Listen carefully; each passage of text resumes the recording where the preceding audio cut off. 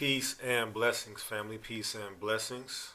I want to do a quick sound test. Make sure the sound is good. If it's good, then press 1. If the sound is not good, then let me know what needs to be adjusted, and then we'll get started.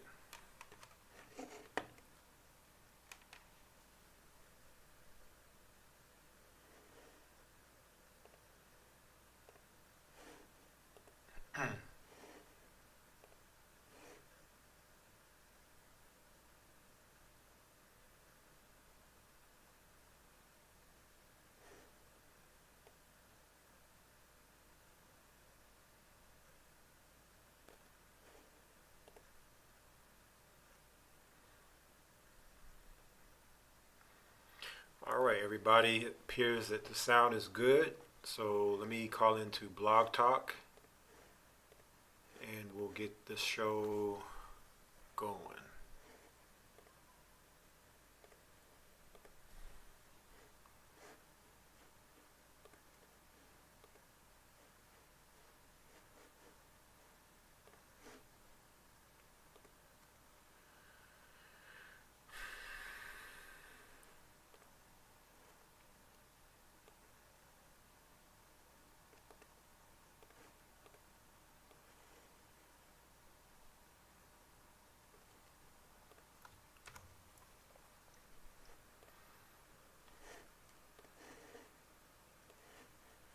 Welcome to Blog Talk Radio. Please enter your host PIN. When finished, press the pound key.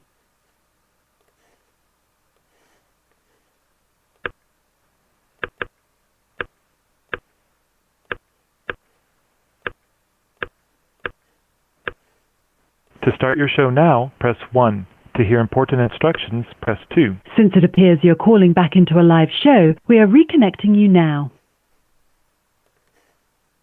Your show will go live in 5 seconds. 4, 3, 2, 1. Blog Talk Radio. So the Most High is going to stop the flowing of the people going into that country. Read. Jeremiah chapter 51, the end of verse 44. Yea, the wall of Babylon shall fall. Verse 45. My people, go ye out of the midst. Hold up, read that again. My people, go ye out of the midst. I think within this chapter, he did see and get out of her around 3-4 times.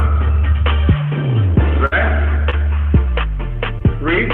My people, go ye out of the midst of her, and deliver ye every man his soul from the fierce anger of the Most High AHAYAH. And let your heart faint, and ye fear for the rumors that shall be heard in the land.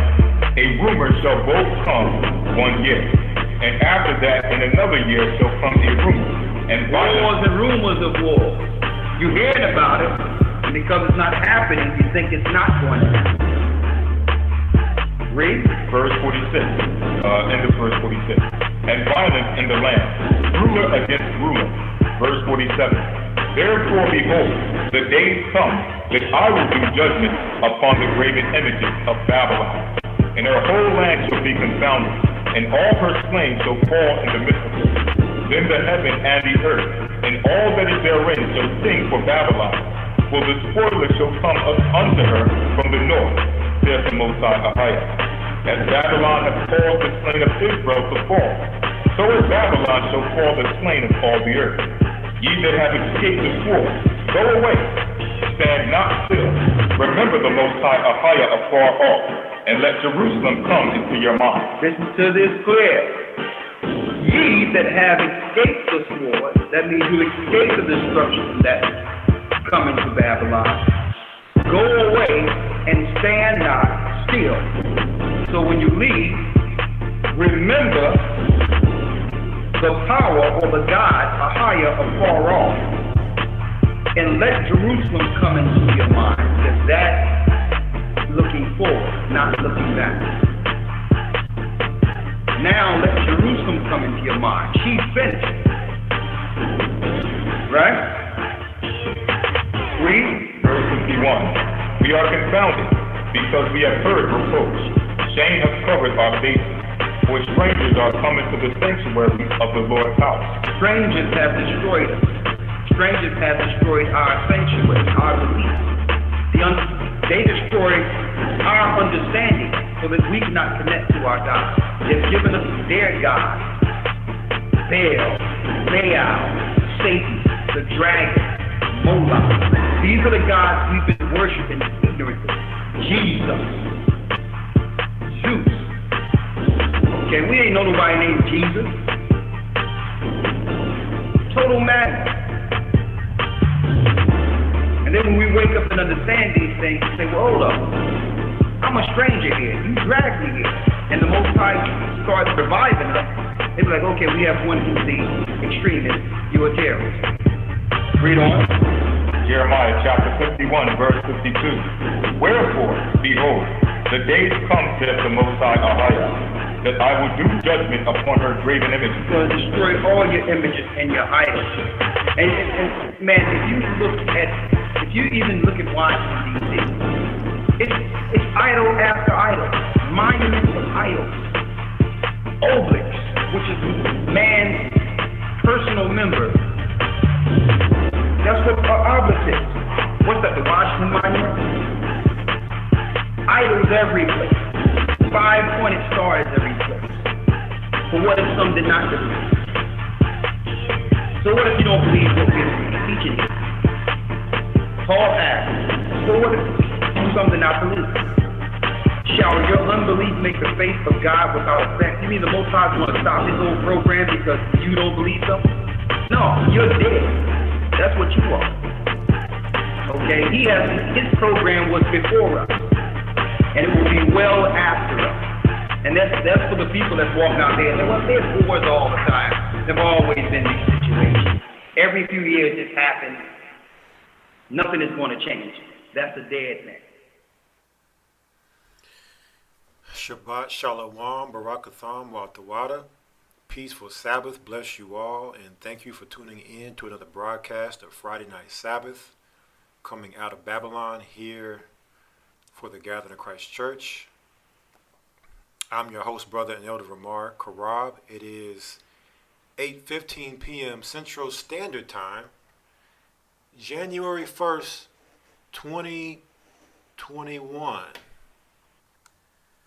That's right, brothers and sisters, 2021. Right? Hello, 2021. As we go into what they would call a new year, no longer 2020, but now 2021. So I'm going to come back to this particular image here. Whoops. Not that. I actually put up the wrong image there. That's the title for tonight's broadcast. But we're going to come back to that. But I wanted y'all to check out this image real quick. Somebody sent this to me, and I said, you know what? I'm gonna put this on the broadcast tonight. I think this is very fitting and telling for all the imagery that we see happening and going on here in this image. But we'll come back to this hello 2021 image here. But so here we are, 2021. I hope brothers and sisters are doing well, have had a blessed week, that you survived. You know, the pagan holidays, you know, Saturnalia, which they call Christmas, this New Year's Eve, New Year's Day celebration, knowing that nothing has changed as far as anything being new. Only thing new is that the pages on the calendar of the Gregorian have changed from December to January, but you look outside and nothing has a feeling of newness. But that's a topic for another time. But I hope you brothers and sisters have survived and are surviving this time. You made it to 2021, and that you are in good spirits with everything that's going on. Man, we have a very special broadcast for you brothers and sisters tonight. A lot of jam-packed information. And Elder Ricard came on earlier. I know probably a lot of y'all were watching and listening to the broadcast, so it's the reason for the delay. We would have been on at 7, but wanted to wait and let the elder finish his broadcast before we started. So, but hey, how blessed is it for y'all tonight to get the elders on? I know Elder Gabar, he was also on the broadcast. Not sure if I heard Elder Lawyer speak or not. I didn't catch it all as I was in preparation for this broadcast. But and then now here we are with, you know, I guess you could call it encore on top of the other elders. And hopefully it's not an overload of information, brothers and sisters, because, man, when the Holy Spirit brings it, she brings it. So I want to give all praises to the Most High, AHAYAH, in the name of his Son, Christ Yeshua, and the Holy Spirit, which is Rawak. All right, that's the name of the Father, the Son, and the Holy Spirit in the Hebrew. For being here, for making it to see what they would call a new year, to make it to this day, to be here on this Sabbath, to be able to you know, bring in their pagan day with the Most High's holy day, and you know, kind of stomp all over the devil's parade with where he would want people's energy and attention going into right now, as we reflect back on 2020 and everything that happened, and it was a year like no other. So it's always a blessing to you know, make it to the next cycle. And also it's a blessing to be here before you brothers and sisters, to have a broadcast, to be able to have the information. I'll just tell you right now, when it comes to bringing these broadcasts forth, I'm not sure if you brothers and sisters are aware, but it takes a lot of time and a lot of energy and a lot of study. So sometimes it may look easy, it may seem simple, because you know, just tuning in, it's, you know, you get to kick back on your couch with the popcorn out, your feet kicked up, and have a good time. But you know, it's always a blessing to be able to come here, to be able to have the information, have access to it in these times. It's being revealed, and to be able to have the time to actually go into it, put it together, and then have the time from there to even come here to spend more time to bring it forth. So let's not ever take that for granted. And I know a lot of times, brothers and sisters, you come here, you're excited, you're looking forward to the fellowship and the information and all of that. But we know what's going on right now. We know what 2020 has, what all has happened, and the censorship and all of these things. So it's going to be a day where we won't be here. And it's going to be a day where you won't have access to the internet unless you take the mark of the beast. So, so definitely make sure that you're tuning in to the elders right now, whether it's the Sabbath lessons the elders do on the Sabbath, A Gathering 144, the Wednesday broadcast. You have the Hebrew and Bible Academy on Sundays. Elder Gabar now has his I Am Fit podcast he is doing, and of course, you know, we are here on every other Friday night for Coming Out of Babylon. So there's a lot coming out right now. The elders are dropping, and this information is coming like never before in any point in history that that this world has seen. So you want to be able to make sure that you're soaking up as much as you can, that you're linked in as much as you can, that you're, you know, tapping into that energy that's coming forth through the power on high, you know, the Almighty Father who sits on the throne in heaven. All right, so just real quick, just going to do some announcements before we get started with tonight's broadcast. Of course, this is a simulcast. We're streaming from 2 separate locations. We have YouTube. You can find us GOCC Southwest. If you type in GOCC Southwest in your YouTube search bar, you should see this streaming live.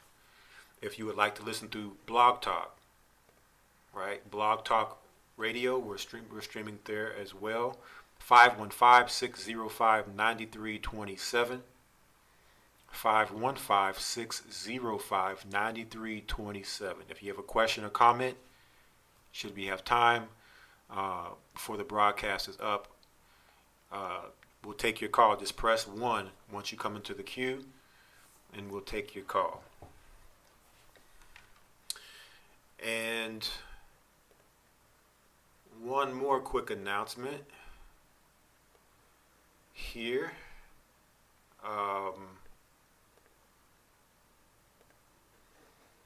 I want to show my screen as we go into the classroom, and I pull up my chalkboard and blackboard. Give me one moment to do that. So this is the GOCC Southwest YouTube channel. All right. If you come to this channel, of course, you see that we are streaming live. And if you click on the About, right here on the far right, you should see links. Of course, you have the Gathering of Christ Church website link here, but we also have a link for Twitch as well as D Live. So let me let you brothers and sisters see what these are. So we have a GOCC Southwest Twitch channel, and basically what this is a backup, because right now the YouTube channel GOCC Southwest has 1 strike, and if you get 2 strikes, then you go into 2 weeks of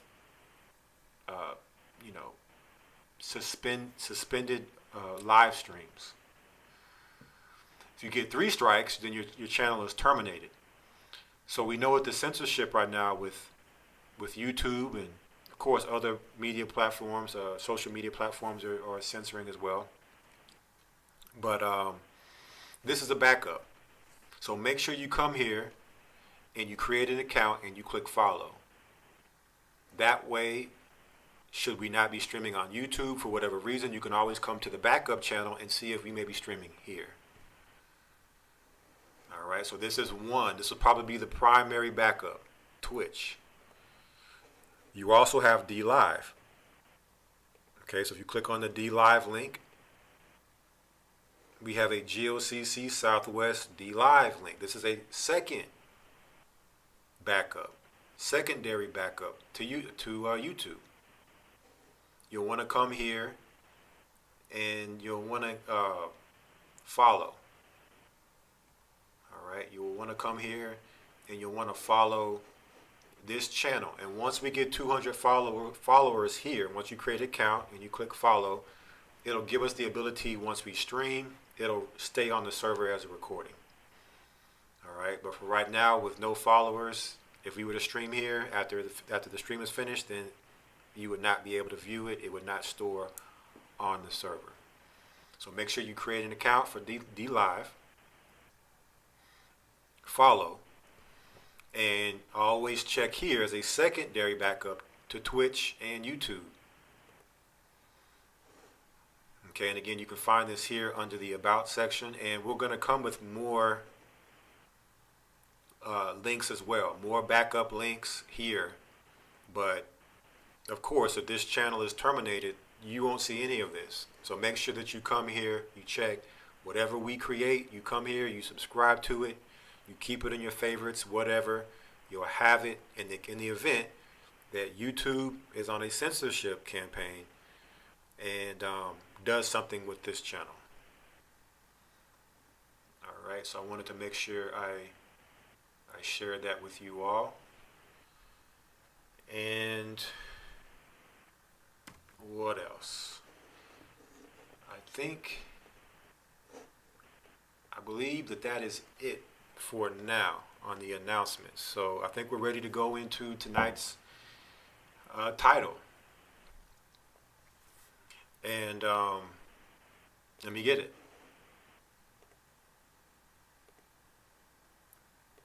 Tonight's title: Operation PaperClip 2020. Tracking, reaching, and contacting everyone. Operation PaperClip 2020. Tracking, reaching, and contacting everyone. So what does the title mean? What is Operation PaperClip? Okay, what do we mean, or what is this all about? What do we mean when we say tracking, reaching, and contacting everyone? Well, we hope to get that and a lot more in tonight's broadcast. Now, for those who had listened to the Wednesday broadcast that the elders had done, they went into World War II and dealing with a disease called typhus that was said to have happened during World War II. So I find it very interesting that that was brought out, because this particular broadcast actually is a segue from that Wednesday night broadcast to now. And I didn't talk to Elder Ricard. I didn't know what he was going to go into, and none of those things. And this broadcast is actually something that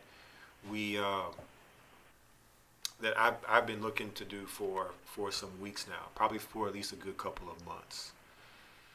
And I'm going to go into the whole story about how this broadcast came to be. So right now, the Holy Spirit is working at an angle to where the stuff that's happening and coming out, and how brothers and sisters are saying the same thing and thinking the same thing, and you may not be talking to somebody, you're thinking it, and then the elders will do a broadcast, and boom, there it is. Everything you were thinking, or a lot of what you were thinking, boom, there it is right there. Right? I know it was a brother that called in to, I don't know if it was this past Wednesday or last week, but he said that one thing that Elder Ricard was speaking on, I think it was about the testing or whatnot with C-19, that he had done a lesson on it, and he was talking about it. And then next thing you know, he turns on the broadcast and sees Elder Ricard talking about it. He called in and gave his testimony. And so a lot of that is happening right now, where you would almost think to call it deja vu, these deja vu moments, to where it's like you're trying to figure out, man, like, how is that person reading my mind? But it's not a person reading your mind. It's the fact of us linking and connecting in with the Holy Spirit. And when we're all linked in and connecting to the Holy Spirit, we share the same mind. No different than if you go talk to somebody who would convince you to take the zombie jab, right? And you talk to the next person that says the same thing. They're all linked into the same mind. Right? So you want to be of those of like minds at this time. You want to be thinking the same thoughts that those of the righteous are thinking, so that you know that you are sharing the Holy Spirit, right? The understanding is coming through the Holy Spirit, which will help guide you in these times. Now, we have a special guest tonight. We have Brother Lamad. He's been on several of our broadcasts, and I'm going to get to him here as soon as I do the opening and the introduction to tonight's, show and what we're going to bring out. I first want to go into Ecclesiastes, and it's funny because when I was thinking about this broadcast and I was meditating on it, because I spent a lot of time actually meditating on my thoughts and what scriptures to go into, maybe what links to maybe look to try to find, to go into. But there were some scriptures I was thinking, okay, what scriptures would I be good to, would be good to bring out for this broadcast. And no sooner than this scripture popped into my head, I was watching a Wednesday night broadcast because I didn't catch it. I was in a meeting.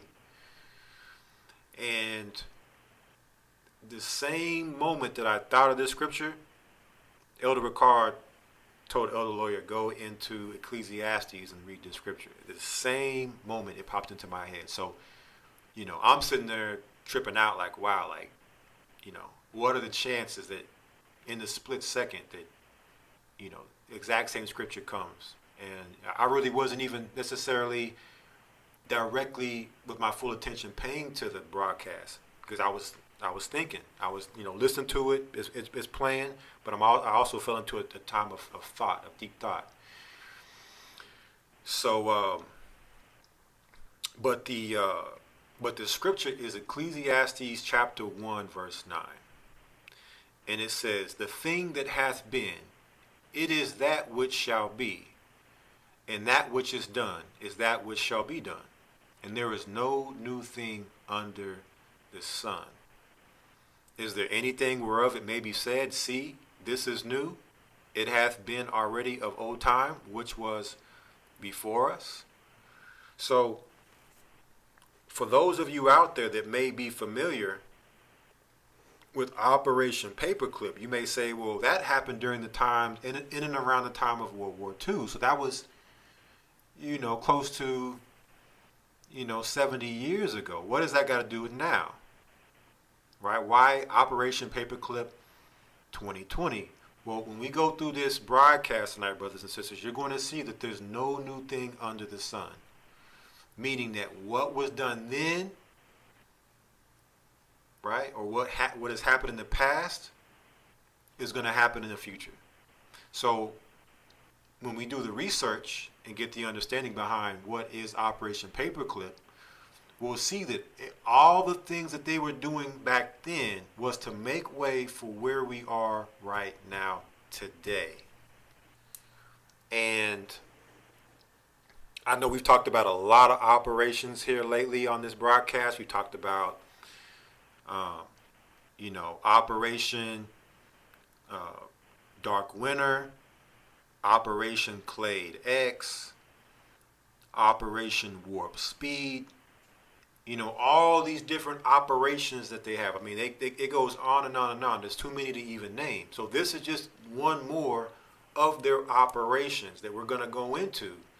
And what we're going to see is that what was going on then is come full circle. And it was done then as a beta test for what they would do now with the mark of the beast. All right. So a lot of these things that they do in the past, they're done in preparation for the future. All right. And so we're going to go 360, and we're going to tie Operation Paperclip during World War II.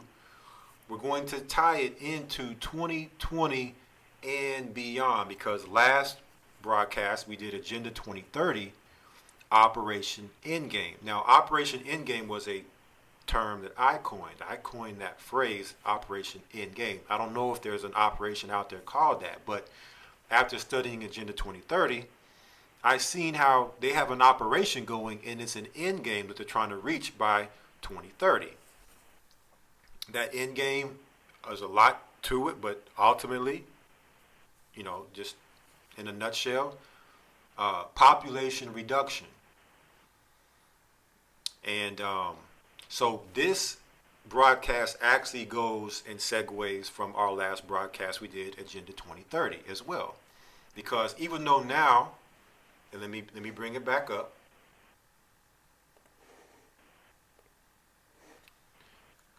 Even though now we are in so-called 2021, it actually started in 2020.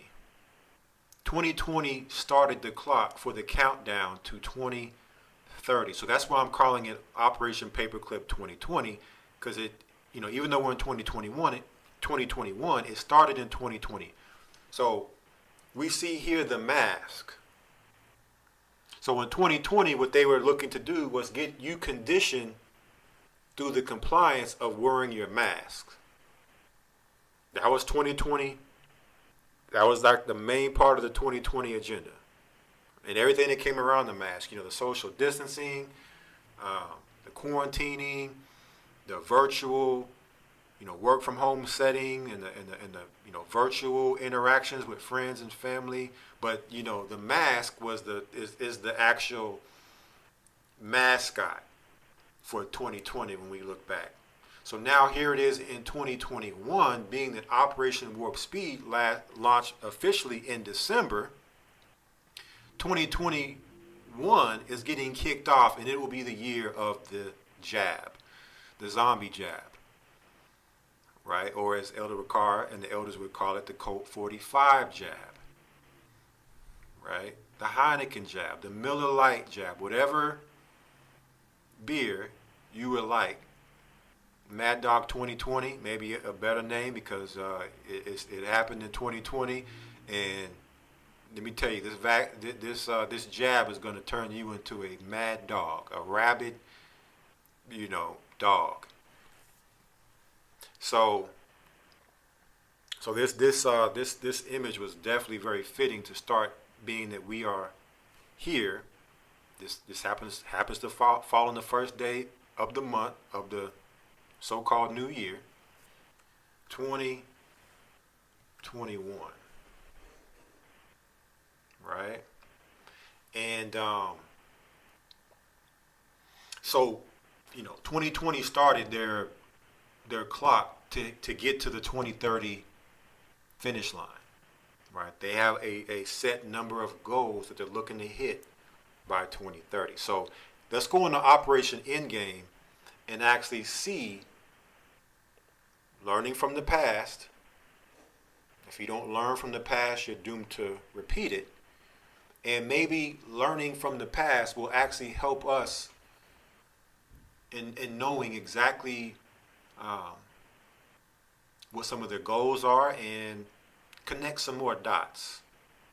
Because when we talk about Operation Paperclip, there is this eerie relationship, this secret relationship between America and Germany.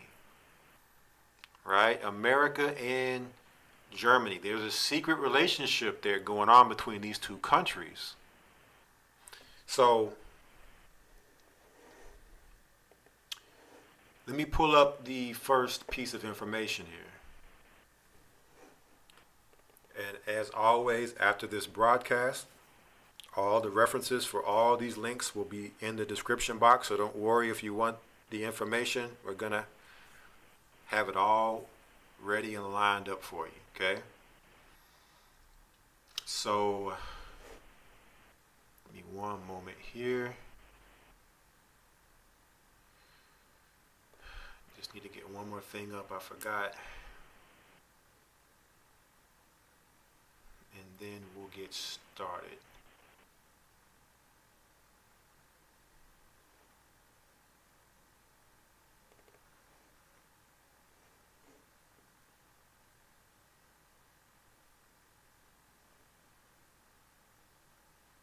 One second.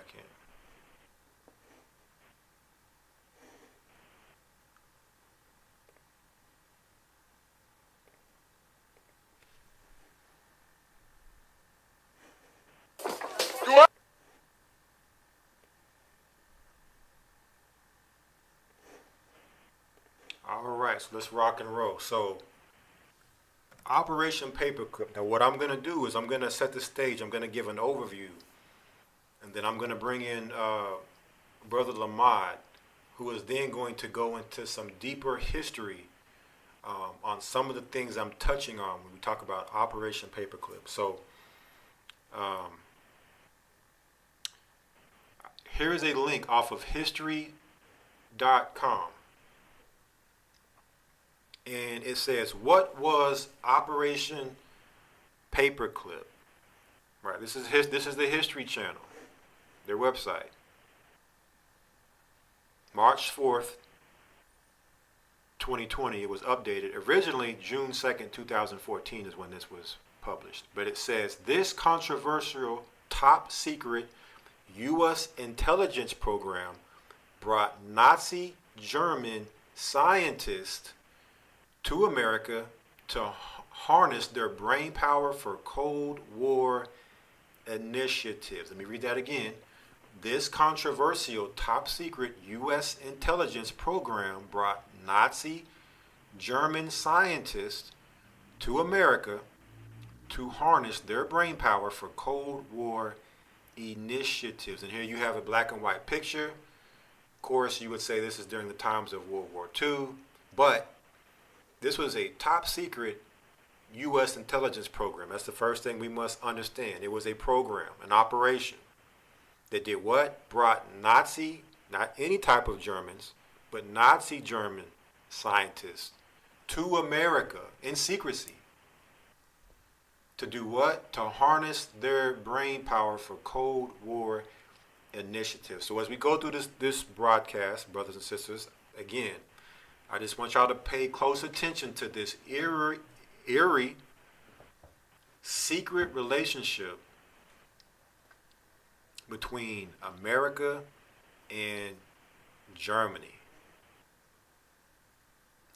It says, as World War II was entering its final stages, American and British organizations teamed up to scour occupied Germany for as much military, scientific, and technological development research as they could uncover.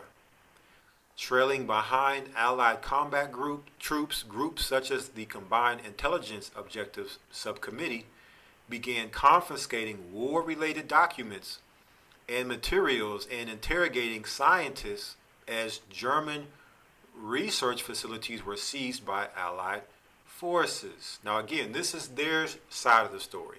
I have my side. But nonetheless, we see German scientists being used for what you would call Allied or American purposes.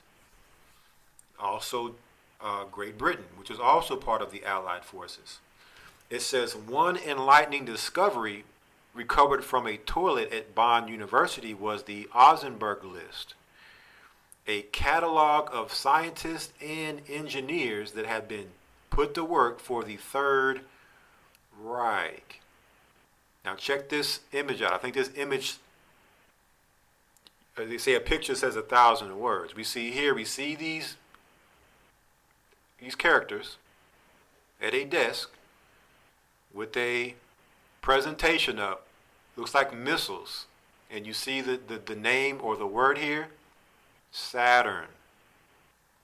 Saturn. We know who Saturn is. Saturn is Satan. And we just came out of Saturnalia, which is December 25th. Okay. It says Werner von Braun in the center in 1961 with fellow Operation PaperClip scientists working on a Saturn rocket. And you're going to see a lot of these particular things come up in this broadcast where it references the Greek gods. Okay, going into what people would call Greek mythology. You know, Roman mythology, those gods. So here we see Saturn. So pay attention, there's more of these particular gods, demigods, and whatnot to come in this broadcast. It says, in a covert affair originally dubbed Operation Overcast, there goes another operation, but later renamed Operation Paperclip. Roughly 1,600 of these German scientists, along with their families, were brought to the United States to work on America's behalf during the Cold War. So what they would call a Cold War would be the time when there isn't a hot war or a live war going on, where you may have proxy wars, or you may have financial wars, or all these wars that don't involve actually, direct military conflict that's, declared war. That would be called a Cold War. So from World War II, during this particular period of time, of course, this is 1961, they would call that a Cold War. They're still at war. Remember, for those who have the understanding of who these people are, they're Esau. Esau was a man of war, a cunning hunter. So they're always at war, regardless if they tell you it's a war. They're never not at war, because war, it was in Esau's heart. And these are his children, Edom, the children of Edom. Right? Now that doesn't mean every child of Esau is looking to war, but we're talking about the hierarchy of Esau, the power structure of Esau. All right? Those who have aligned themselves with the beast, which is the spirit that gives power in this earth to the empires that rule. So they're all about seeking, gaining, and keeping rulership in this earth, and it's through warfare that they're able to do it. So now it says these German scientists were brought to the U.S. after World War II, or were they already in America? That's a question that you should ask yourself, and that maybe through this broadcast you can answer for yourselves. Was America and Germany already working together, their scientists and everything, before World War II? So they want you to think, oh, this happened after World War II. But was America and Germany already working together? Remember, America comes out of the branches of Europe. America is a root out of the European Union. So Germany, Rome, Great Britain, Spain, France, so on and so forth, all those European countries, America has sprouted out of all those countries. So America was always born with a part of German, right, roots. When you go to World War I, America was actually an ally with Germany during World War I. So what happened between World War I and World War II to where now all of a sudden America and Germany are enemies? So we're going to go through a lot of things tonight, brothers and sisters.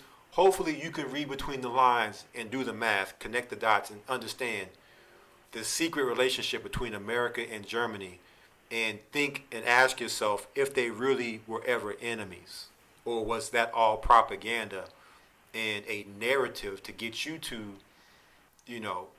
get caught up in the smoke screen. So here we have it. It says the program was run by the newly formed Joint Intelligence Objectives Agency, whose goal was to harness German intellectual resources to help develop America's arsenal of rockets and other biological and chemical weapons. Let's keep that in mind. The German scientists and America, not only were they looking to develop rockets, missiles, but other biological and chemical weapons. So we're going to talk more about those biological and chemical weapons. Some of you out there may already be able to connect the dots and see where this is going, how that connects back then to what's going on right now under this 2020, now hello 2021 time frame. So it says, and to ensure such coveted information did not fall into the hands of the Soviet Union. So now here it is. America's like, well, Russia is our enemy, so we don't want the information to fall into the hands of the Russians.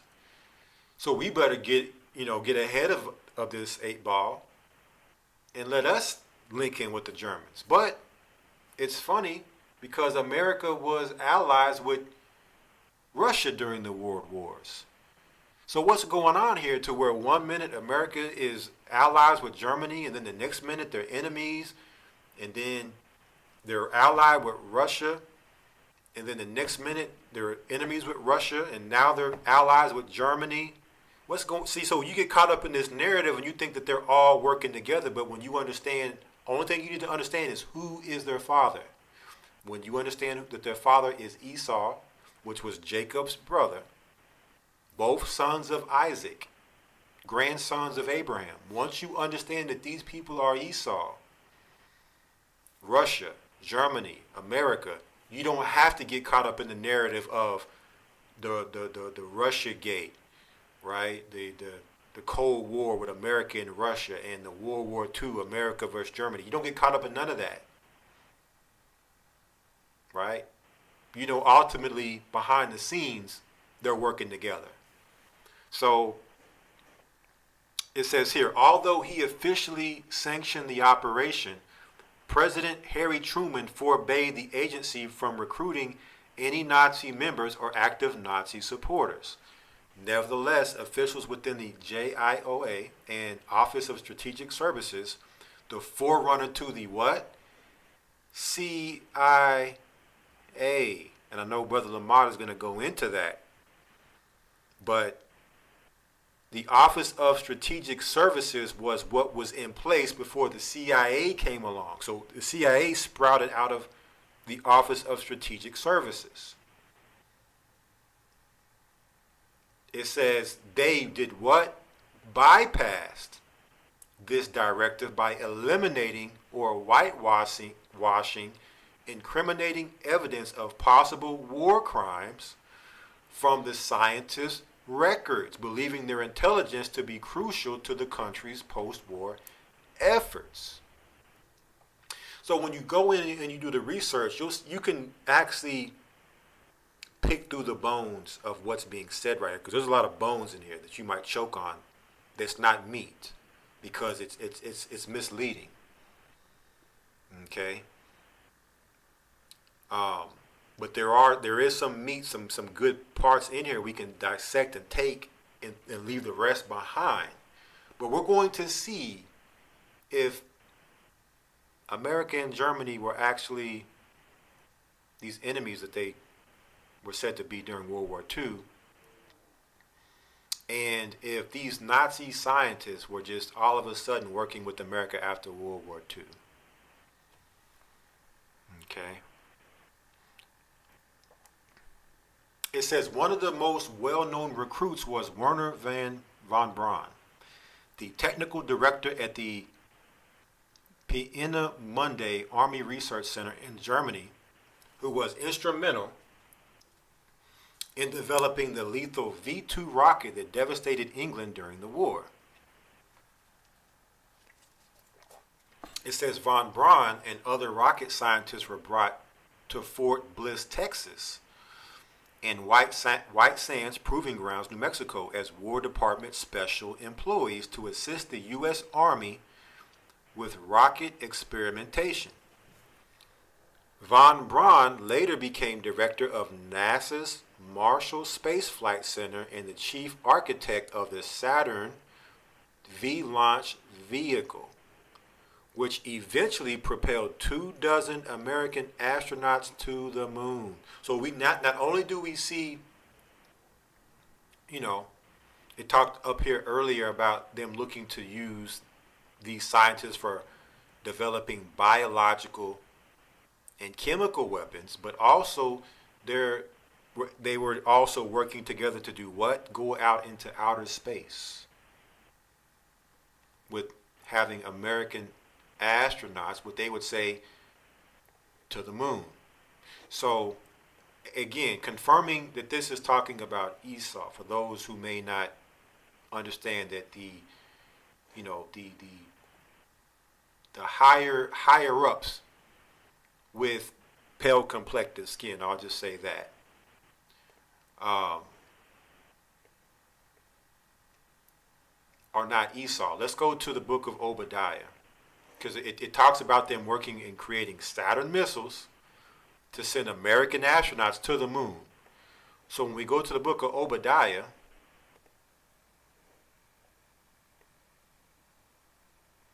verse 1 says, the vision of Obadiah, thus saith the Lord God concerning Edom. Edom is the children of Esau.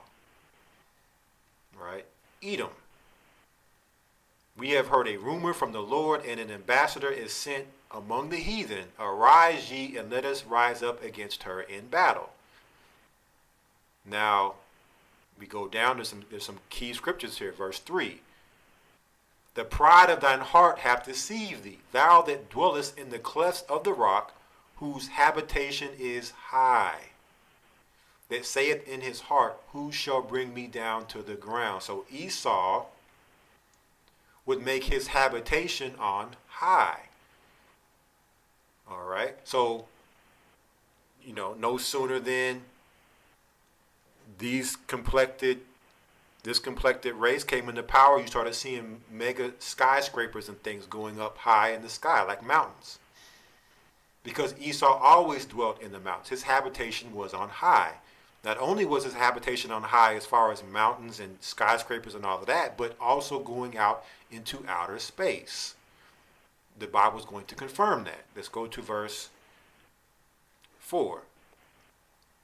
Though thou exalt thyself as the eagle, and though thou set thy nest among the stars, thence will I bring thee down, saith the Lord. So everybody knows an eagle flies high. An eagle flies high, it can see down, see its prey. You can't see it, and it can come down as a predator, like in war, and take you out. But this particular scripture is even going further to say that Esau would set his nest higher than the mountains, in the stars. Though thou set thy nest in the stars, Saturn rockets. Okay, this is what these complected people and race started to do. It wasn't until later that you may have had like the Japanese and the Chinese doing that. But whether it was Russia, Europe, or America, it was that race of people of that complexion that were looking to send astronauts to the moon. And it says, though thou exalt thyself as the eagle. And what happened when America landed on the moon? What was said? The eagle has landed. The eagle has landed on its nest. So, it says, although defenders of the clandestine operation argue that the balance of power could have easily shifted to the Soviet Union during the Cold War, if these Nazi scientists were not brought to the United States, opponents point to the ethical cost of ignoring their abhorrent war crimes without punishment or accountability. So there's a lot of diversion in this article. They would want you to divert and go into the whole, America, Russia, Cold War thing, and we don't want the power to fall into Russia's hand. That's all a script. So that you don't focus on the fact that America is working with Nazis, right? They try to justify, we're only doing it because we don't want the power to fall into Russia's hand. It ain't got nothing to do with that. They're all working together. But so that you don't understand that they're all working together, they'll create a divide within that and make you think they're working against each other. And, America is the Christian nation, so they'll take the Nazi scientists and use it for good science. All the good thing, even though the Nazis were known as bad people, they're scientists, bad people, will take the good from those bad people and use it for the betterment of the United States. Because if Russia gets it, Russia will use it for bad, right? But when you do the research and the history on these countries and understand that they all have the same complexion, whether it's Russia on this side, Germany and Europe on this side, and America on this side, they all have the same complexion because they are all Esau. And Esau rules through deception. So if he's working together, he's not going to let you think or know he's working together. He's going to cause deception within that. Let's move on to the next thing here. Okay, because I just wanted to give you an overview. This is history. This is their, information on this. Of course, they have some good stuff in it, but there is some stuff that when you do the research, you'll see is part of the narrative. But there was a book that was actually published in 2001. The name of this book was called IBM and the Holocaust. Let me actually bring up the, I have the PDF. As a matter of fact, let me bring that PDF up here right quick. One moment. IBM and the Holocaust. Let me find that PDF. And this is a book that you can get the PDF online for free. You can type in IBM and the Holocaust and PDF and do a search, and you'll find the PDF and you can download it. But I believed I downloaded that. Let me see here.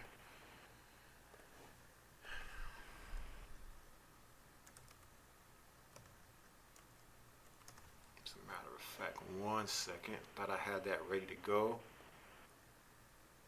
Please forgive me for that, but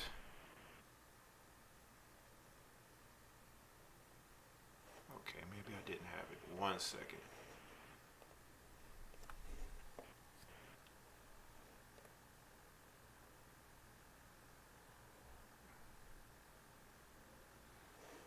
All right, so here's the book.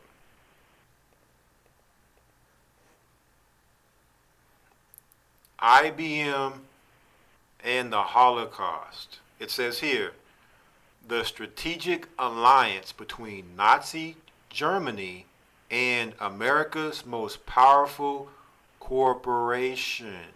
Hold up now. I thought America didn't start working with Nazi Germany until after World War II. But this says that America's most powerful corporation, with an IBM, was working with the Nazis during World War II. And as you can see here right now, you have what you would call like a registration form. As you see the numbers and what appears to be a barcode. This is very key because again, we're going to tie this in and what was going on then. Again, no new thing under the sun, ties to what's going on now. And we're actually going to even go back about almost 2,000 years before this to show that it even started before World War II. But going back to IBM and the Holocaust, this is on Wikipedia. This is the, you can get this book on Amazon as well, but this is somebody's actual breakdown of this book. It says here, IBM and the Holocaust, the strategic alliance between Nazi Germany and America's most powerful corporation, is a book by investigative journalist Edwin Black, which details the business dealings of the American-based multinational corporation International Business Machines, or IBM, and its German and other European subsidiaries with the government of Adolf Hitler during the 1930s and the years of World War II. Check that out.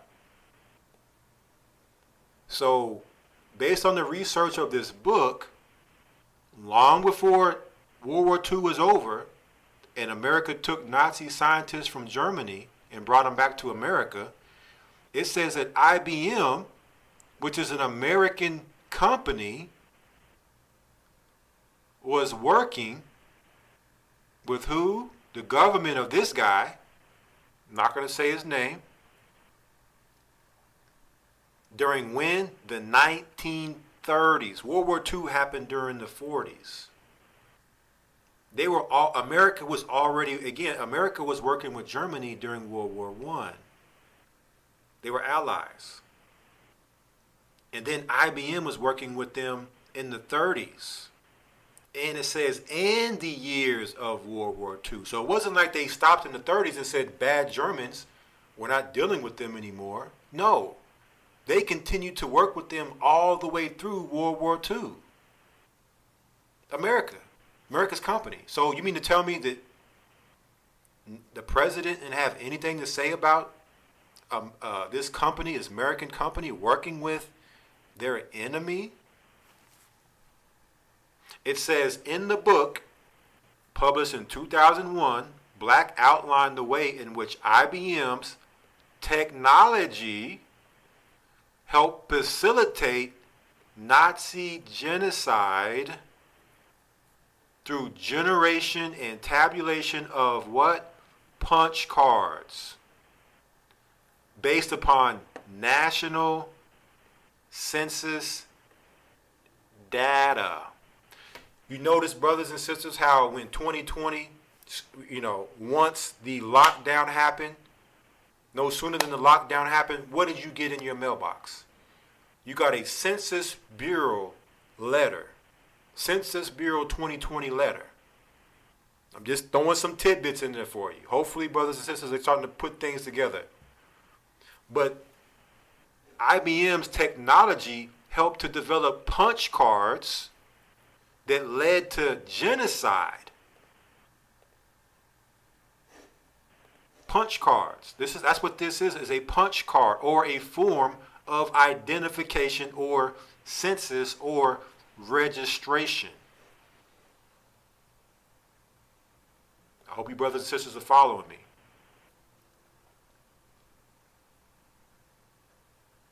And there's a lot here, and I'm not going to be able to go through it all, but it says in the early 1880s, to show you again, this stuff goes back before it actually happens. They do these things decades and decades and decades. So it didn't start in the 1940s, right? It didn't start in the 1880s. It's just a time period where it's able to be recorded and identified that it was going on at that time too. So in the 1880s, Herman Hollerith, a young employee at the U.S. Census Bureau, conceived of the idea of creating readable cards with standardized perforations, each representing specific individual traits such as gender, nationality, and occupation. There goes your work. Your gender, what race you are, and where you work. The millions of punch cards created for the population counted in the national census could then be sorted on the basis of specific bits of information they contain, thereby providing a quantified portrait of the nation and its citizens. Reading on here, it says, Black details an ongoing business relationship between Watson's IBM and the emerging German regime headed by this guy, whose initials are AH. I'm not going to say his name. The YouTube algorithms are out there, so I got to be careful what I say. But y'all can see this guy. IBM had a relationship with this guy and his National Socialist German Workers' Party. And this guy came to power, AH, in January 1933. On March 20th of that same year, he established a concentration camp for political prisoners in the Bavarian town of Dachau, just outside the city of Munich. It says repression against political opponents and the country's ethnic Jewish population began at once. By April 1933, some 60,000 had been in prison.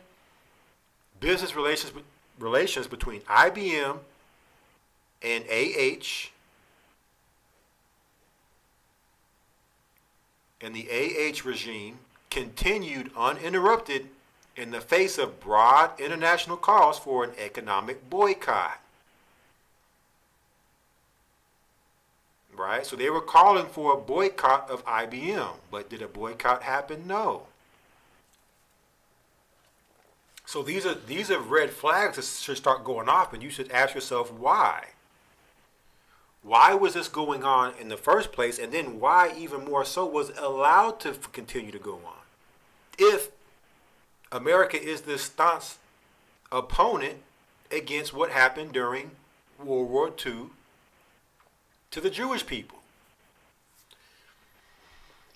It says Willy Heidinger, who remained the chief executive of DEHOMAG, the German subsidiary of which IBM owned 90%, was an enthusiastic supporter of the AH regime.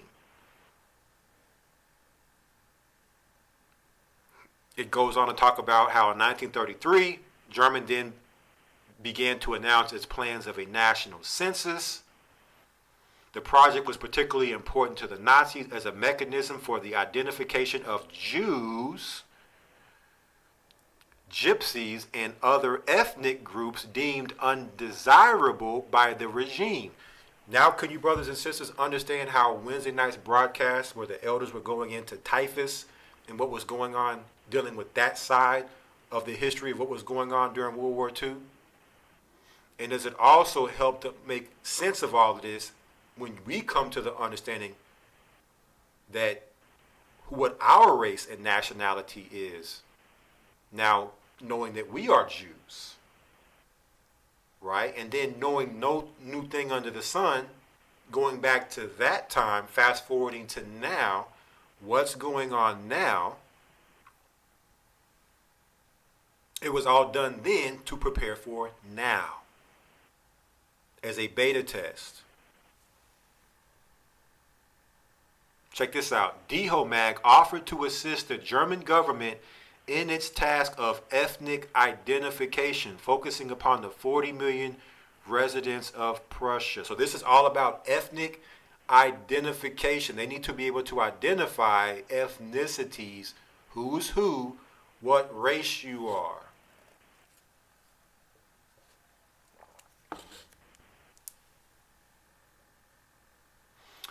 This activity was not only countenanced by Thomas Watson and IBM in America, Black argues, but was actively encouraged and financially supported, with Watson himself traveling to Germany in October 1933 and the company ramping up its investment in its German subsidiary from 400,000 to 7 million Reichsmark, about $1 million. So before World War II happened, IBM was investing its technology, its tracking and census mechanisms and systems, its machines in place a decade before World War II even started. They were setting the stage for what would then happen in World War II during that experiment. That's all it was one big science experiment with the task of what? Ethnic identification.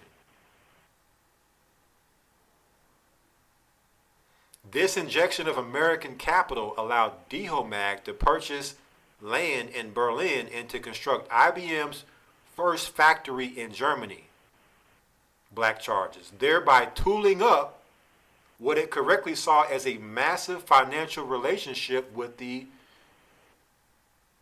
AH regime. I mean, I shouldn't even have to go any further for us to understand what's going on here, at least during this time. Right? And we haven't even got to the time of when they say Operation PaperClip happened. That happened after what they say World War II ended. But we see something going on long before World War II with America and Germany. Right? So that's why I asked the question. What's going on with this secret relationship between America and Germany, where they would make you think that they're enemies, but when you look at what's going on as far as actions are concerned, it's the exact opposite. And then they'll come with a good storyline to tell you, well, we got the Nazi scientists because we didn't want Russia to get them. No, you always were working with the Nazi scientists. And we're going to prove that tonight, too. That you fast forward to 2020, right? The Nazi scientists and American scientists are one and the same.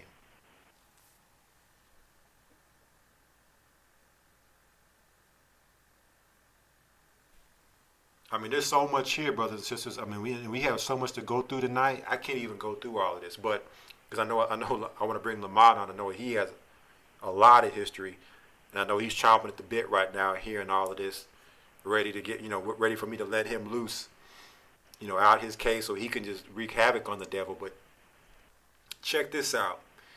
It says, Black also asserts that a secret deal was made between Hedinger and Watson during the latter's visit to Germany, which allowed DHOMAG commercial powers outside of Germany, enabling the now Nazified company to circumvent and supplant various national subsidiaries and licenses by soliciting and delivering punch card solution technology directly to IBM customers in those territories. As a result, Nazi Germany soon became the second most important customer of IBM after the lucrative U.S. market. So the only other bigger customer to IBM than Germany was America. Germany was second. And this was all centered around census, punch cards, ethnic identification.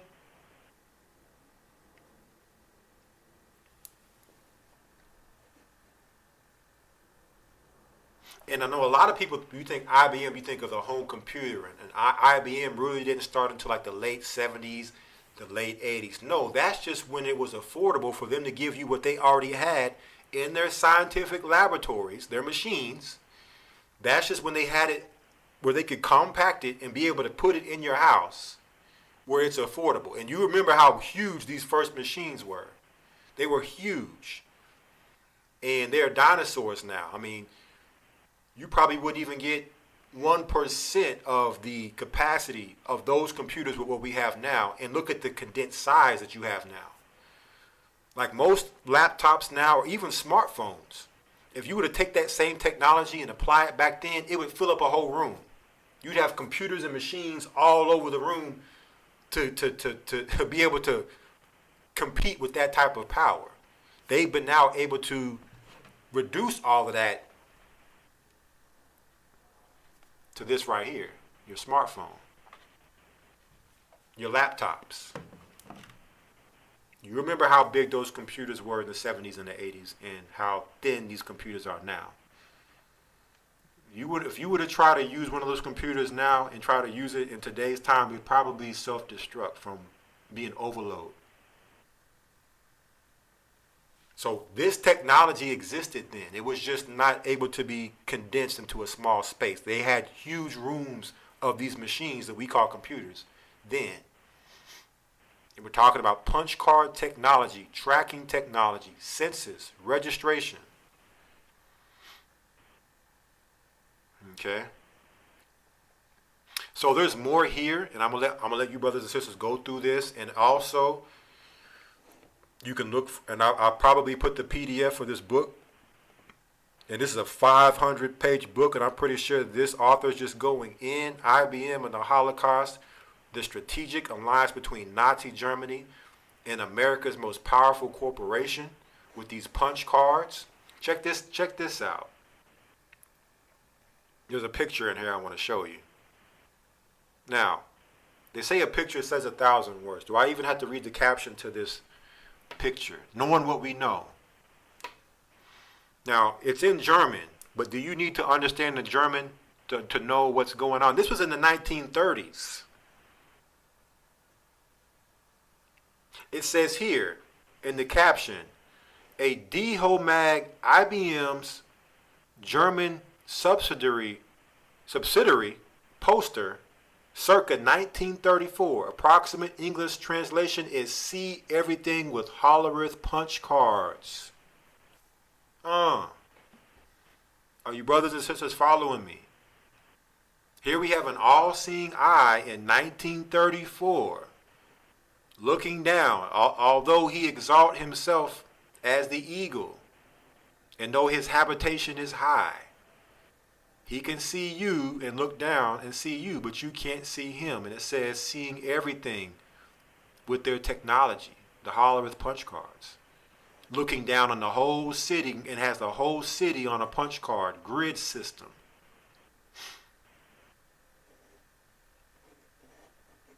Man.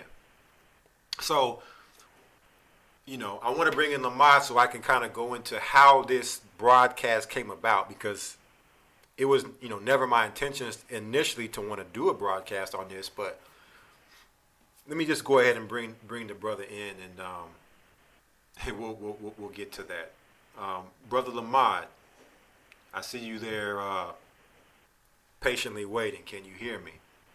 Shalom, Elder. Shabbat Shalom. Can you hear me? Am I coming in loud and clear?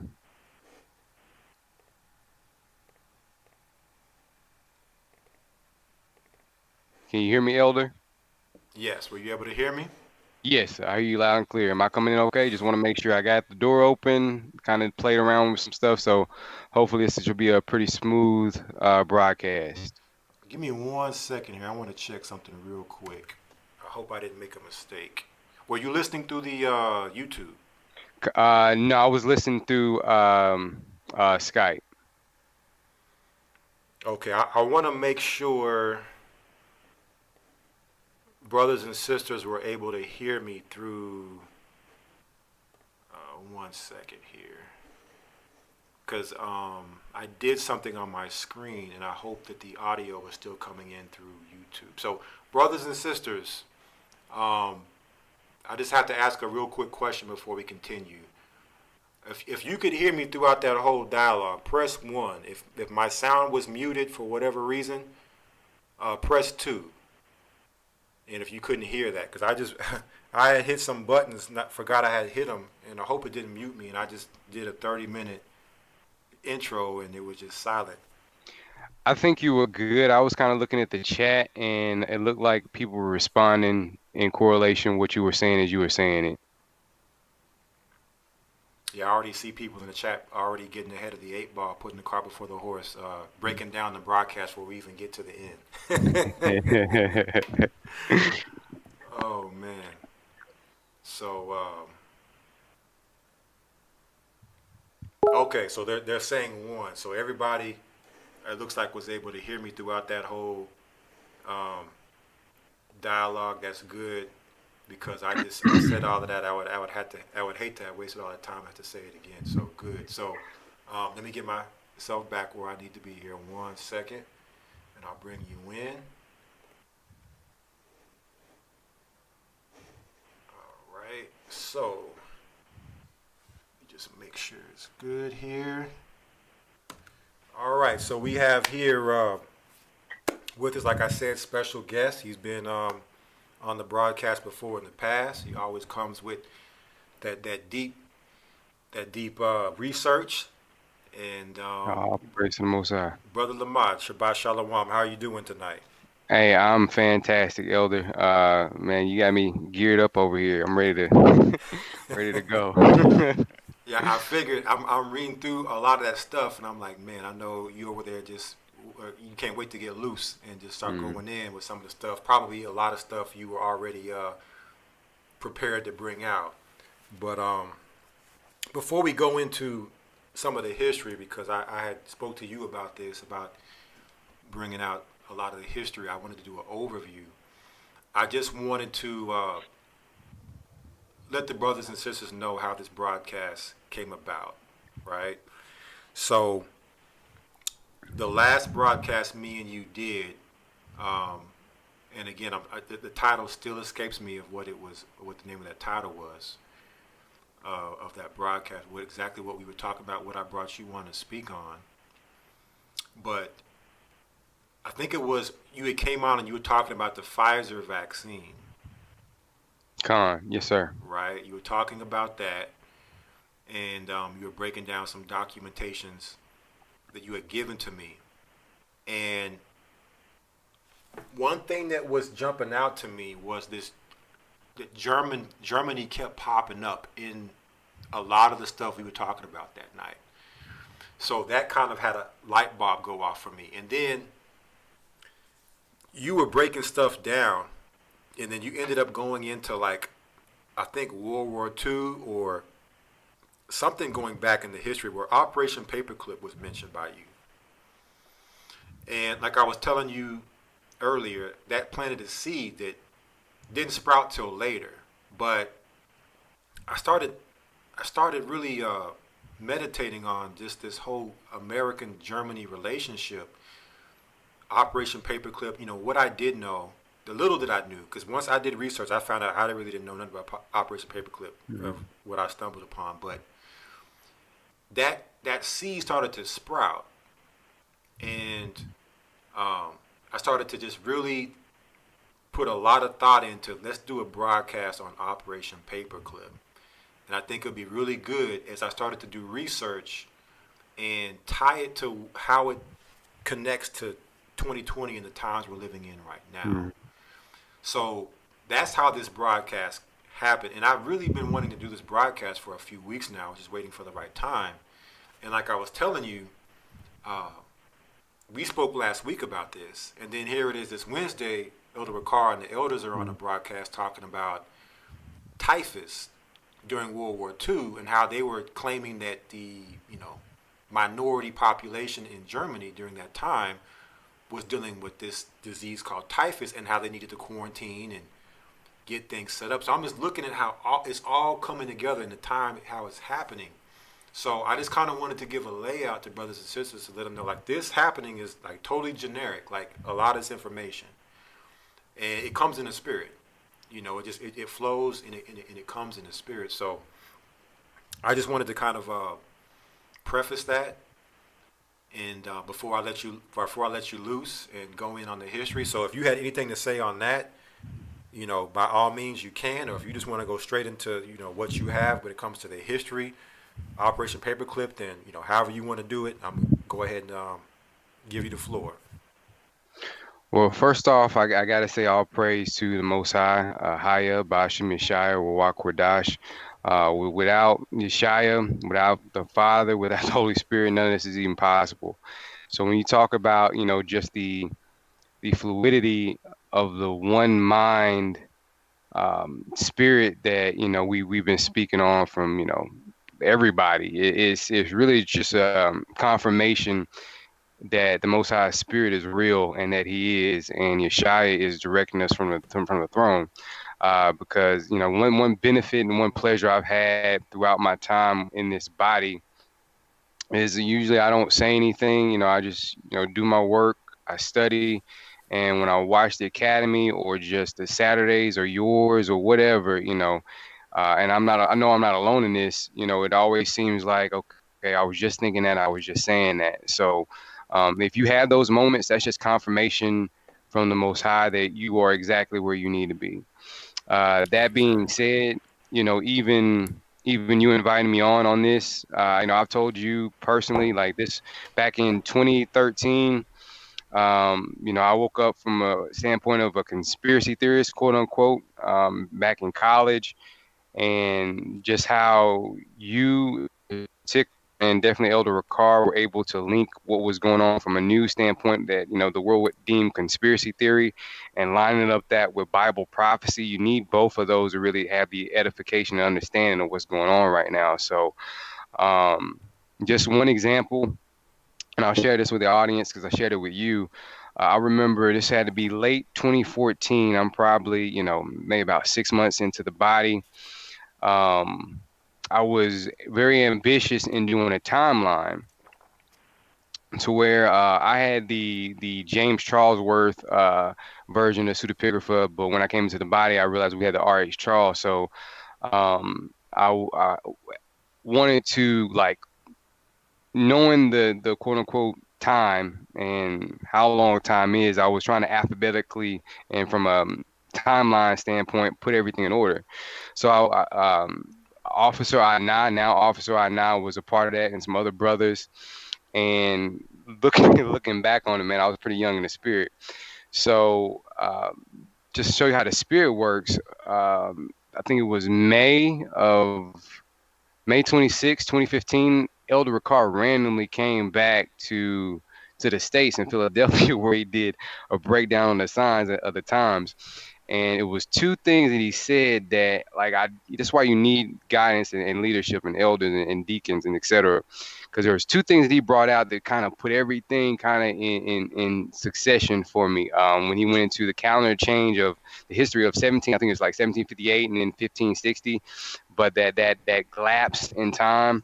So, you know, I remember when that was happening, you know, Officer Anna lived with me, and we we were just like, wow. So, yeah, you know, it seems as we're getting closer and closer to the end, our mind is becoming even more one, just like the enemy's mind. So there's no middle ground where we're at right now. You're either going to the far right or you're going to the far left, and everybody in between is just gonna kind of go into the gulf, so to speak. So. Yeah, that's kind of, I guess, a little intro to, you know, just from my end, confirming everything you're saying, because, you know, and really all praise goes back to the Most High and the Spirit, because, you know, he's unleashing his spirit right now. And you said, you had me laughing over here. You said you were about to unleash me, because that's really how I feel. Because honestly, I never thought the stuff we're about to go into, I never thought I'd actually say this out loud. Like some of this I never even said out loud. I never even thought I'd be in a position to present this until you know, the other side of the kingdom, when after things are established. So this is spiritual warfare, and that's the mindset I have going into what we're about to go into. So all praise to the Most High. Well, hey, all praises, and it's powerful just how everything's happening and the way it's coming out. And without further delay, because I know you have a lot to go through, and you know, we have you know, time is not on our side, so we definitely want to try to get through as much as we can. I'm not going to hold you back no more. I'm going to do what I said earlier. I'm going to let you loose. I'm let you out the cage and go devour the devil and his counterparts. Let's get it. Let's get it. All right. So first thing I'll say, you know, learning from the last time I was on here, I purposely framed things to go into, you know, what we were going to talk about. So I'll do that in a similar fashion here. First, I just want to talk about like the rules of engagement. So the things that I'm going to basically talk about, this is not significant to your salvation. So the first thing I want to put out there is, you want to be in order in everything that you do. Do things in decency and order. So this information, if you're not really girded in the spirit and you're not operating in wisdom, this is like giving pearls to swine out in the world. So this is really for those who have ears to see and ears to hear and eyes to see.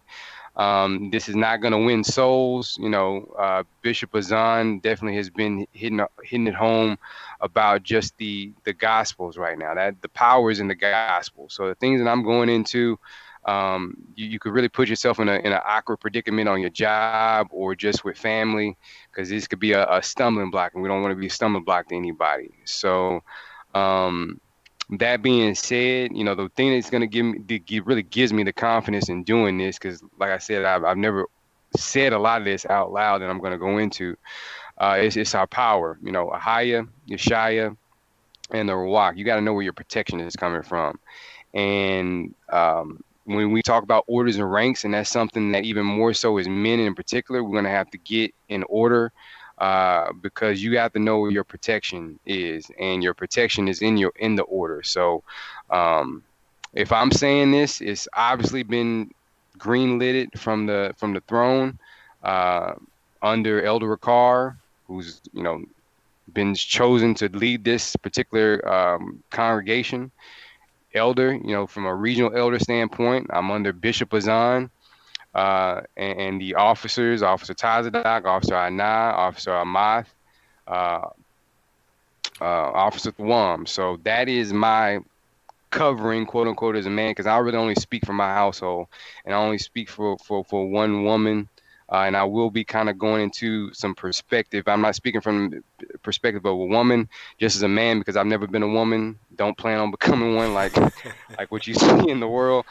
So just framing that. So the first thing I'll kind of start off with, do you have those videos ready that I sent you? I guess we can just kind of audio them. I have the one with the Justice League one. I think that's the one. Did you send me more than that? I sent you another one with with the Avengers too. Okay, Both of those kind of parallel. So while Elder's bringing that out, I've got some cards here that I want to start this off with. So think of this like a game, right? It's the Illuminati card game, and so what the devil is playing right now is a quarantine or an epidemic. Okay, the end goal is World War III, which we know is coming, and Iran and everything has a huge element in that, and he has to bring these things together. He has to bring these things together for the ultimate battle, right? And that's the Battle of Armageddon. So this intro it's called Armageddon in the Hebrew. There will be no Infinity War.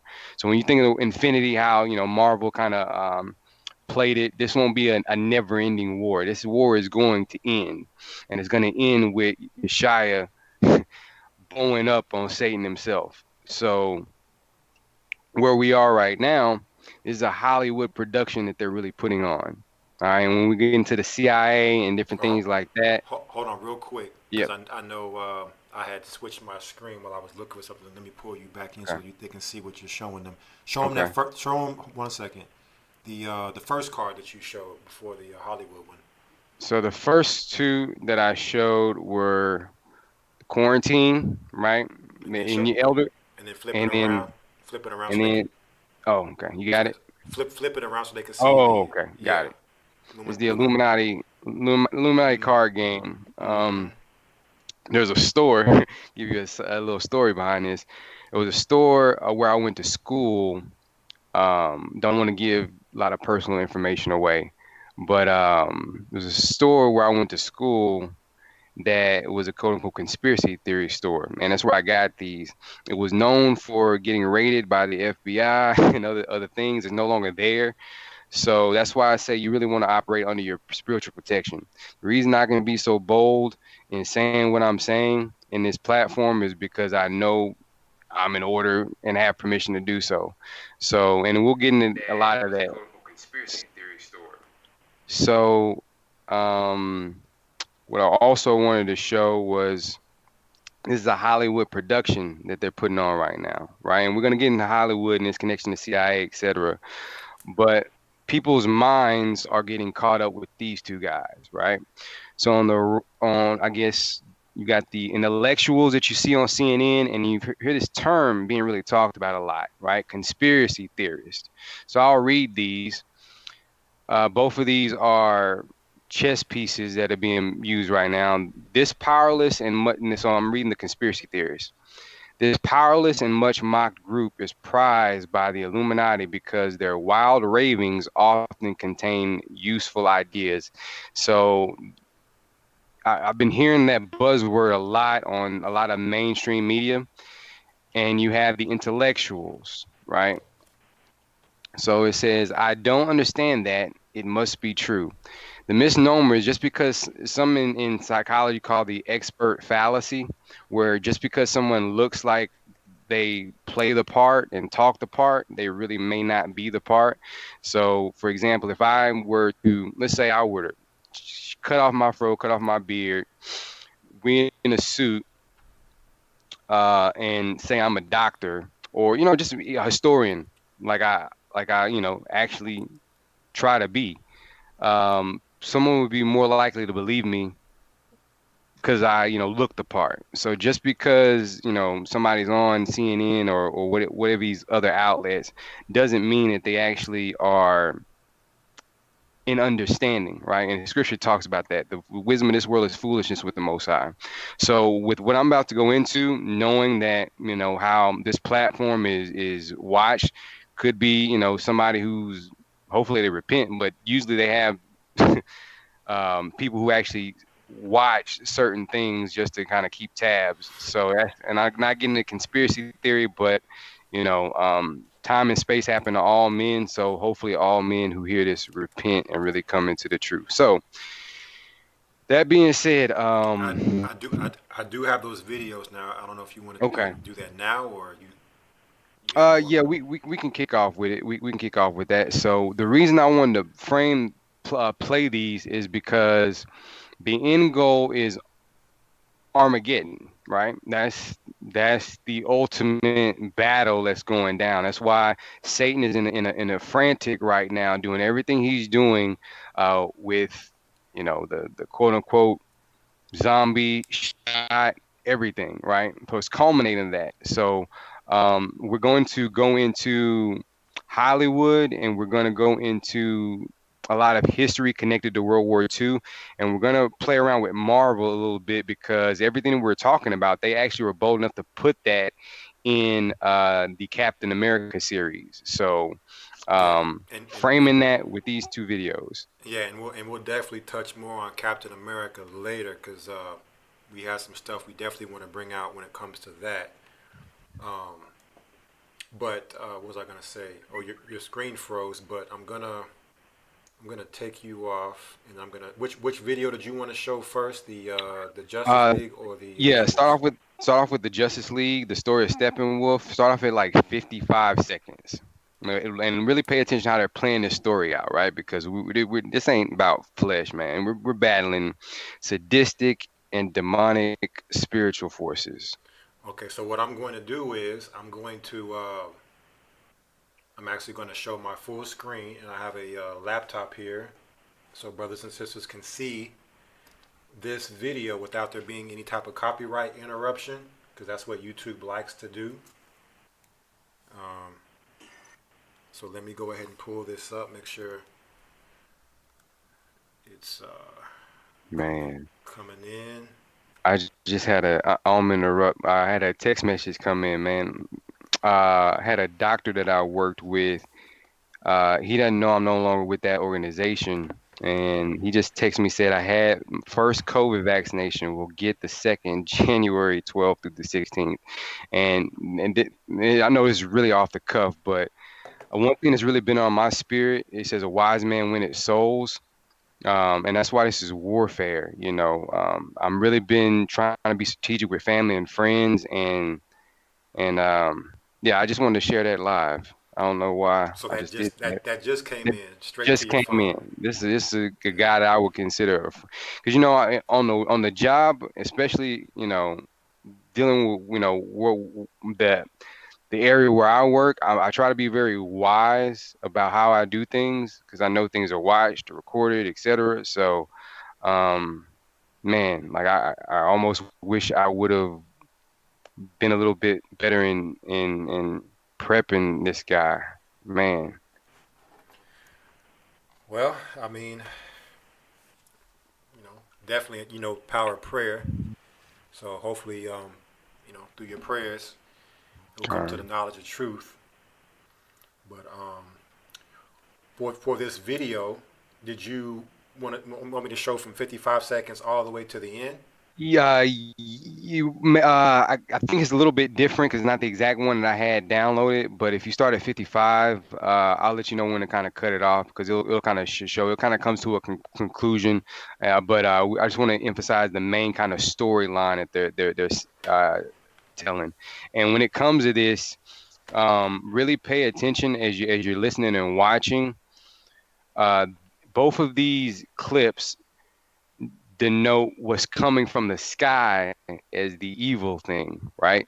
So just throwing it out there. And most of their Hollywood, it's people on Earth gathering together to fight against what's coming from the sky. And it was Ronald Reagan that gave a speech at the UN in the 80s that said, I find it very strange that if there was some alien threat from space, that all of us would come together and unite. Right, and we know under Ronald Reagan they built the Star Wars program and all of that. So, but yeah, Hollywood loves to invert a lot of things and kind of throw you off. But I'm gonna go ahead and share my screen so people can see this video, and so that we don't get a copyright strike, because they will hit us for copyright if I show this any other way than how I'm about to show it. So here you have, make sure people can see this. This is Justice League, for those who may or may not have seen this movie, but let me go ahead and play it here.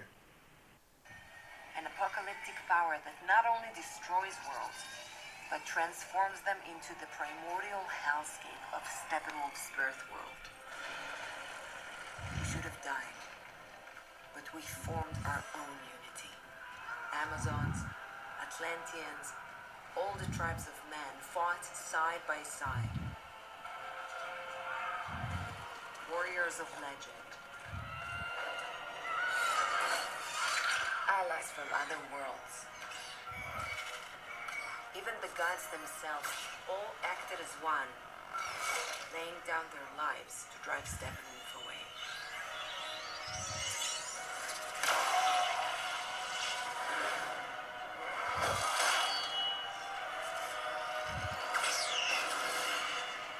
Some say it drove him mad. The disgrace of his first retreat. He swore our alliance would crumble. The darkness would cover the earth. And that he would return when it did. You can stop it right there.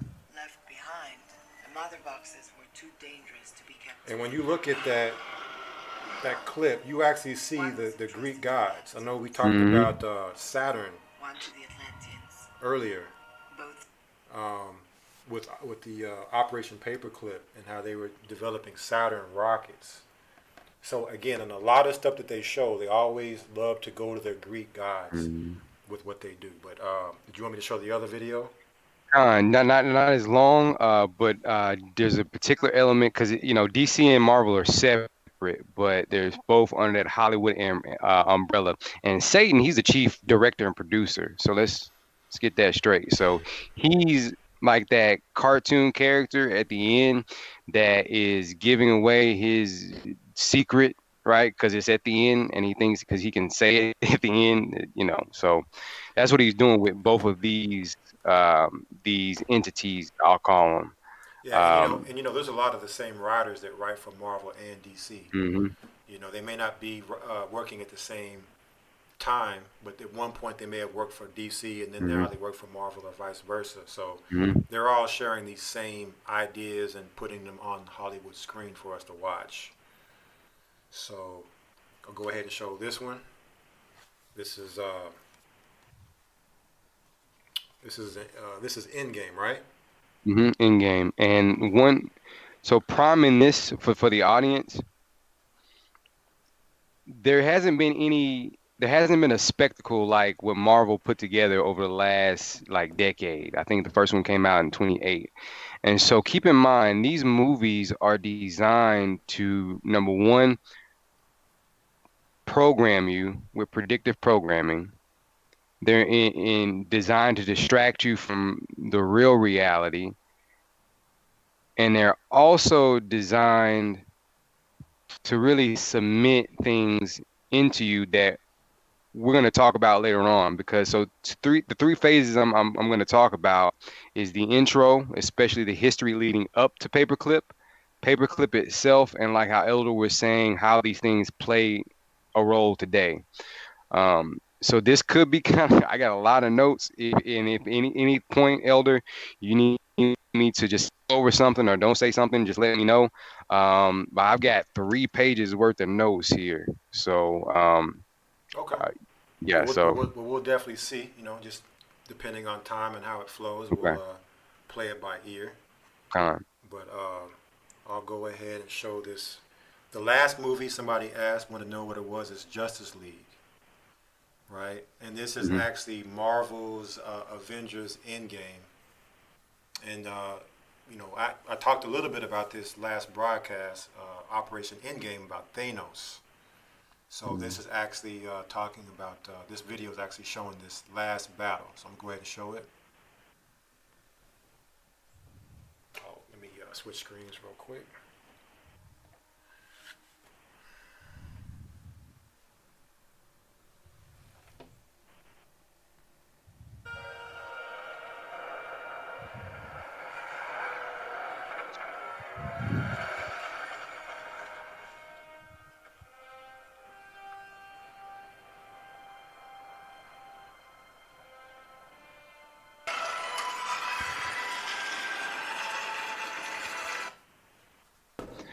So I wanted to show these two just to kind of set the table, because the greatest battle in time is about to happen with Armageddon. So can you imagine when the dead in Christ rise first, and people like David and our forefathers, are back for that moment, and we go into the kingdom, right? So Satan knows this day is coming. He dreads this day, and he's preparing for this day.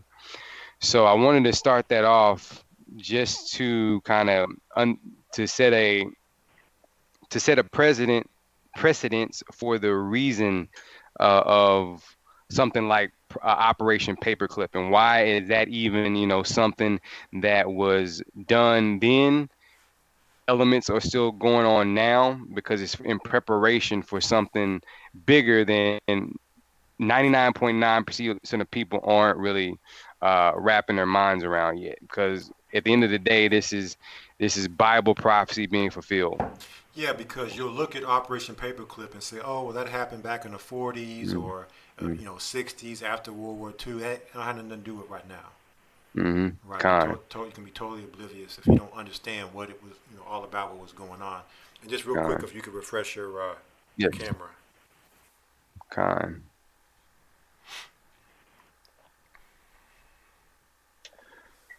All right, so I'm gonna take my time. Definitely utilize what we have. So I would encourage anybody to take notes, because I've got 3 pages worth of stuff, and I don't want this to be kind of all over the place for people. So this is going to be a journey. So again, we're going to go into some history that led up to Paperclip. We're going to go over Paperclip itself, and one thing I have I'm going to share and show is the actual declassified document with the list of the German scientists or Nazi scientists that America brought over, what they specialized in, and what they segued into. And the last portion of this is, I think, the most pertinent, being how this is being applied today.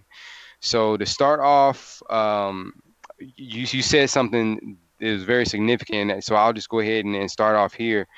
You said, Elder, that this has been 2,000 years in the making, right? Because this is Rome versus the kingdom to come. So a little bit of history, and I want to go into law a little bit. There's a term, and it's abbreviation SPQR, Syntatus Populesque. Sorry, not the best to pronounce in Latin. Ramonis, which means shared government rather than concentrated monarchy. So that was a philosophy of the Romans.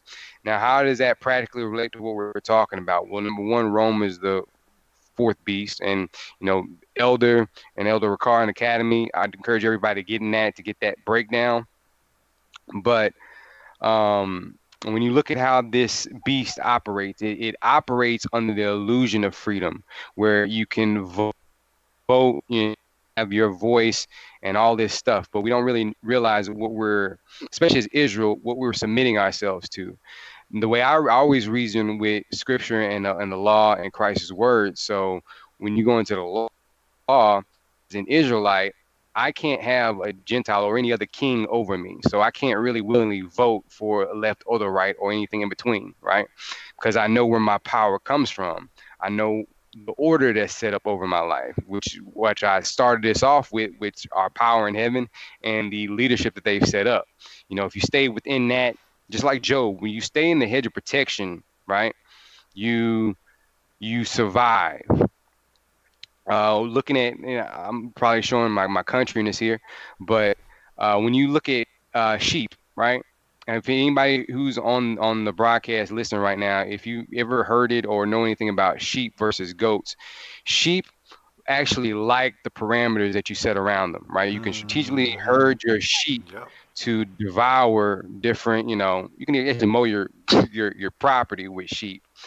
But the thing with goats is they see the parameters as a challenge, right? Mm-hmm. So while the sheep are obedient in order, safe, The GOAT will see the laws, Christ's words, or even the I would say statutes that leadership has put in place as obstacles, right?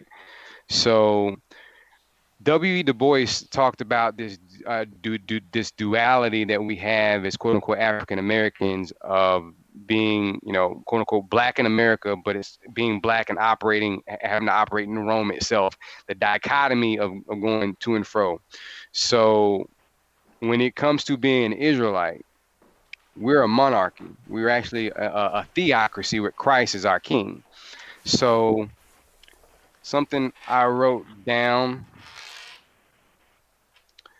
This is out of the congressional record. It was a university. I used to go to their law library.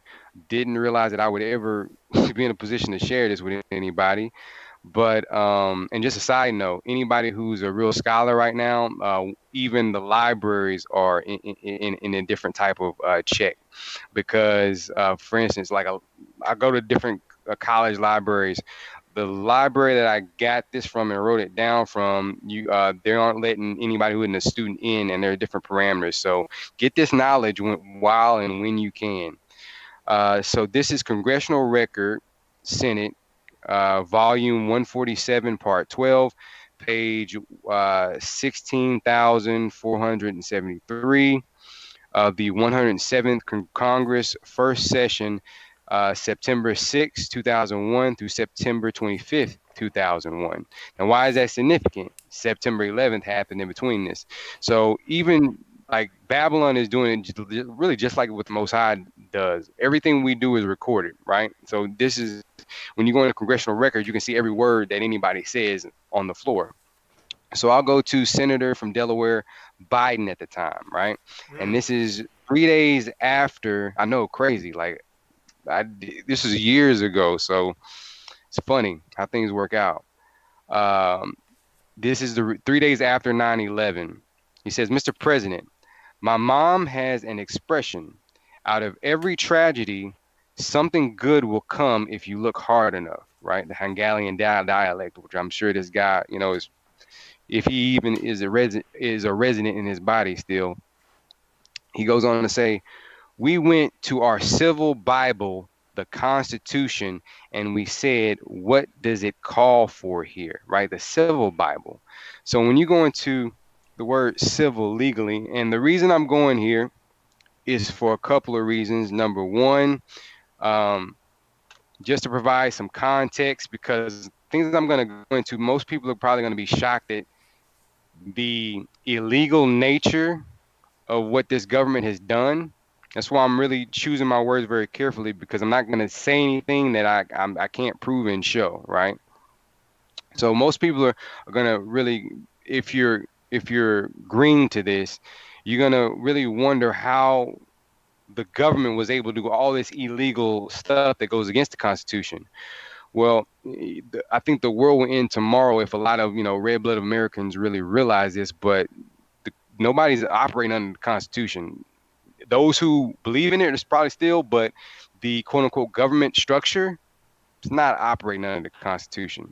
Especially, and side note, when it comes to the organization called the CIA, which helped fund Google, and Google now owns this platform. So I was really serious when I said, definitely operate in a particular wisdom, because if it's almost like in this world, you have to balance. You have to know the Most High's law, and have to know Rome's law, and you have to discern good and evil to make sure that you always put the Most High's law over Roman law. Because at the end of the day, you want to honestly be, in good standing with men and the Most High. But I digress. So this is a Black's Law Dictionary. It's a first edition, 1891. And so Senator Biden definitely understood what he was saying when he said civil Bible. So when you say civil, right, that goes back from a legal term meaning Roman, and that's why I'm going here. So civil law, the Roman law and the civil law are convertible phrases, meaning the same system of jurisprudence is now frequently denominated the Roman civil law. So Roman civil law was established really or civil law to the extent that it's still being used today by Rome. And when you even look at how England and a lot of the common law is set up, a lot of that is related to the civil law that was set under Justinian in like the 500 ADs, right? So you have the holy law, which is the Most High's law, and you have civil law. Those two are competing for precedence right now. Another one I'll go into, this is the 10th edition Black's Law Dictionary. And just real quick, before yes, you sir. go there with what you just said, because what you said was real key about how Rome's law and the Most High's law right now are competing for superiority in our lives. And it goes back to when Christ said, render unto Caesar what is Caesar, but unto God what is God's. And you also made something about you want to be in good standing with the Most High, the Father in heaven. You also want to be in good standing with men, right? But ultimately, your good standing rests with the Most High over men, right? So it's being able to operate in this world and be able to, do the things that would be peaceful unto men, unto the government, that would not conflict with the Most High. And that is a very key balance. So this is this particular 10th edition. The guy who he's a fellow at a university here in Texas, not the University of Texas, but there's at the end of this they've got like Latin proverbs, right? Very interesting. So the one I wanted to bring out, I'm probably going to destroy the Latin. It says nun in tabulis est jus, meaning it is not in books that the law is to be found.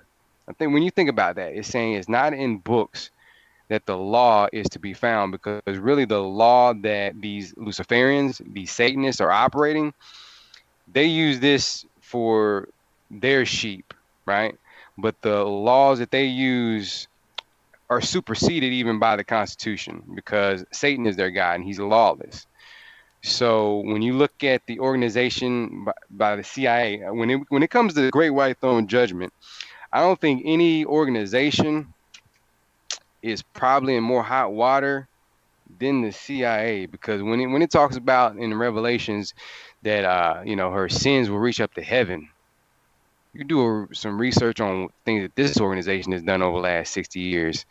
A book I want to show is the CIA and the Cult of Intelligence. All right, and these are two affiliates of this organization. Now, this book is historic because it says the CIA book that the agency itself tried to suppress. The book in which Victor, I'll exclude the names, former high-ranking CIA official tells how the agency actually works and how its original purpose has been subverted by its obsession with clandestine operations. Catch this: the first book the U.S. government ever went to court to censor before publication. So this is it's some devastating stuff in this book. Now, I said this was spiritual warfare, and the weapons that I'm using on purpose, I don't want to give my opinions on things. I just want to show, right? So I said it last time, we used to work with kids, and I used to, I'm wearing this shirt on purpose. So salute to Washington Street. If you know, you'll know. But they always said, I reminded them of the kid from the Boondocks. First time I ever watched the whole series was a few years ago. I had some friends in high school that watched it, but I never really watched it. But really intriguing series. So I wanted to, this is something I always kind of carry with me in my office after they said that, and some people in the body have said the same thing. So I got here and I edited it. So it says, once you comprehend the threat an educated Israelite man, and I crossed out black man on purpose, poses to the global system of Roman, not white, supremacy, you can understand why the educational system as an institution is designed to suppress and even annihilate the mental elevation of the Israelite child. Mm. So I'm really big on like reading. I think we can tell with all those books stacked up like that. One of the reasons I grew up in the church all my life, and I remember like it was yesterday, February 2009. I saw something with a friend, that I grew up with in college, and some other friends that really shook my faith, because I had been in the church all my life, and we saw the movie Zeitgeist, right? That was kind of my red pill, and I remember, at the end of it, everybody had their own perspective, and I really felt what death felt like. And what I mean by, I know that sounds extreme. This is what I mean by that. There's a friend that I known growing up, and another friend that I met in college. And when they had said that they didn't believe in Christ, right? I literally dropped to my knees. Like I never felt anything like that. Like, because just hearing those words come out of somebody's mouth, like, devastated my spirit. Like, my spirit was hurt for their spirit. So, and there was nothing at that point as a young man I could do to refute anything I just saw. I was really just operating on blind faith. So I made a mission to myself to never feel like that again. So, that's why I'm really big on reading, and, so this is definitely not about me, but I'm giving all praise to AHAYAH, because he's brought me a very long way, and I'm eternally grateful for it. So, couple more things, and then we'll shift a little bit, because I'm going to read something out of The Cult of Intelligence here in a second. But so why is law so interesting and important?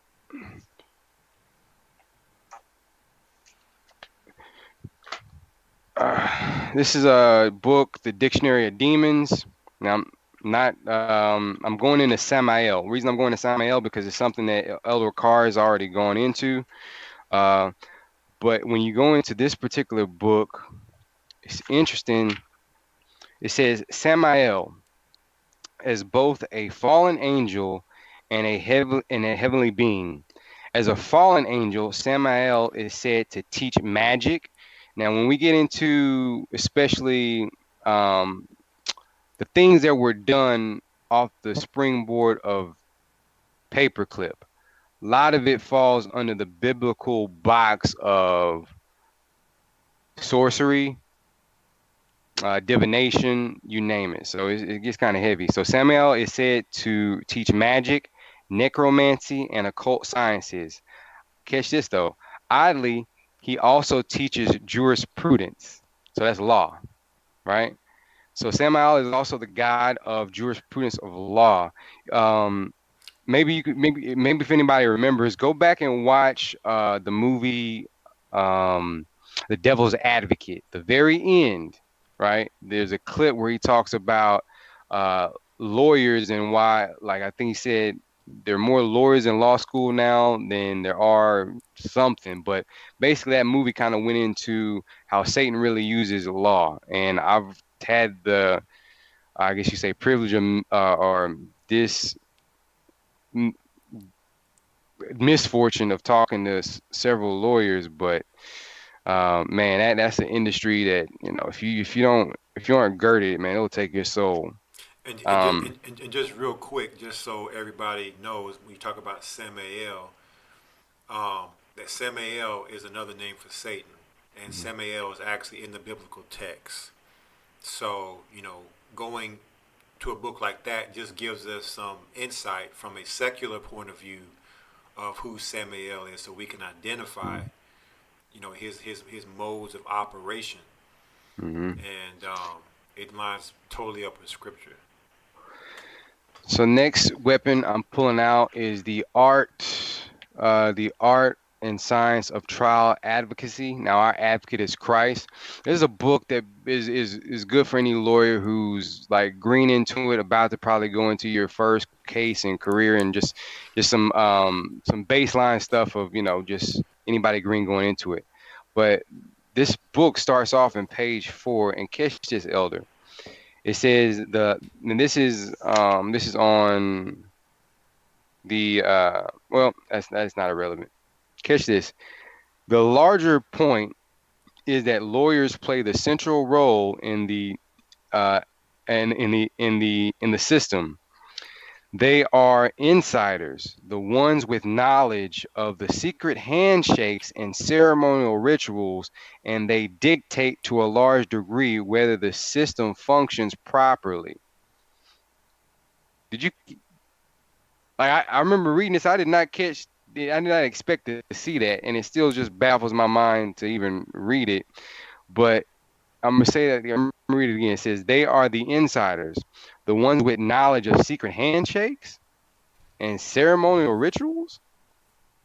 Mm-hmm. Yeah, it's a fraternity, and yeah, once you kind of just dealing in a courtroom, you don't even have to really even do research. You'll see how, like, the lawyers, whether it's the prosecutor or the defense, how they all talk and congregate and speak to the judge, and how they all work together. Like, hold up, like, y'all all look like y'all are on the same side, working on the same team. Like, I thought you, my defense lawyer or my prosecuting lawyer, you supposed to be on my side. Mm-hmm. Y'all making deals, and yeah, that's where the secret handshakes and all those things you're going into come about. And, so this is you could just refresh real quick. Okay. Yes, sir. Yeah, Freemasons. Somebody said it. The Masons are the Freemasons. So now I'm going back into this particular weapon, the CIA and the cult of intelligence, because a lot of he calls it a cult because he really kind of goes into the religious aspect of the funding, the purpose, and the beliefs of the inner circle of this organization, right? So I'm going to read just a short one of the intros. It says, there exists in our nation today a powerful and dangerous secret cult, the cult of intelligence. Its holy men are the clandestine professionals of the Central Intelligence Agency. Its patrons and protectors are the highest officials of the federal government. Its membership extending far beyond, catch this, governmental circles. That's the key. This organization really prides itself on being above the law, right? Reaches its power centers of industry, commerce, finance, and labor. Its friends are many in areas of important public influence, the academic world, and we're going to get into the academic world because when it comes to paperclip and a lot of the experiments that were done in projects, a lot of universities were used on that. We'll actually get into Yale because we'll get into the supporters of Nazism, if that's a word, I'm reading that correctly, with the Bushes, right? Skull and Bones, the brothers under the skin, quote unquote. So there's just so many elements of this that we really kind of do have to take our time with it, because I know if you've never heard any of this before, there's a lot to take in. So, you know, if you go back and watch this, you may want to pause it. But I'm really, as a teacher, I have to take my time and not just cram this. You got to be present in the moment and just soak it all up. Its friends are many in the areas of important public influence, the academic world, and the communities and the communications media. The cult of intelligence is a secret fraternity of the American political aristocracy. So, key thing to understand, this organization was created after World War II, and we're going to get into that history here in a second. But the CIA was created by what most people would say the 1%, or the powers that be, to protect business interests. Okay, that's first and foremost. So before we go back, we'll stay in the present. So how is the intelligence community really set up today? I hope I still have that. I don't know where they go. Got it.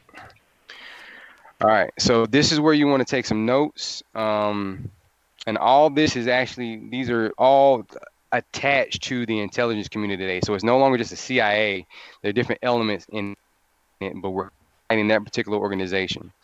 So first thing you want to write down is the CFR, right? Council on Foreign Relations. It was formed in 1921 by the Morgans, the Rothschilds, a lot of these people that I said, the aristocracy. Thank you. I was struggling with saying that word. Oh yeah. They set the CIA up to protect business interests, right? So the Council on Foreign Relations is really, when you look that up, that's really the governmental body of the United States. It's not the Constitution, it's not the president, it's not the Senate, it's not even the local state representatives.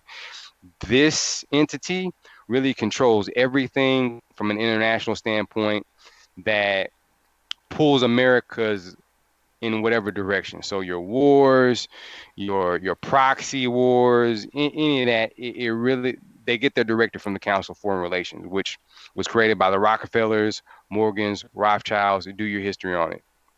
The CIA was created by members of the CFR. And I wanted to note here, 21 directors have been members of the CFR. So you don't become a head of the CIA without going through them, which really kind of shows. Mainstream media. So we're going to talk about media a lot because media has been a huge ally to the intelligence community. You can look into, I talked about it before, Operation Mockingbird. That was where the CIA infiltrated media outlets to disseminate purposed information to every news outlet and propaganda, basically, yeah. So Philip and Catherine Graham. Catherine, if I remember, it was a movie that was based off of her, and I think Tom Hanks played a role. I think it was back in the 70s when Nixon was a president, but just kind of give you some idea of the connection here. But Philip and Catherine Graham, Philip supposedly killed himself. So let's throw that out there. You got the NSA, National Security Agency, was created by executive order outside of the Constitution during World War I. Okay, so that's the NSA. I think we've all kind of heard about the NSA at this point. You've got FISA, which stands for Foreign Intelligence Surveillance Act. FISA courts act outside of Congress, okay? And the American people. So they can grant warrants to domestically spy on U.S. citizens, right? So that's something that shouldn't be done. That's why I said anybody who's in the know knows that this government is not operating under its Constitution. That is unconstitutional. There's no entity that should be able to domestically spy on citizens. But a lot of this changed after 9/11 because that was the reasoning and the justification of why we have to now domestically spy on our citizens, because we don't want an internal terrorist, quote unquote, thing to pop off. Silicon Valley. All right. Silicon Valley is huge, especially now. Giving a key example, Jeff Bezos, right? Main guy over Amazon and the cloud. He got a $500 million contract with the CIA to kickstart the Amazon cloud. And I forgot what it was called, but if a lot of my tech people, I know you know what I'm talking about. Amazon, what is it called? It's Amazon something. You can refresh. So Silicon Valley. It's not Prime, is it? Not Amazon Prime. No, not Prime. It's the cloud system. I forgot what the name of the cloud system. I know. Matter of fact, later in this broadcast, I think at some point, I get to that in the article, so it'll probably come out then. Okay, kind. Yeah. So why is Silicon Valley such a key? Well, this is how the CIA really kind of meddles with them. They give them money, right?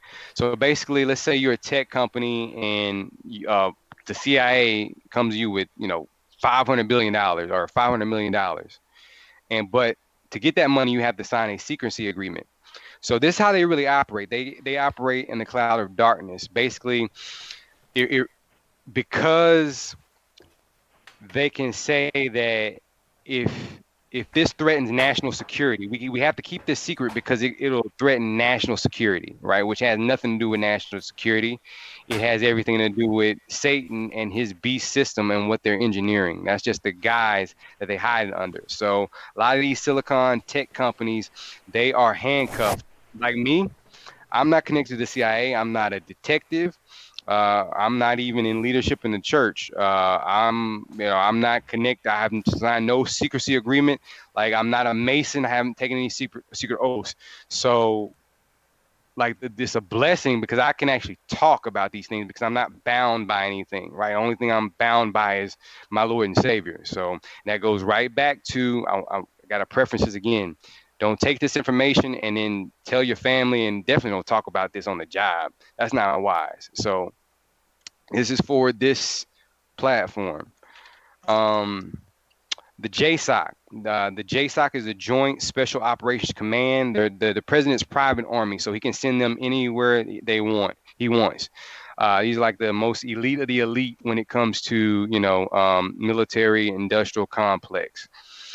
You've got the DNI, Director of National Intelligence, which the DNI comprises of 17 agencies, federal, made up of thousands of people. Reported in 2010 that 1,271 government organizations and 1,931 private companies in 10,000 locations in the U.S. were working on counterterrorism, homeland security, and intelligence. And that the intelligence community as a whole includes 854,000 people holding top secret clearances. These are the people that I was talking about. They can't speak on these things, right? So while you got the conspiracy theorists and the intellectuals on TV kind of going back and forth or whatever, form of media, there are people on this side, and I would like to say we're on the right side, that understand what's really going on. But the ones on the left can't say anything because they go to jail, they could get killed, or they could lose the bag that they've been given, right? So when Satan can compromise you and bribe you, that puts you on hush mode very easily. But then again, I got to say this again, you want to be in order and wisdom in how you operate. Again, I wouldn't be this bold if I didn't have confidence that, I'm in order in bringing this information out. Because again, I never even thought I'd be talking about these things. Note, United States Intelligence Community, the IC, it was established by, and you can write this down, was established by Executive Order 12-12333, signed December 4th, 1981 by guess who? Ronald Reagan. So, and just kind of go through some of these. Department of Homeland Security, you got the Department of State, the Defense Intelligence Agency, you got the NRO, which is all the satellites. So that just kind of give you an idea of the anatomy of the intelligence community and everything that Satan is using. So when it comes to what's going to cause, especially World War III, like I showed with this card, those entities are really the antagonists that are really going to get that going. So we'll make a transition into building up towards paperclip. How am I doing so far, Elder? I would say, how much more would you say you have? It's still a lot, but I can go right into World War II and the key players like Bush, etc. If you want me to. So about what I was looking at is about 30 minutes. I was wanting to go into the connecting it to 2020. So got it. You got 30 minutes to work with. Okay. Yes, sir. All right. So I'll just go right into World War II. So what really what was the historical elements that is really hidden that led up to paperclip? So three things I'll give you, and then I'll give you the character. So I guess at this point, I guess I'll share my screen. Okay. Yeah, I'm ready. I'll let you know All right. if I got you. Or once I do got you. Right now it's black, so it's waiting. Okay, I see your screen now. Okay. All right. So we'll start off with this is really what kick-started the CIA. So you mentioned the OSS, which is what which really constituted everything that was intelligence agency up to that point. But Operation Underworld. So Operation Underworld, and I'll just read it verbatim here, was the United States government's code name for the cooperation of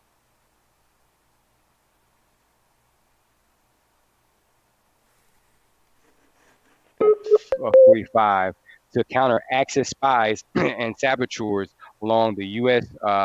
Northeastern seaboard ports. Now, so what happened? And this was so you had Lucky Locarno, who was the head of the Italian mob in New York. Yeah, yes, sir. Real quick, it went out. It's funny, right when you were about to say probably the only unspeakable word in that sentence, your Skype went out, and it hasn't done that this whole time. But it is good now. So go back. So go back. You said Operation Underworld. You said the U.S. government's code name for the cooperation of, and then as soon as you got to go into those names right there, your Skype went out. Right? That's funny. Okay, well, I'll reread it again verbatim. Operation Underworld was the United States government's code name for the cooperation of Italian and Jewish organized crime figures from 1942 to 1945 to counter Axis spies. So, to set the framework here, you had the SS Normandy that was basically sabotaged on the docks in New York. Now, the Italian mafia, especially Lucky Locarno, they own the docks. So that just shows you how ingrained organized crime was, because the government had to go to organized crime, in this situation, and Jewish organized crime. Yeah, because when you talk about Italy and Jewish, you're talking about who? Esau, Amalek, or Rome. Right? Bingo. So now it's debatable, but if you listen to the Italian side, they purposely did it knowing that they could bait in and get it in with what they were trying to do. Right. So from that point, you had, now here's a key, and I'm going to another one because all these are interconnected. Operation Gladio. Now, Operation Gladio was Italian organized crime, the Vatican, and the CIA working together in drug smuggling. So most people are familiar with the Iran-Contra scandal, but most people aren't familiar with Operation Gladio, which was the inception of anything we saw in the 80s, especially the crack epidemic. So this is how they did it. They grew the opium in different areas like China. The Italian mob would, of course, peddle it. To clean the money, they used the Vatican Bank. All right. So it's a lot of juicy stuff when you really do your research on this. So just for time, I'll just kind of leave that there. So you got Italian mafia, you've got the CIA, and you've got the money cleansers, quote unquote, of the dirty money, the Vatican Bank. So much to go into, but we'll say that for the date, most are willing. So that brings us to, you guessed it, Operation Paperclip. So Operation Paperclip, as Elder has gone into, was the U.S. Entity, and I'll call it an entity, that recruited Nazi scientists under the table, recruited them into different places of academia, industry, corporations, you name it. So these guys who really should have been put away for war crimes were now being utilized. And that's why I said when it comes to the Great White Throne Judgment and when it comes to the CIA, like, oof, boy, you better repent. Like I'll just say that. But so let's go into some of the history. So end of World War One, right? You had the Dulles brothers. Allen Dulles was one of the heads of the CIA. The Treaty of Versailles, that settlement where Germany had to pay all that money. I think today it was probably like $250 trillion that relates to how much war reparations that they had to share. So, looking at Hitler was basically a patsy. So I need to share my screen again. Slovakia. All right, so let's go into some of the players. So just for time, I'm gonna just kind of go through a gauntlet here. So let's look at several things. Let's look at World War One. World War One, if you're familiar with Albert Pike's letter, was systematic and on purpose, right?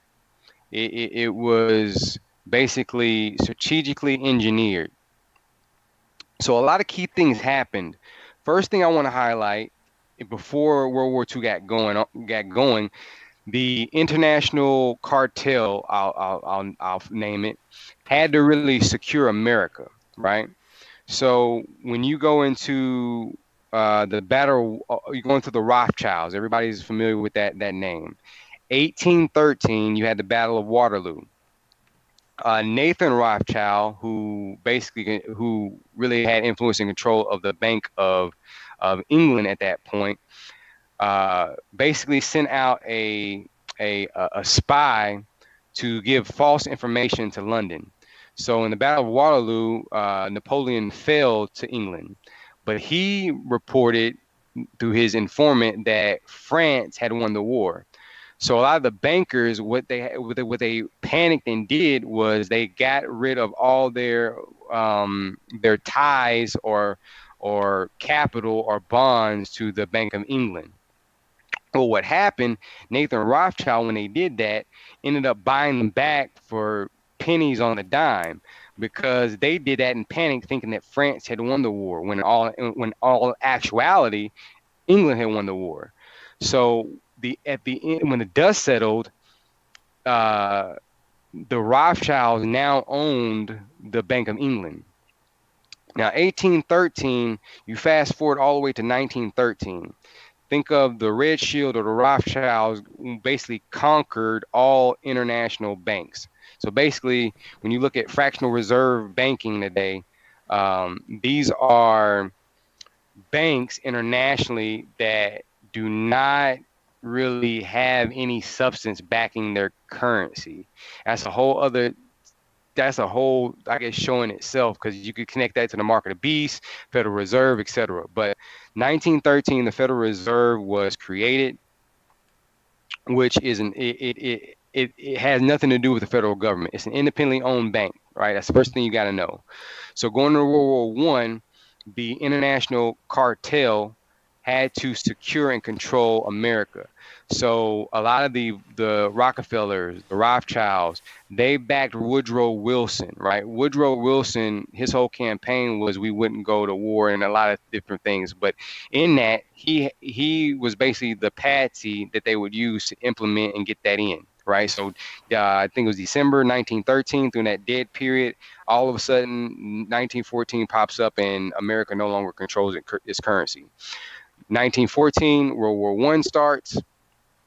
Now, here's the key, and I'm going to show this. Let me see. Let me pull this up.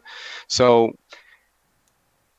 Germany had basically won the war halfway in, right? So we know World War I was 1914 through 1918. Really, when you got to about 1916, Germany had all but really won the war. England was on its last leg, France, you name it. So the quote unquote Zionists, spearheaded by the Rothschilds, basically in secret went to London or England and said, if you give us Palestine, we'll bring America into the war. Right. So what I'm showing right now is the Balfour document. Right. The Balfour document. Now, this is reading some of this. It says, "Dear Lord Rothschild, I have much pleasure in conveying to you on behalf of His Majesty's government the following declaration of sympathy with the Jewish Zionist aspirations, which has been submitted to and approved by the cabinet. His Majesty's government's view with favor the establishment in Palestine of a national home for the Jewish people, and will use their best endeavors to facilitate the achievement of this object, in being clearly understood that nothing shall be done which may prejudice the civil or in religious right of existing non-Jewish communities in Palestine, or the rights and political status enjoyed by Jews in any other country. I should be grateful if you would bring this declaration to the knowledge of the Zionist Federation." So that is huge. This is a key historical document. You can't say this conspiracy theory, etc. So let's put this in perspective. America was not trying to get into World War I, right? You had, I don't have to go into a lot of the history. We know is just random stuff that didn't make sense happen, and all of a sudden America's now in the war, right? Yeah. According to the narrative, they weren't trying to get in the war, according to the narrative, but somehow they ended up in it anyway. A keynote, I was going to go into more detail, write down the Creel Commission, and Edward Bernays, he's got a book by the name of called Propaganda. So I was going to go into so when we get into this, we're going to really go into the sorcery aspect and hypnosis, because a lot of that paperclip is relevant today. But so the Creel Commission was basically the first time you saw scientifically where you could use propaganda to get people to do something, right? So this is mass propaganda on the whole country to get America into the war. Remember, when you understand the history, America didn't want no parts of the war, right? But all of a sudden we're galvanized. This is how they've always baited this place. They always had to give America an enemy, right? Whether it be terrorism today, the communists, the Viet Cong, the Nazis, etc. Like this is Satan's military errand boy, right? And a lot of stuff that's about to happen is as a result of America being Big Brother, but it was really manipulated into being Big Brother, and the world is about to revolt against Mystery Babylon. So now we fast forward right in between World War I, World War II. Now, this actually came out, right? Now, imagine you are a German loyalist, nationalist, and you find out that it was now remember, Germany was a great place for the quote unquote Jewish people, right? Even leading up to World War II. So the Germans found out that they were sold out by the Zionists. That's what really kind of created some tension to begin with. But at the same time,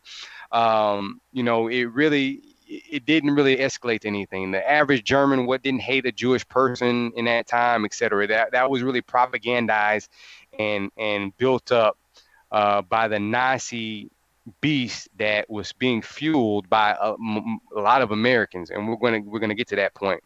But gotta set the picture here.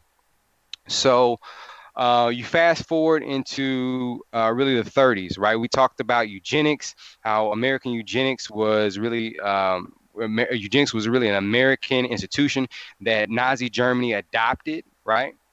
So going to my notes, and I'm going to share my screen again. Let's see. So let's go into some of the characters. So first person I think I X'd out of something. Oh, well, I still got everything I need. Okay, Samuel P. Bush. There we go. Okay, are you finished with him, or you still got to talk about him?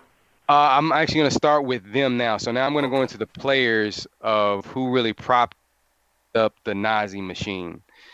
So when it came to World War I, a lot of what was discovered by the international cartel is that war was good for business. So war was profitable. World War One is even one of the reasons why America got catapulted into such a superpower because of the financial profits that it gained. So, just for example, Remington. If Remington did typewriters, they actually did guns. So most people don't realize that the guns that were killing people were killing Americans were American-made guns. Henry Ford. Henry Ford. I actually show this one. Let's see. Henry Ford. It came out. The tanks and the cars and the trucks that were used by the Germans were Ford trucks. Okay, like Right. they were Ford. So Ford actually won a suit. That's what I'm showing here. CornellLaw.edu. That's where I'm showing this one. It says Ford Motor Company versus United States. So catch this.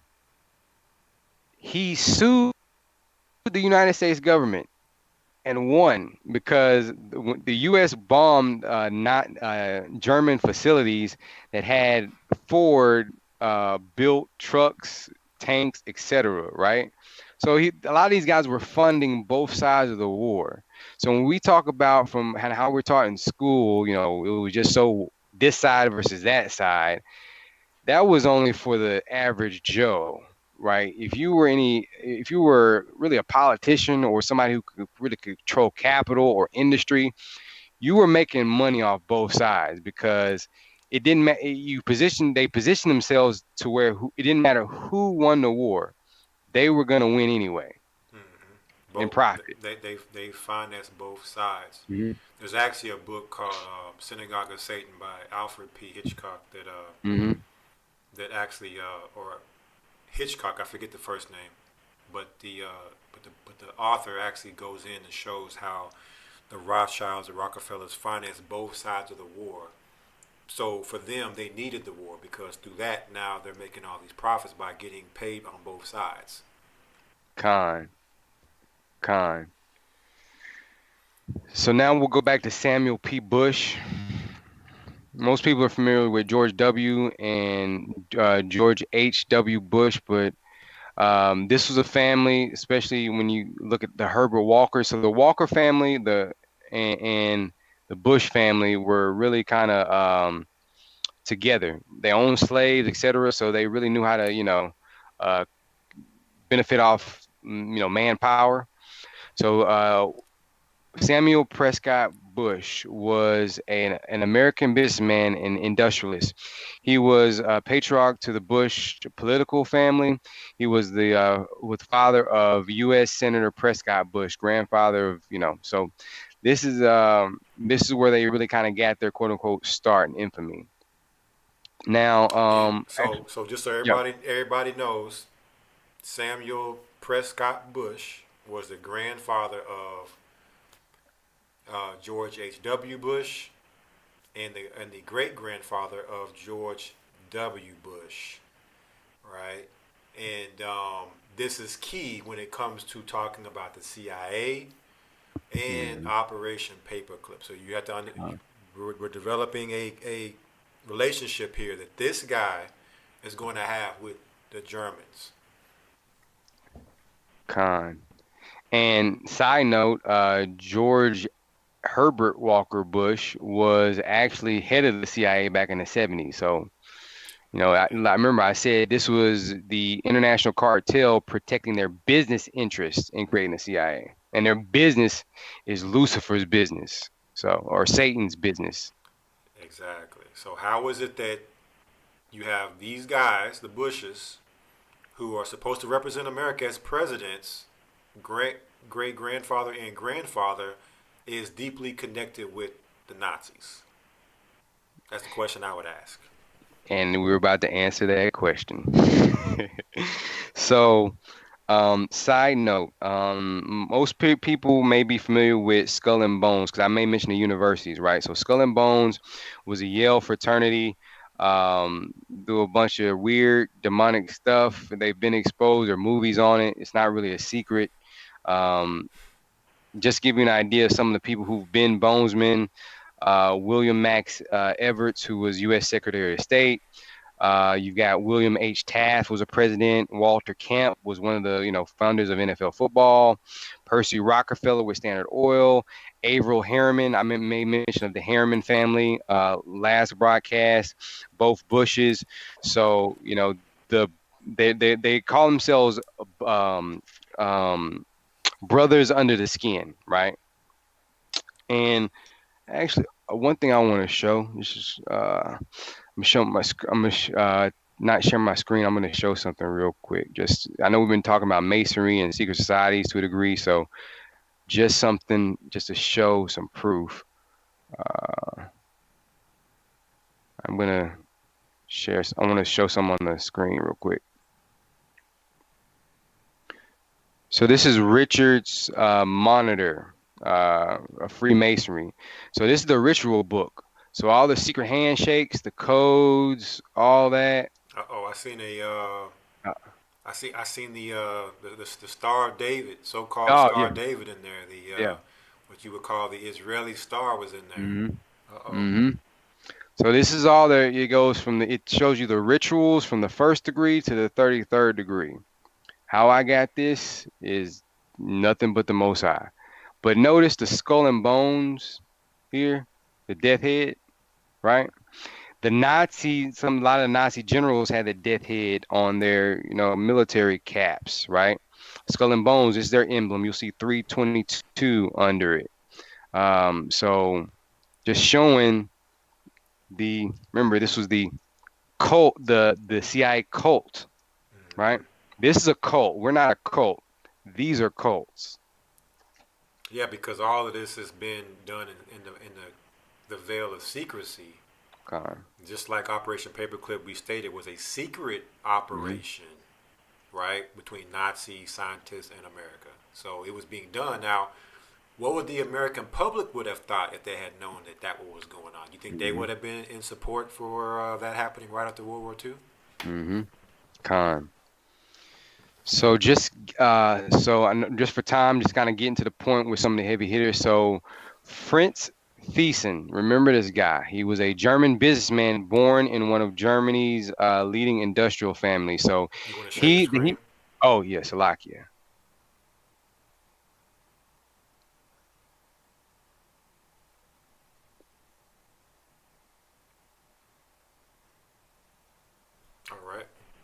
All right.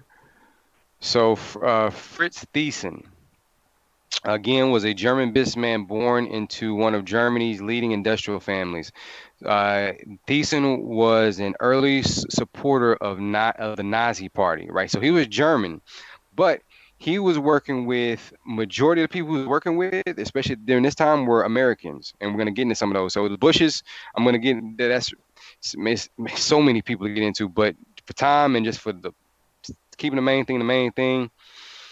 Thyssen owned like 3/4 of German steel, had control of it. So important note, I got to go back real quick. World War I. So you had the war reparations that Germany was forced to pay. Now, that was actually a good thing for Germany and the international cartel, because it was an opportunity to prop Germany back up. Their industrial infrastructure was still remarkable and strong.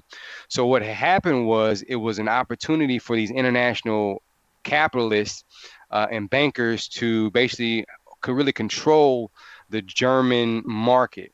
So what happened was, you had a lot of the natural German businessmen basically were leveraged out of capital control in their country, right? Because of just how how everything kind of played itself out. So Thyssen worked with like your Bushes, your Harrimans, your Rockefellers, and these are the men that really built up Hitler, right?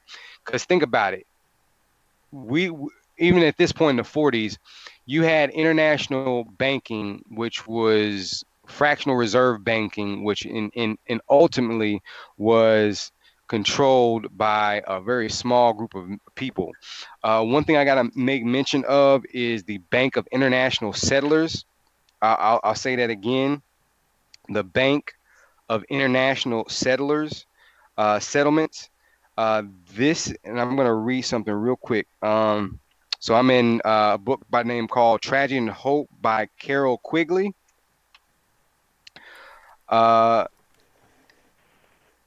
It says Germany's foreign exchange position was ended by placing the responsibility for transferring reparations from marks to foreign currency squarely on Germany. To assist in this task, a new private bank called the Bank of International Settlements was established in Switzerland. Owned by the chief central banks of the world, the holding accounts for each of them, the Bank of International Settlements was to serve as a central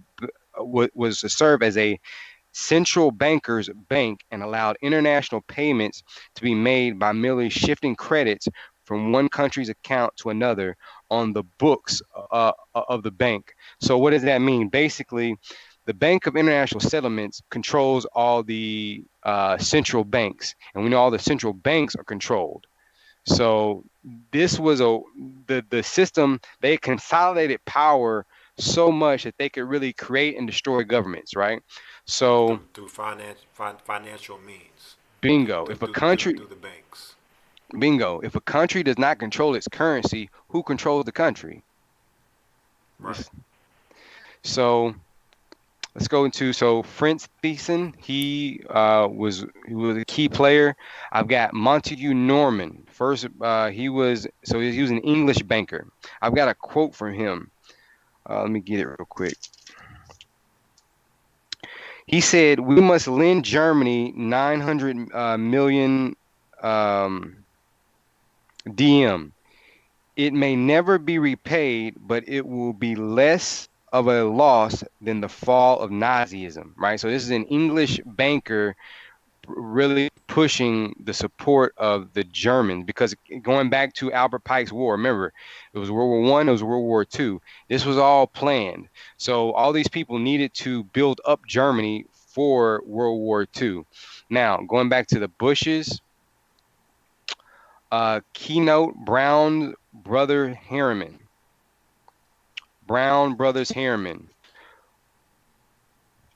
And what? Yeah, go ahead. Oh, I was just going to say, just real quick before you go to them, if you could go back to that last guy, just real Yes, quick, sir. and then we'll come right back here. It says he was the currency dictator of Europe. Bingo. So I seen that real quick. I just wanted to point that out on him, but we can go to that next one.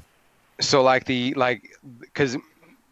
And this is, man, the same thing is happening today. Like most people realize that a president has nothing to do with how well economically a country does.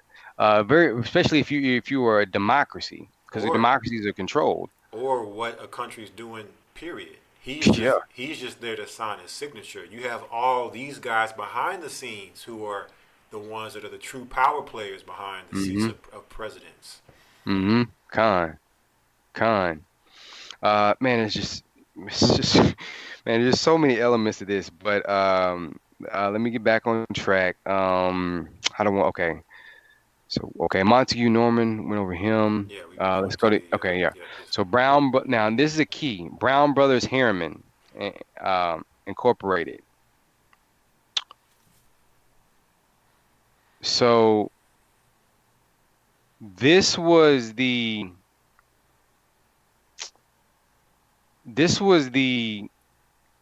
American side. There's so many elements to this, but basically, long story short, Harriman, we know we've been talking about the Harriman company and the railroads, but this is how the Bushes and the Walkers really work together. Brown Brothers Harriman. So, and there's actually this one I wanted to get. So Salakia.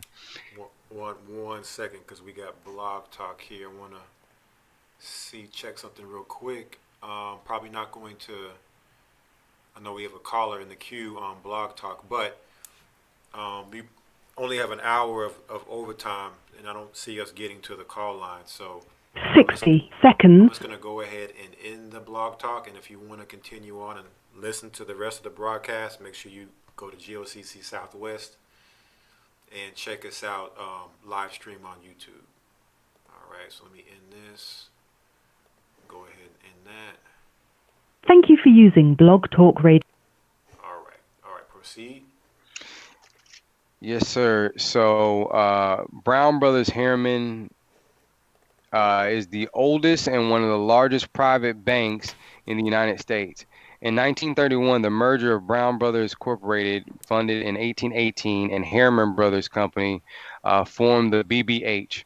Brown Brothers Harriman is also notable for the number of influential American politicians, government appointees, and cabinet members who have worked at the company, such as W. Averill Harriman, Bonesman, son of E.H. Harriman, Prescott Bush. There goes that Bush again. Yeah, Prescott Bush. And if at one point, because in this point they were open Nazis. Now they were open to Nazism, right? Especially in the 30s. Like like I think I mentioned this last time. Like Hitler was Times Man of the Year. They loved the eugenics. Hitler was a control puppet too. Some people may be familiar with the occult aspect that he was into. He was taught how to articulate and give powerful speeches systematically. He was an occultist. Most people may have heard of the Vril Society before. Not going to go down that rabbit hole, but there are a lot of elements that we just never really got in school of just the weight and the dynamics that were going on during this point in history. Exactly. Didn't learn about none of these guys. Yeah. 39 Broadway, Manhattan, New York. At one point was the address for the Bushes, the Walkers, and it really could have been considered the head of the address of the Nazi Party in America. So just for time, I'll kind of wrap it up there because I kind of exposed some of the key aspects of it. And one last guy right there, the last name on that list in front of you have Alan Greenspan, who was the head chairman of the Federal Reserve. Thank you for catching that. I forgot to, thank you. Boy, and Alan Greenspan, he was the head of the Federal Reserve in a very interesting point in history. Yeah, so you can't speak about the internet, you can't speak about the central banks without talking about this guy who was a key head over the Federal Reserve. You can't talk about the central banks without talking about the Federal Reserve. So, lastly, now I'll show the actual. Anybody who thinks it's conspiracy theory, I'm going to actually show the actual declassified document. So one thing that's pretty handy, and you can find a lot if you know where to look, you have the Freedom of Information Act. So every 25 years, U.S. government, quote unquote, has to release all the documents to the United States, population. Now, that's not going to include things that are protected under the secrecy agreements, et cetera, because some things they're just not going to release. Because it compromises quote unquote national security, but so this is let me get a couple things I want to highlight. Let's go to page 16. But basically, this has got names, it's got everything, and this is cool to do because you can do research off stuff like this. So you can take the name, who they worked for, going to the organization, so I challenge anybody. I think this is, a fallacy or, imagination. Let's go. All right, 16. What I want to highlight here.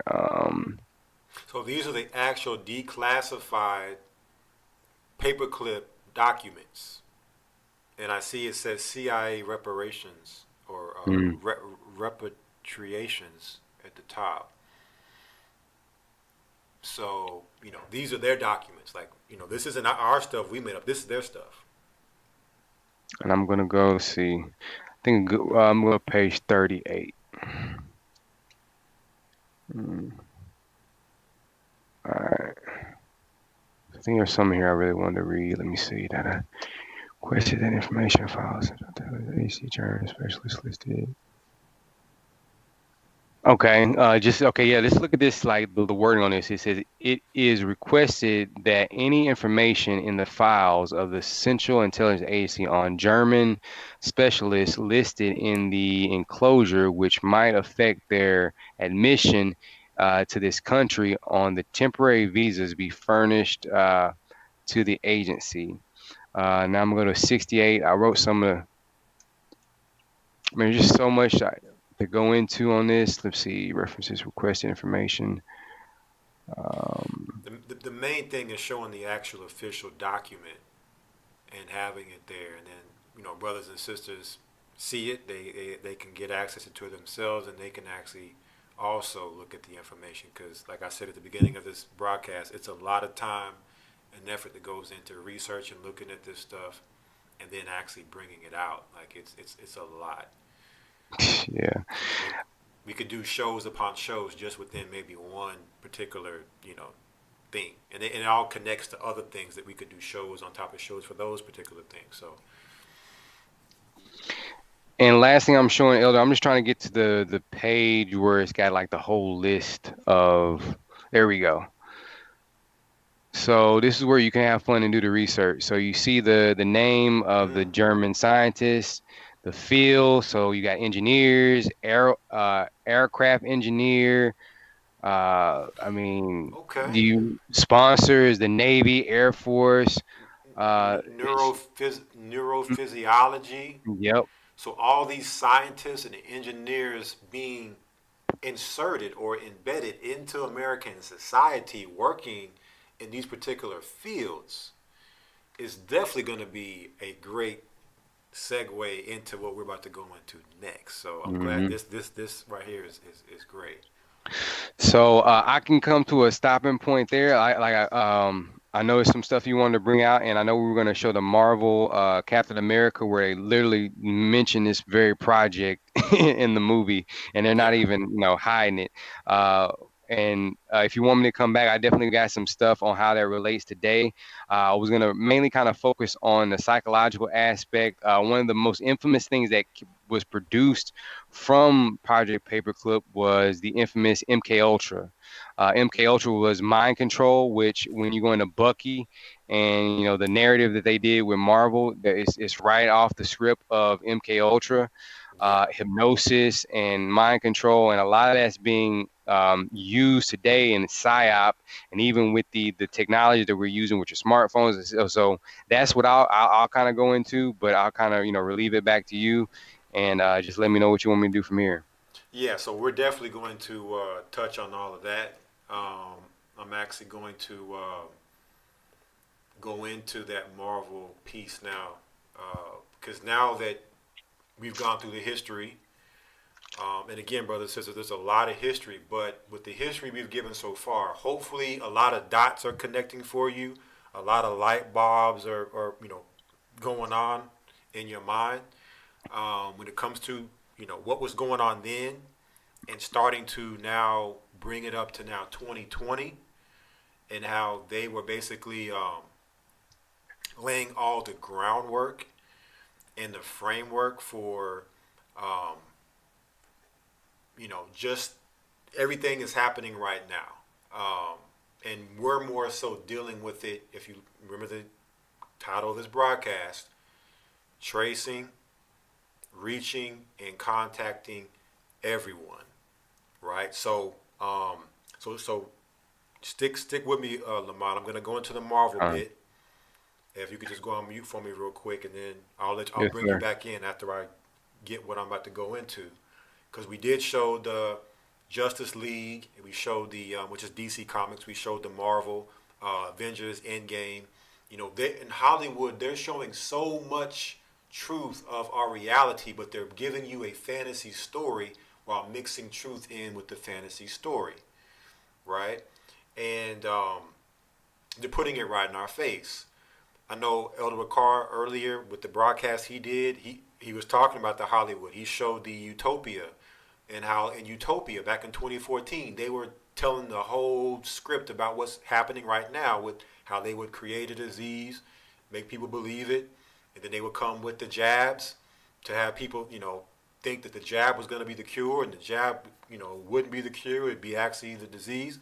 So Hollywood is being used, like the elder said, as lesser magic to put it into our subliminal and subconscious, right? To where we can't differentiate between what's reality and what's fantasy, right? It's just all blending together where it's just one blur, and we become under the spell. So let me pull this up, because this right here is actually big when you talk about Operation Paperclip. But I'm pretty sure a lot of you have seen this movie. For those who haven't seen this movie, make sure you check it out. But as far as when it comes to understanding more of Operation Paperclip, what was going on in World War II, and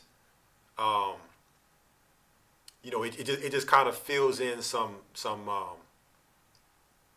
information that they're giving us through Hollywood. So this is Captain America: The First Avenger.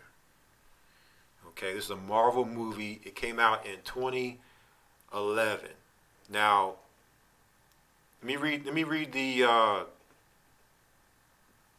actual synopsis here for this movie. It says, Steve Rogers, a rejected military soldier, transforms into Captain America after taking a dose of a super soldier serum. So he received injections, right? It says, but being Captain America comes at a price as he attempts to take down a warmonger and a terrorist organization. So let's talk about this super soldier serum. So Captain America wasn't always Captain America. He was this scrawny midget of a guy who had so many physical ailments, things that you would think would come from, inoculations. And he was in a experimentation. Now, the key thing about this movie is that the actual scientist or doctor, whatever you want to call him, that experimented on him was actually a German doctor or a German scientist who had developed this super soldier serum he had never tried before. He wanted to try it out and see if he could create a army of super soldiers.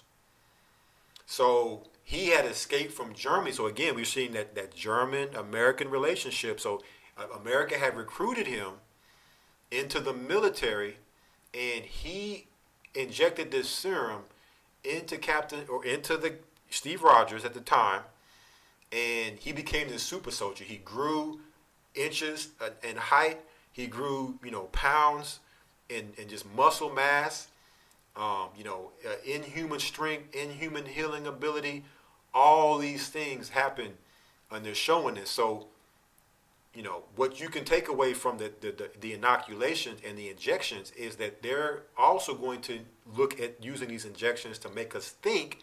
It's going to make us powerful. It's going to make us stronger. It's going to make us better, right? It's the transhumanism and the transhumanist agenda to get us to think that this is actually going to be something that will be actually making us like Captain America, right? So that's going to be another part of their psychology when it comes to getting us on board with their program. Now, as you go through this movie, it talked about a secret terrorist organization, and here's some pictures from the movie. Of course, and again, this movie's taken effect during World War II, Nazi Germany, right? But the big baddie of this movie isn't, AH. It wasn't Adolf, right? But it was this guy right here, Red Skull. He was the boogeyman, the Adolf or the Osama in the movie. And you see this buckle on his belly. So we want to now talk about this buckle on his belly. And what is this image right here we're looking at? So let me pull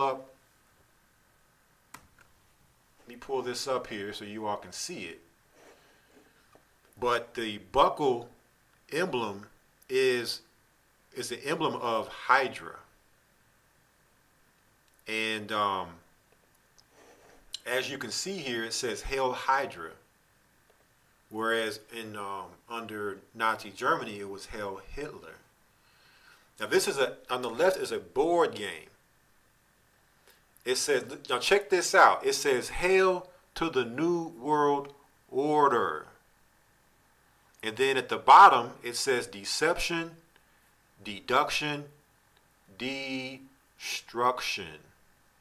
Now, when you go over to the right, it says, on this particular emblem, it says cut off one head and two more will take its place. Right? And look at the tentacles on this Hydra emblem. What do those tentacles look like to you? They look like sixes.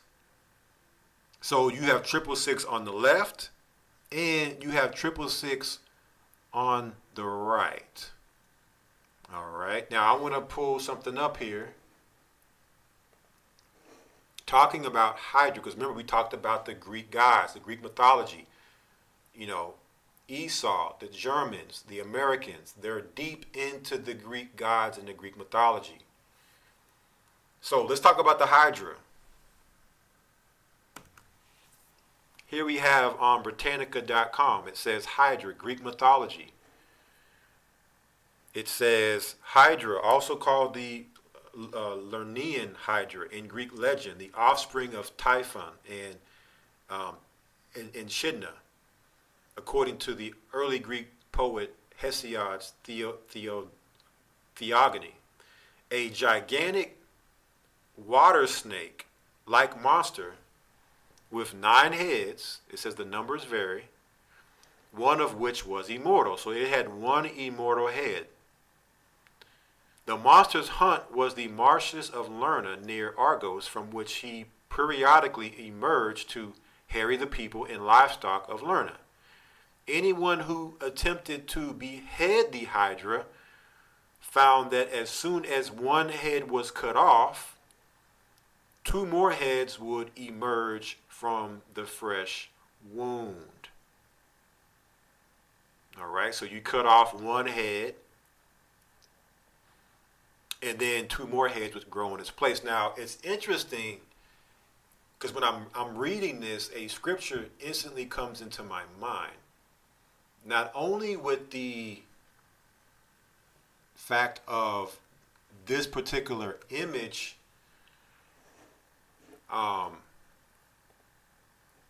in the 666s, but if we're going to talk about the 666, we go to Revelations 13. But there's something else in Revelations 13 outside the 666, and let's get it here. So I'm in Revelations 13, and let's look at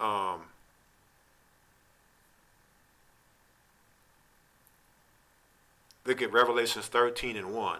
And it says, and I stood upon the sand of the sea and saw a beast rise up out of the sea, having 7 heads and 10 horns, and upon his horns 10 crowns, and upon his heads the name of blasphemy. So when I'm thinking about the Hydra, it automatically makes me think about the beast that John saw rise up out of the earth or out of the sea, and having 7 heads. Remember, the Hydra has 9 heads, one which is immortal. So I find that very interesting, what John was seeing in this Roman Empire and describing it very similarly to what the definition of the Greeks and what they would consider to be a Hydra, right?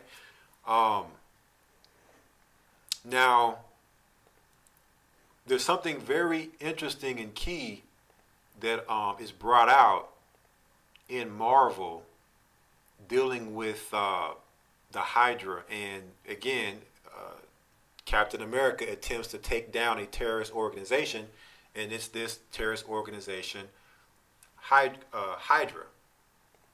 So let me pull something else up here.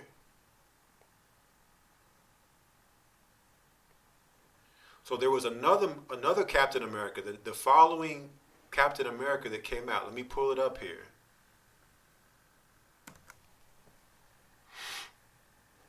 So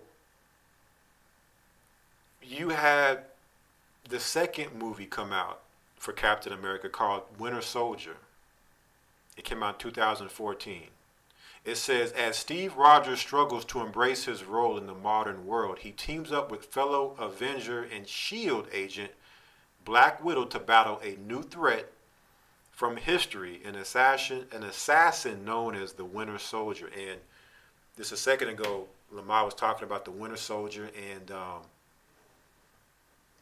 the MK Ultra and all of that. So you'll see that in this movie. But there's something else that I really wanted to focus on, because basically what this particular Captain America franchise does, it breaks down Operation Paperclip. It actually shows Operation Paperclip happening, but it shows it through fantasy. It shows it through Marvel, right? Everything that we're, kind of breaking down and breaking out and showing you in actual real history, they disguise it and put it in the Captain America movies and comic books. And I'm going to show you a clip of Captain America Winter Soldier that actually talks about all of this to show it, right? So let me just go through some of these pictures here. And again, you can check these movies out on your own time, and you'll be able to see these elements. Hollywood puts the truth within these movies, but they change some of the names. They give us maybe a little bit different storyline, and then we write it off as it's just a movie. No, they're putting what they're doing or what they've done or what they're going to do in our face, but they're disguising it. Okay, super soldier. So now Winter Soldier is also a super soldier, and you're dealing with more transhumanism as he has this mechanical arm.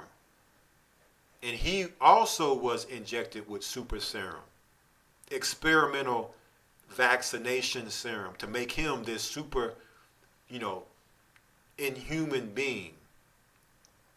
And it was these mad Nazi scientists that were doing these experimentations. And it's going to all come 360, brothers and sisters. We're going to tie it all together as we get closer to the end of this broadcast. But let me pull up the part in the movie I want to show you all.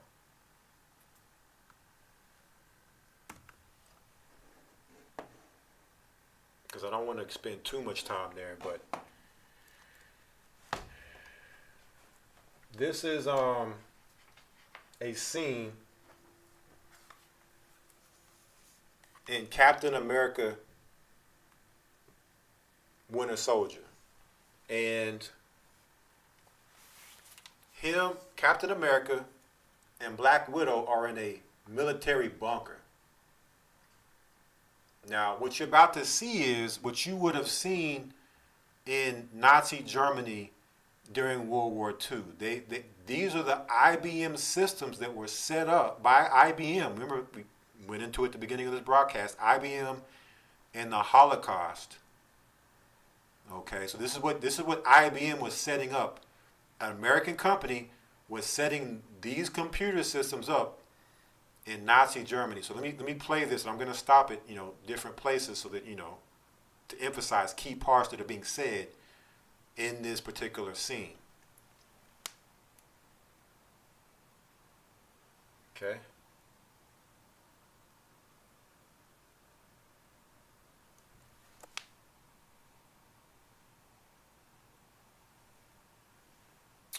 One second. You see that?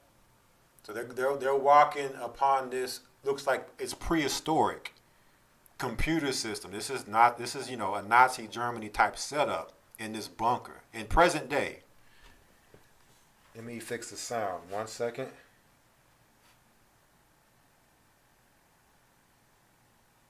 And I know a lot of you probably have seen this scene, so you already know where it's going, but check this out.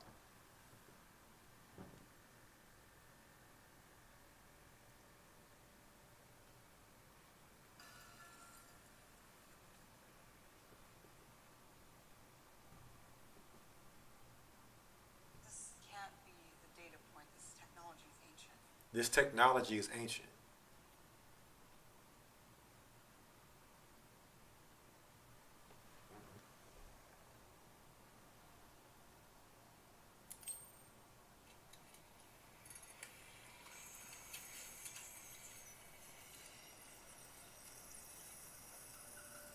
1 second. Sorry.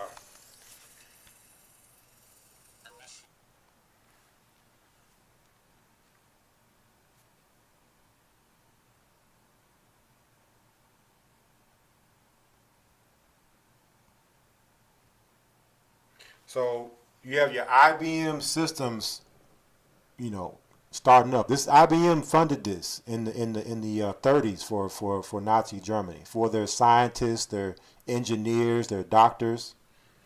All right.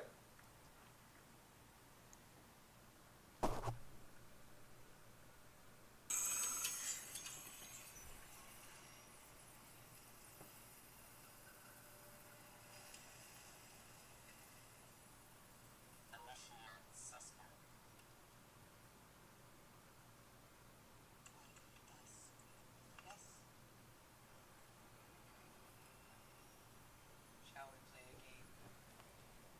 Someone will be able to help you.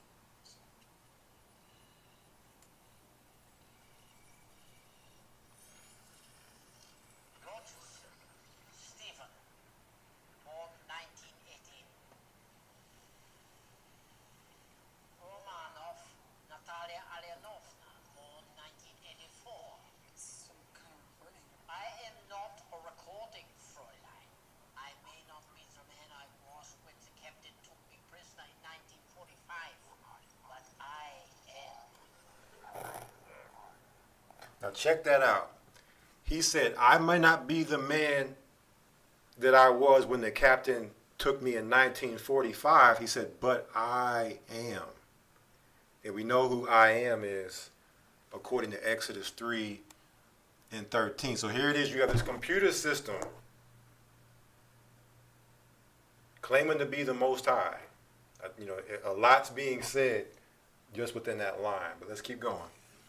See it again. Romanov, Natalia Alyanovna, born 1984. Some kind of recording. I am not a recording, Fräulein. I may not be the man I was when the captain took me prisoner in 1945, but I am. A Nazi scientist. Arnim Zola was a German scientist who worked for the Red Skull. He's been dead for years. First correction, I am Swiss.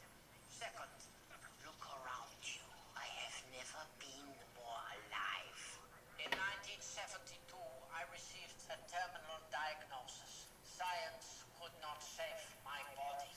My mind, however, that was worth saving. On So- 200,000 feet of dead.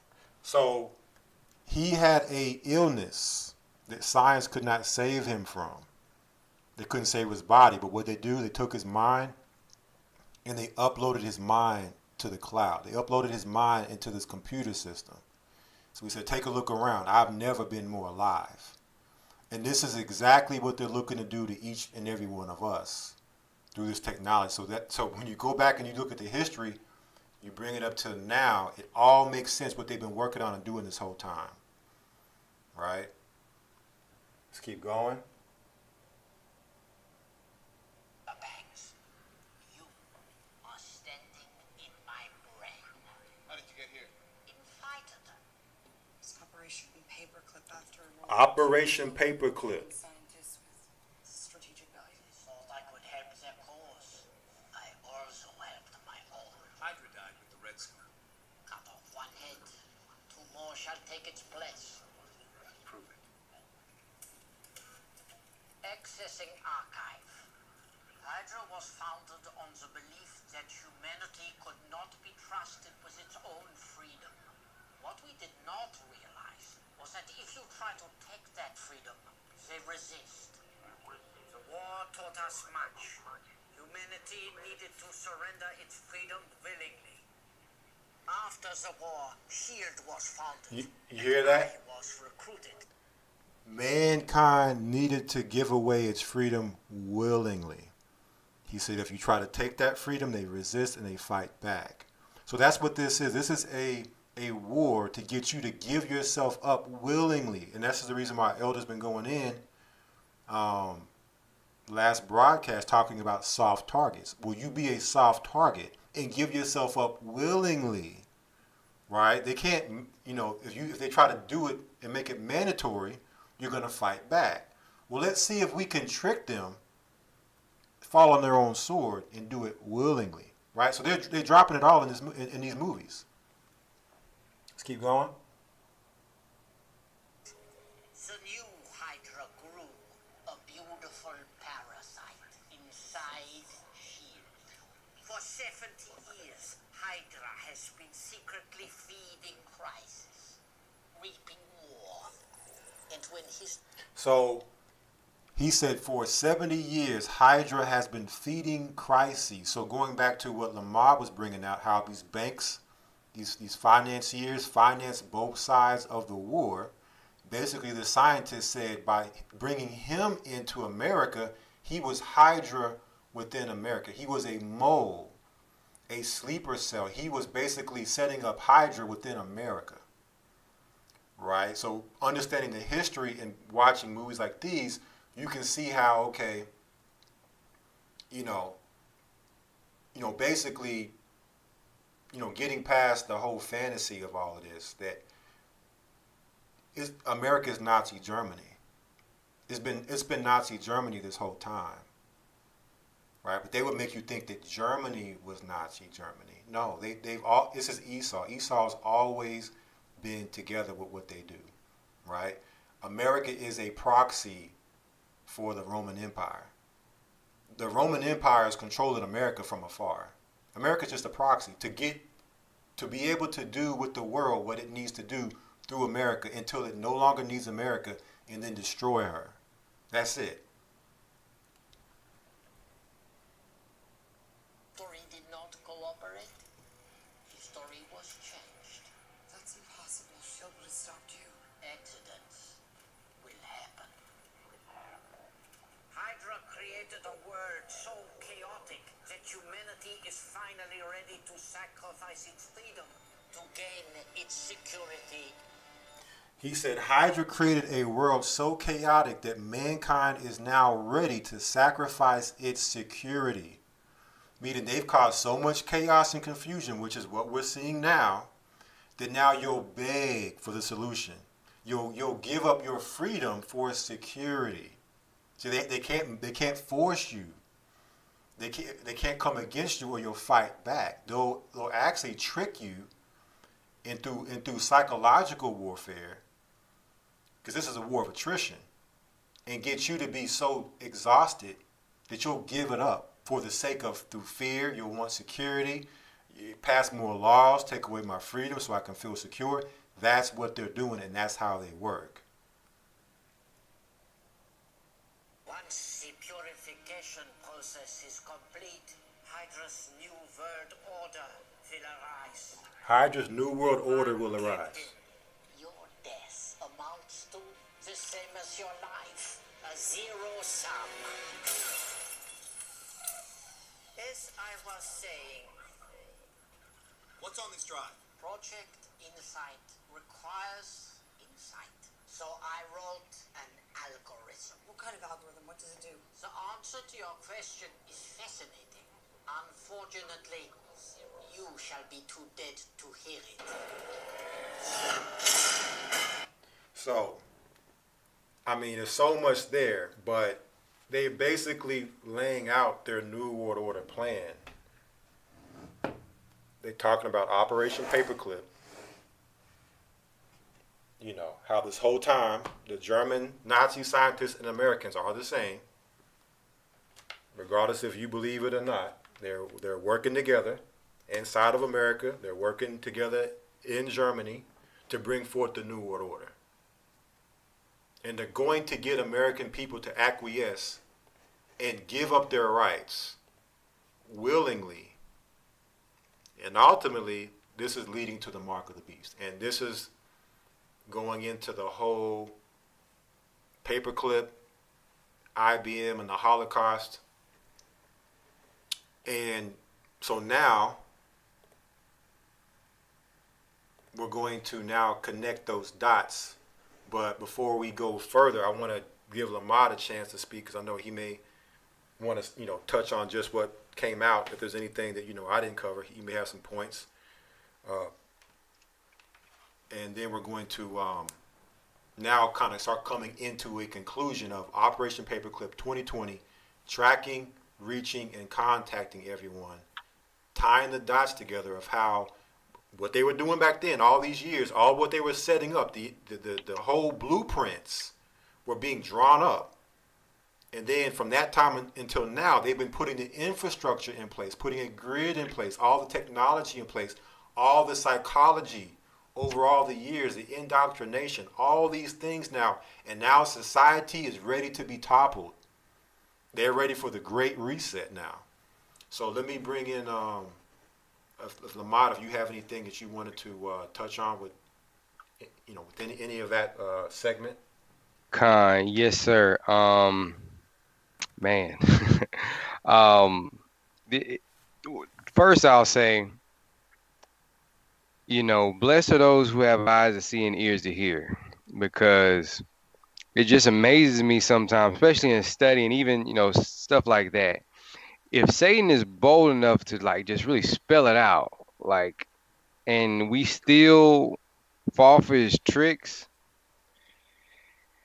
that just blows my mind sometimes when I think about it. But would you like me to kind of go into? I was gonna go into MK Ultra. That's kind of my response to it, because a lot of that whole series kind of it's paperclip, but it really is ingrained in MK Ultra. And I want to kind of tie that into on an extreme level, but also a subtle level from a psyop standpoint, how that's being used. So, do you want me to do that, or just kind of? Okay, so let's do this. Let me, because what I'm about to go into kind of goes right into that. Let me get into that portion, and then it'll stream right into the MK Ultra part. Okay, kind. Right, and brothers and sisters who haven't seen these or seen these movies, you have to watch them for yourself, because there's so much within these movies that, just like everything else, these documents and everything else, where they're laying out so much stuff. Like Lamar wants to go into the MK Ultra, where Winter Soldier was an MK Ultra experimentation, right? And so now let me go here real quick, because we talked about this in the past. And we're going to come back to Marvel and the MK Ultra part of it, and it's going to tie into what we're about to go into now. And sorry we had to go through all of that to get to where we are, but it's so much, and we just barely scratching the surface. But so remember, we went into this some months back last year. Congress.gov and the HR 6666 C-19 Testing, Reaching, and Contacting Everyone Act, or the Trace Act. Now, I titled this broadcast, instead of for T, I didn't put testing, I put tracking, because really we're looking at more so the tracking component of this. But the testing part, which is really what this bill is mainly what this bill was dealing with. For that part was testing, right? And that part is there too, but I'm more so looking at the tracking and contacting everyone, which is what the IBM systems was setting up then under Nazi Germany with the Germans. So because they didn't want to risk all of that type of science and experimentation in America at that time, and be able to do it in America, and then Americans find out. They wouldn't have went for that. But if they can do it in Germany, and then have this boogeyman over there doing all of this, and you could have the Holocaust and all those horrific things. If you could do it over there and condemn it, then America is actually still doing these experimentations. They're just doing it underneath that cloak, of that German Nazi cloak. But it's all Esau, right? So and this is how Esau does it, right? He's the master of war. He's the master deceiver. So when you look here, it says to authorize the Secretary of Health and Human Services to award grants to eligible entities to conduct diagnostic, which is like your IBM systems, diagnostic testing for C19 and related activities such as contact tracing through mobile health units or your smartphones. That goes your IBM and the technology, and as necessary at individuals' residences. Remember, they were doing punch cards. They were looking to set up a census, right? And the minute the lockdown happened, you have a Census Bureau 2020 envelope in your mail, right? It's nothing new under the sun. Everything we're seeing is them doing it over and over and over and over again, and for other purposes. It's just now the technology is different. They didn't have the technology that they have now then in the times past, but they were trying to implement these same these same systems. So when we look at this comes off fortune.com, it says here, Germany funded the development of Pfizer's COVID vaccine, not US's Operation Warp Speed. So Pfizer, once again, an American company, was funded by Germany. Germany was the founder of the development of the zombie jab, not America. Germany's getting credit for that. So again, we're going back to that World War II Operation Paperclip. Here we see another operation, Operation Warp Speed. And this is what originally sparked my brain whenever I thought to do a show on Operation Paperclip. Once I seen that Germany was behind Pfizer in this jab, it's like that seed was planted, and I went down this rabbit hole weeks later, and I never knew the information I came across and just how damning it is as far as this secret relationship between America and Germany. I mean, I knew some stuff, but when I started researching, I mean, it is crazy. And they fooled the whole world into thinking that they're, two separate beasts. No, they're one beast. They're one beast with many heads, right? One beast with many horns. Remember, America is the little horn, right? The beast had 10 horns, and then you read in Daniel 7, you had the little horn that popped up, right? So I'm not going to go into this article, but I'm showing, now we're coming up to 2020, we're showing the connection now, full circle, America, Germany, the secret relationship, and Operation Warp Speed. Paperclip. Operation Paperclip 2020 has now officially been launched for this decade. They now have the technology. They're now ready for the New World Order, the Great Reset to happen. Everything they've done in the past, they perfected it. They've done it. They've experimented. They've beta tested. Now they're ready to go full speed, warp speed,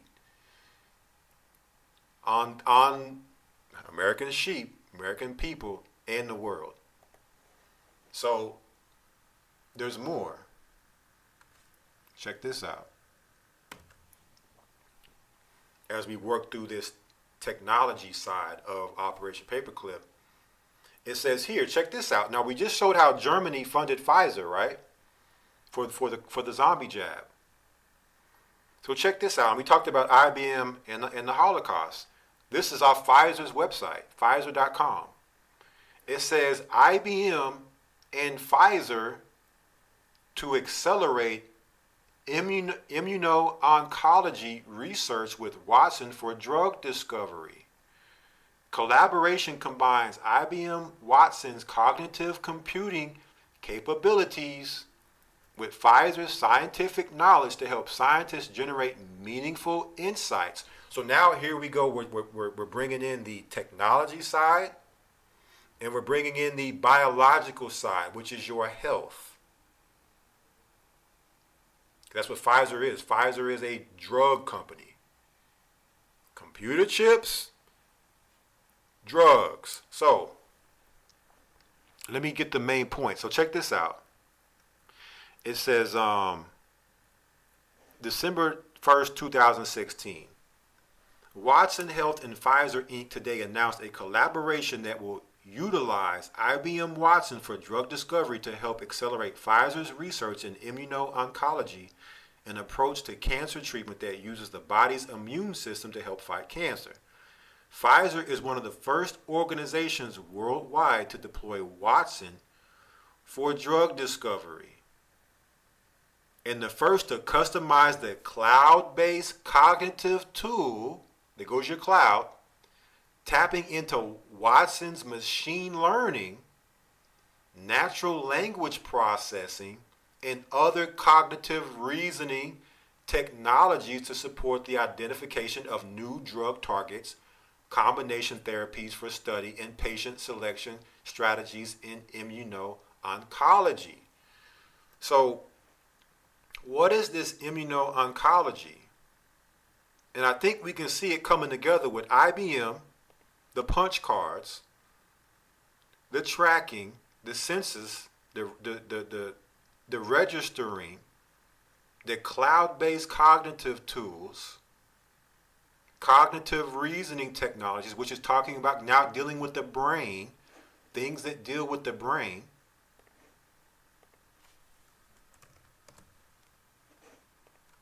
which is going into that MK Ultra, but it's a whole lot more. But check this out. Immuno-oncology is the study and development of treatments that take advantage of the body's immune system to fight cancer. Our immune system is a complex network of organs, cells, and molecules that protects us from foreign substances such as bacteria, fungi, and viruses that can cause infection. So here it is. IBM is working with Pfizer when it comes to your immune system under the guise of fighting cancer, right? Under the cloud of fighting cancer while they're trying to look to upload you to the cloud. Cloud-based cognitive tools, just like what we just seen in Captain America. That Nazi scientist, his body was no longer good. They couldn't cure him. Upload his brain to the cloud. Check this out. Immunotherapies which modify a patient's, check this out, modify a patient's immune system. Remember, the mRNA jab is there to modify your DNA.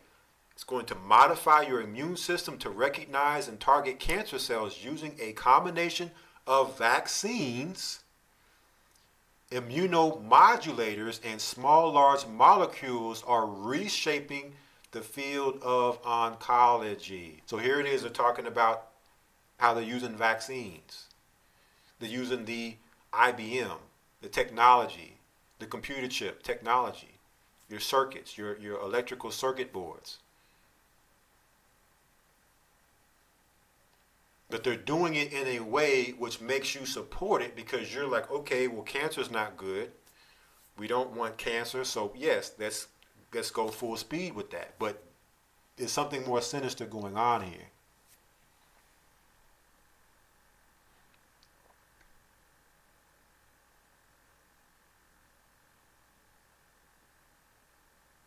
It says here about IBM Watson Health. It says Watson is the first commercially available cognitive computing capability representing a new era in computing. The system delivered through the cloud analyzes high volumes of data, understands complex questions posed in natural language, and proposes evidence-based answers. Watson continuously learns, gaining in value and knowledge over time from previous interactions. In April 2015, the company launched IBM Watson Health and the Watson Health Cloud platform. The new unit works with doctors, researchers, and insurers to help them innovate by surfacing insights from the massive amount of personal health data being created and shared daily. So they're gathering health data through these computer systems, through the technology, on you. The same way they were doing it under Operation Paperclip. And IBM was doing it in the 30s, working with Adolf. It says here, the Watson Health portfolio includes a variety of data, analytic, and cognitive offerings to help life sciences organizations address the complex challenges involved in drug discovery, regulatory compliance, real-world evidence, and commercial optimization. And then it goes in here what Pfizer's doing, right? How Pfizer's working when it comes to what they're doing on the health side. Now, because there's so much here, check this out. Biospace.com. IBM and Pfizer believe machine learning can predict Alzheimer's risk. October 22nd, 2020. It says researchers with Pfizer, here it is, these German companies and these American companies and Germans are real cozy, right? I thought they were the Nazis. It says researchers with Pfizer and IBM developed an artificial intelligence model that they claim can predict the eventual onset of Alzheimer's disease with 71% accuracy based on language sample. So here it is, Pfizer and IBM working with artificial intelligence to study your brain, how the brain works. So under the last time it was under cancer, now it's under Alzheimer's. Oh yeah, Alzheimer's is a bad thing. Yeah, let's fund Pfizer and IBM to study the brain, right? To get your funding, to get your support, but they're doing it for some other reason.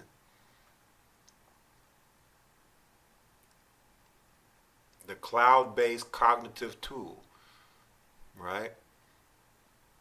It says the test is used to evaluate cognitive impairment in a variety of neurological disorders, including stroke and Alzheimer's disease. The better they can understand how these things work, what does that mean? The better they can understand the brain, right?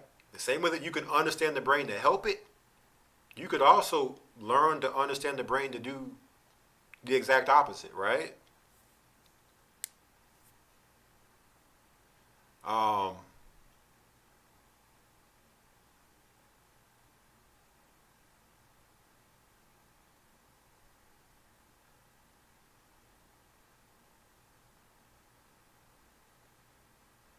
So there's more there, but that's kind of the main points I wanted to hit on that.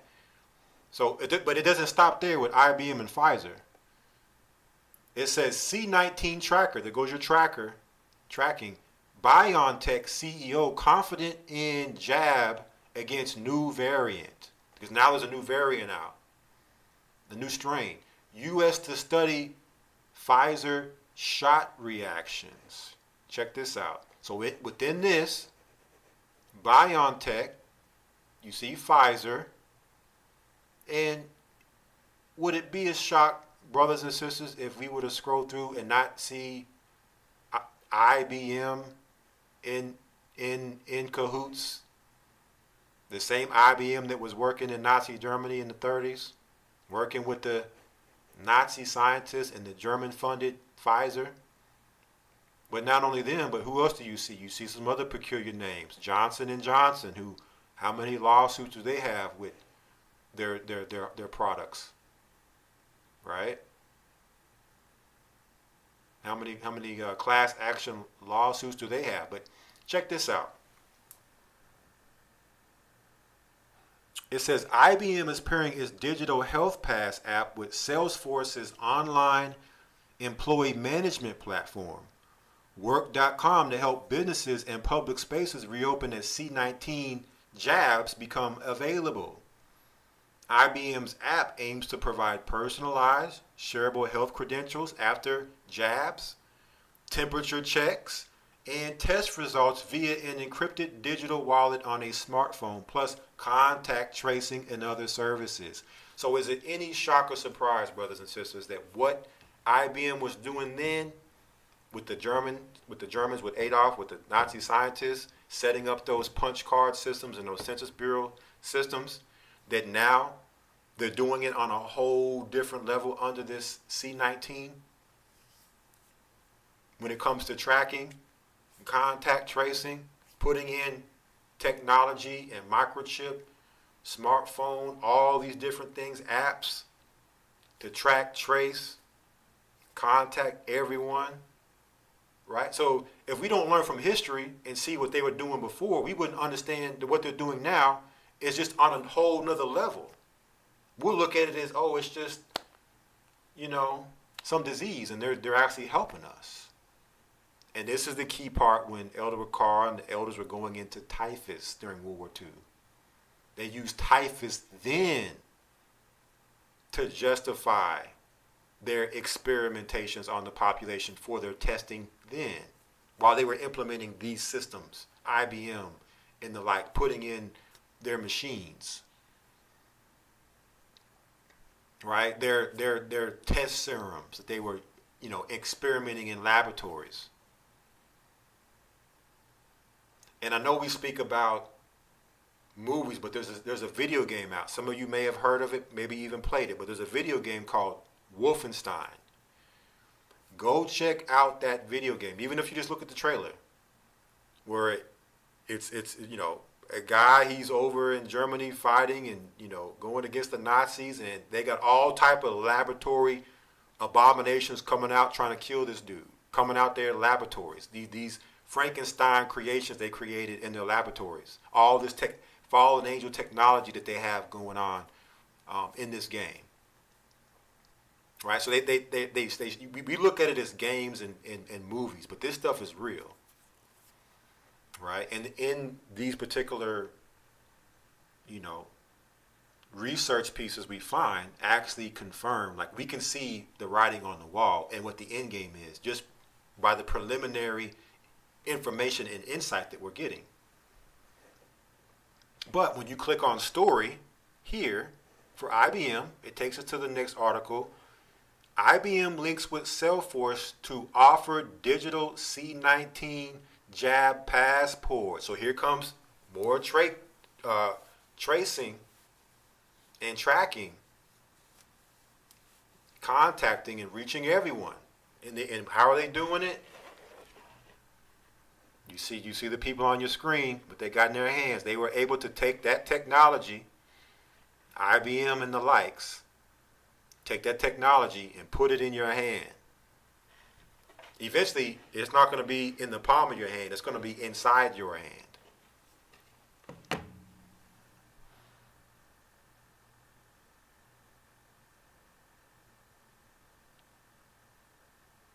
Let me see if there's anything in here I wanted to bring out.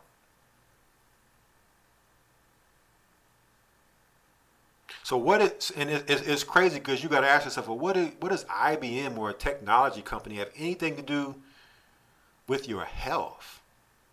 It says, now as testing becomes more widespread and vaccine distribution gets underway, we are expanding the availability of IBM Digital Health Pass with Salesforce to help organizations verify an individual's vaccine status and any other relevant health credentials. Big Blue's Health Pass app, which debuted earlier this year, aims to provide individual shareable health credentials following test results, jabs, and temperature checks through an encrypted digital wallet on a smartphone. This could also allow passengers to board airplanes, concert goers to enter venues, or spectators to attend sporting events. So now, coming back here to this IBM and Holocaust, here you go. This is 1934. Approximate English translation is see everything with hollerith punch cards. So with this technology and what they're putting in place, brothers and sisters, are they putting themselves in place, in position, with the ability to see everything now? I mean, your phone goes everywhere with you. You're going to have it with the app on it to be able to show your status and your verification, right? And the people have no idea. The sheep have no idea what's going on.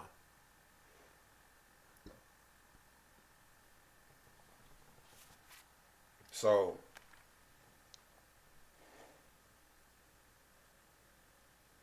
check this out. And I'm about to bring Lamont back for the MK Ultra Parks. I know we talked about the brain.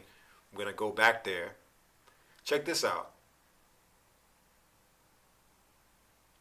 LA begins issuing, it's on the Daily Mail. LA begins issuing digital jab verification, which could be used in the future as passport to gain access to flights and venues. But critics warn it could turn into a data grab. Kind of like this data grab where you see everything with the punch card. So now the punch card now is in the palm of your hand. That's your punch card. And now LA is rolling it out. And they're telling you, critics warn it could turn into a data grab, them getting your data.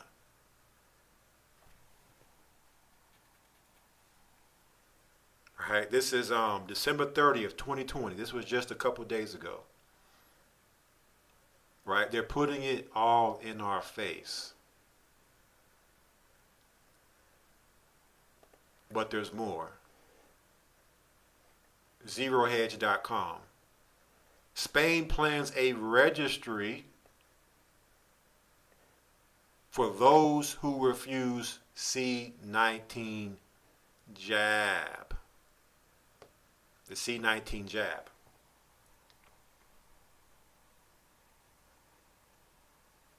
As Europe begins jabbing the first wave of high-priority patients, a glitch has already emerged. Many healthcare workers and others have refused to take the jab, as skepticism and suspicion remain elevated. A similar phenomenon has played out in the U.S., but to a less intense degree. But the situation which we discussed last night is now one of a variety of reasons, from a shortage of supplies and raw materials to an uncooperative populace, that public health officials are growing worried about hitting lofty jab targets. Also in Spain, at least government bureaucrats are fighting back, as Health Minister Salvador Illa warned the country would set up a registry for everybody who refuses the jab. So there goes your registry. There goes your punch card. And tracking, and tracing, and testing, and contacting, and reaching everyone. Right? They need to know, hey, well, what's going on with you? Are you complying with the program?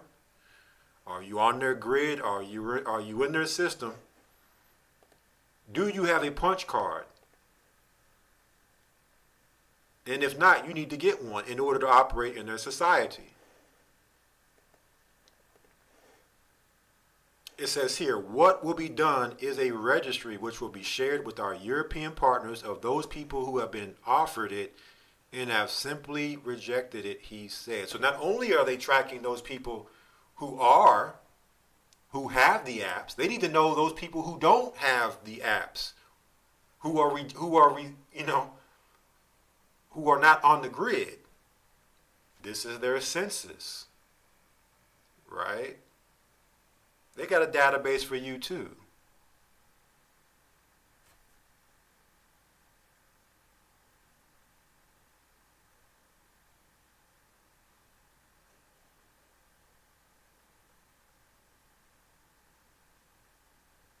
He said, he added that the registry would not be made public or delivered to employers, which begs the question, why else would the government keep a database of that information? And then it says down here, the way to defeat the virus is to jab, all of us, or the more the better. Right? They want to take you back under this right here, because this is what they were doing the whole time. They just had to do it then under a boogeyman, right? And now the boogeyman is C-19. It's always a boogeyman. It gives them the reason and excuse to do what they do.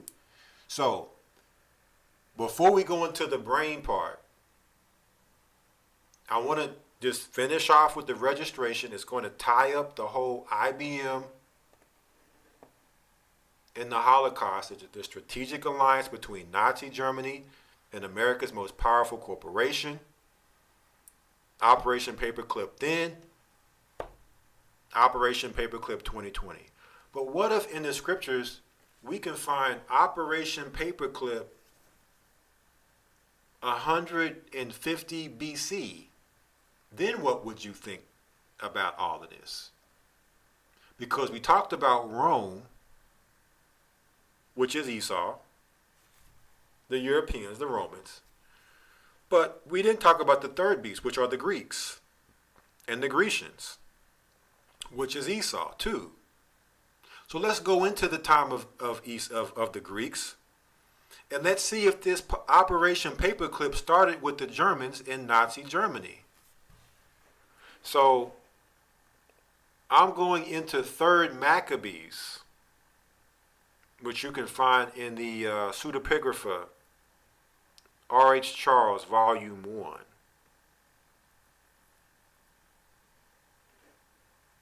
And I'm in chapter 2, and I'm starting at verse 25. It says, "So arriving in Egypt and going on further in his wickedness, through his boon companions and associates who have been already mentioned, utter strangers to all justice, he was not content with his countless excesses, but even reached such a pitch of insolence that he raised evil reports in those parts, and many of his friends watching carefully the royal purpose, themselves also followed his will. He purposed publicly to inflict a disgrace upon the Jewish nation." So Antiochus Epiphanes, during the times of the Greeks, they created a stigma upon our people to make us look a certain type of way, similar to how it is today, where we're the COVID carrier, we're the the C-19 carriers, the Colt 45 carriers. The same way in Nazi Germany, how they were looking to, disgrace and publicly, and put a stigma on a certain demographic of people. So these blueprints are used over and over and over again, because these are those that are in power. So they have the power to be able to implement and put this out to where it's effective. It says he purposely, publicly, to inflict a disgrace upon the Jewish nation, and erected a pillar on the tower in the palace with the inscription that none who did not sacrifice should be allowed to enter their temples, and that all Jews should be degraded to the rank of natives and the condition of serfs. So if you're not going to participate in their system, you're going to be relegated to a peasant, an outcast, a dissident, a troublemaker, right? And you won't be able to have anything. You won't be able to eat. You're not going to be able to buy or sell, have a place to stay. You're going to be a serf, a peasant. This is what was going on 150 BC with the Greeks against our people. It says, and that those who spoke against it should be taken by force and put to death. And if you speak against it, what was going to happen? You're going to be taken by force and you're going to be killed. They're putting a beast system in place. They were doing it then. If you went against it, it was death. Check this out. This is where it gets deep. It says, and that those who were registered, there goes your registration, right there. So this whole registration census thing did not start in Nazi Germany with IBM. They're perfecting their technology. They're perfecting their operations. But the blueprint is the same. It's the same idea. Let's just continue to make it better as we go through the different generations and the different ages. It says, and that those who were registered should even be branded on their bodies. So you're going to be branded on your body. It says with an ivy leaf, the emblem of, you're going to be branded with an ivy leaf. Who is this the emblem of? Let's see. The emblem of Dionysus, and be reduced to their former limited status. Who is Dionysus? Remember, you can't talk about the Greek gods and not talk about the Greeks, because remember, all this what we've been going through. You had an Operation Paperclip in the 60s. You had Saturn rockets. We talked about Hail Hydra, the Greek legend, and how they looked at themselves in their organization as the Hydra. Well, now we have Dionysus. Let's see who Dionysus is.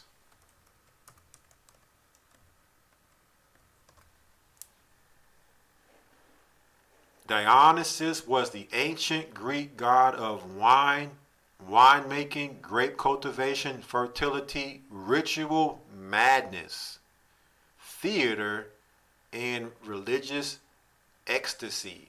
His Roman name was Bacchus. So you're going to receive the mark of the beast, but this was during the time of the Greeks. The ivy leaf branding of Dionysus, or the beast. You're going to worship the beast, and if you don't, you're going to be a serf, taken down to limited status, and if you speak against it, you're going to be put to death. It says here, but that he might not appear an enemy to all, he added. But if any of them prefer to join those who are initiated into the mysteries. So that's your occult. We talked about a lot tonight. Your Freemasonry, your fraternities, Skull and Bones. Those who are initiated into the mysteries, they shall have equal rights with the citizens of Alexandria. So if you want to have equal rights here in America, you're going to be initiated into the full doctrine of Lucifer. You're going to take the ivy leaf branding, which then was under Dionysus, but in our time will be what John called the mark of the beast. So this branding, this registration, this tracking, this mark of the beast blueprint is nothing new. The devil's been doing this for a long time, trying to perfect it. But now he has the technology that he once had under Nimrod, because he was trying to do it then, before the flood. He now is getting more into that technology he lost, right? To now be able to come full speed, Operation Warp Speed, and fulfill his Agenda 2030 plan. And so just so we can come forward, so that was during the times of the Maccabees, and then John, who was maybe a couple hundred years, from the times of the Maccabees, what he saw was future. He was under the Roman Empire. The Greek Empire had fallen. But he's now looking into the future and seeing very similar things. Revelations 13:4. And they worship the dragon. That's your Dionysus in ancient Greece, which gave power unto the beast. And they worship the beast, saying, who is like unto the beast? Who is able to make war with him?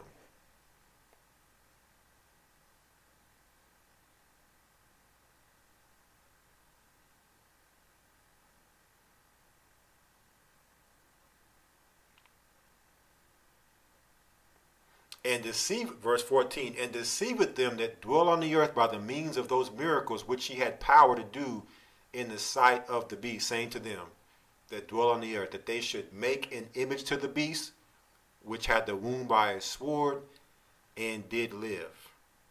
And he had power to give life unto the image of the beast, that the image of the beast should both speak and caused that as many as would not worship the image of the beast should be killed. That's the same thing we read in 3rd Maccabees under the Greeks. So you see how it's the same program? And not only was it the worshiping of the beast, and if you speak against it or go against it, you be killed. But verse 16, and he causeth all, both small and great, rich and poor, free and bond, to receive a mark or a brand in their right hand or in their foreheads, the ivy leaf of Dionysus, and that no man may buy or sell save he that had the mark or the name of the beast or the number of his name. And we went into that number, 666, Revelations 13:18, and then in the HR 6666 bill,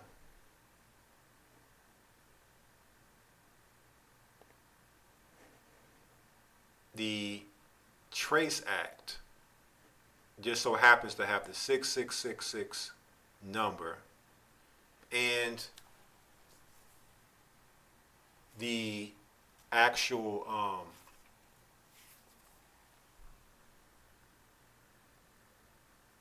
the luciferase patent has a 060606 number. So this is what John was seeing. So he's seeing this number and saying, okay, it's something about this number that's attached with the mark of the beast to help you identify. Here is wisdom. When you see this number, know that it's pointing in the direction of the mark of the beast so that you can readily identify it. Now, real quick, as I round this off,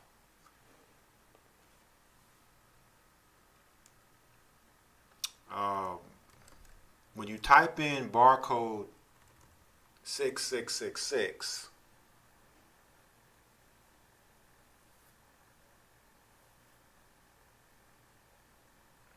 that the barcodes have a numerological attribute to them.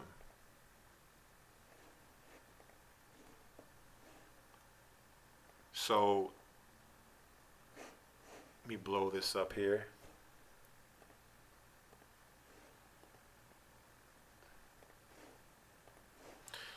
So when you see these two lines that represent 6, and on all your barcodes you have the 666. So this is a brand or a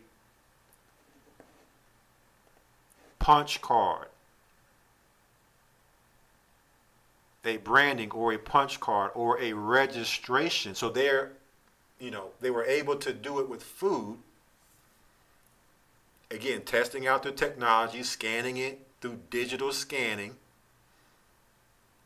right up under our nose, allow us to help build their system, their punch card system of registration, so they could perfect it to then get us used to it and then segue it over to us.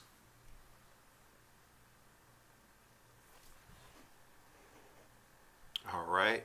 And this is just one particular angle of dealing with what happened, was going on in and around the times of World War II, Operation Paperclip,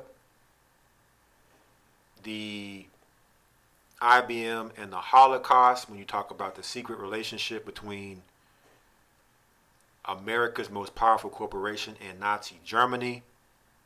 And now you have Pfizer,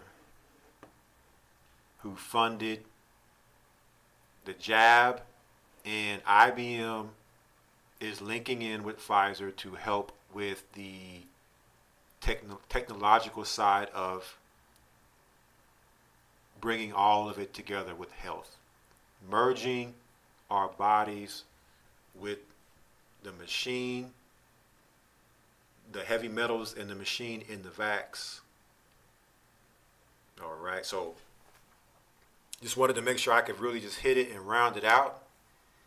And Brother Lamont, if you're still there, I know, like I said, it's late, and man, I still had a few more things I even wanted to go into after we finish this part, but I'll bring you in now to deal with the MK Ultra part, and with whatever you have with that.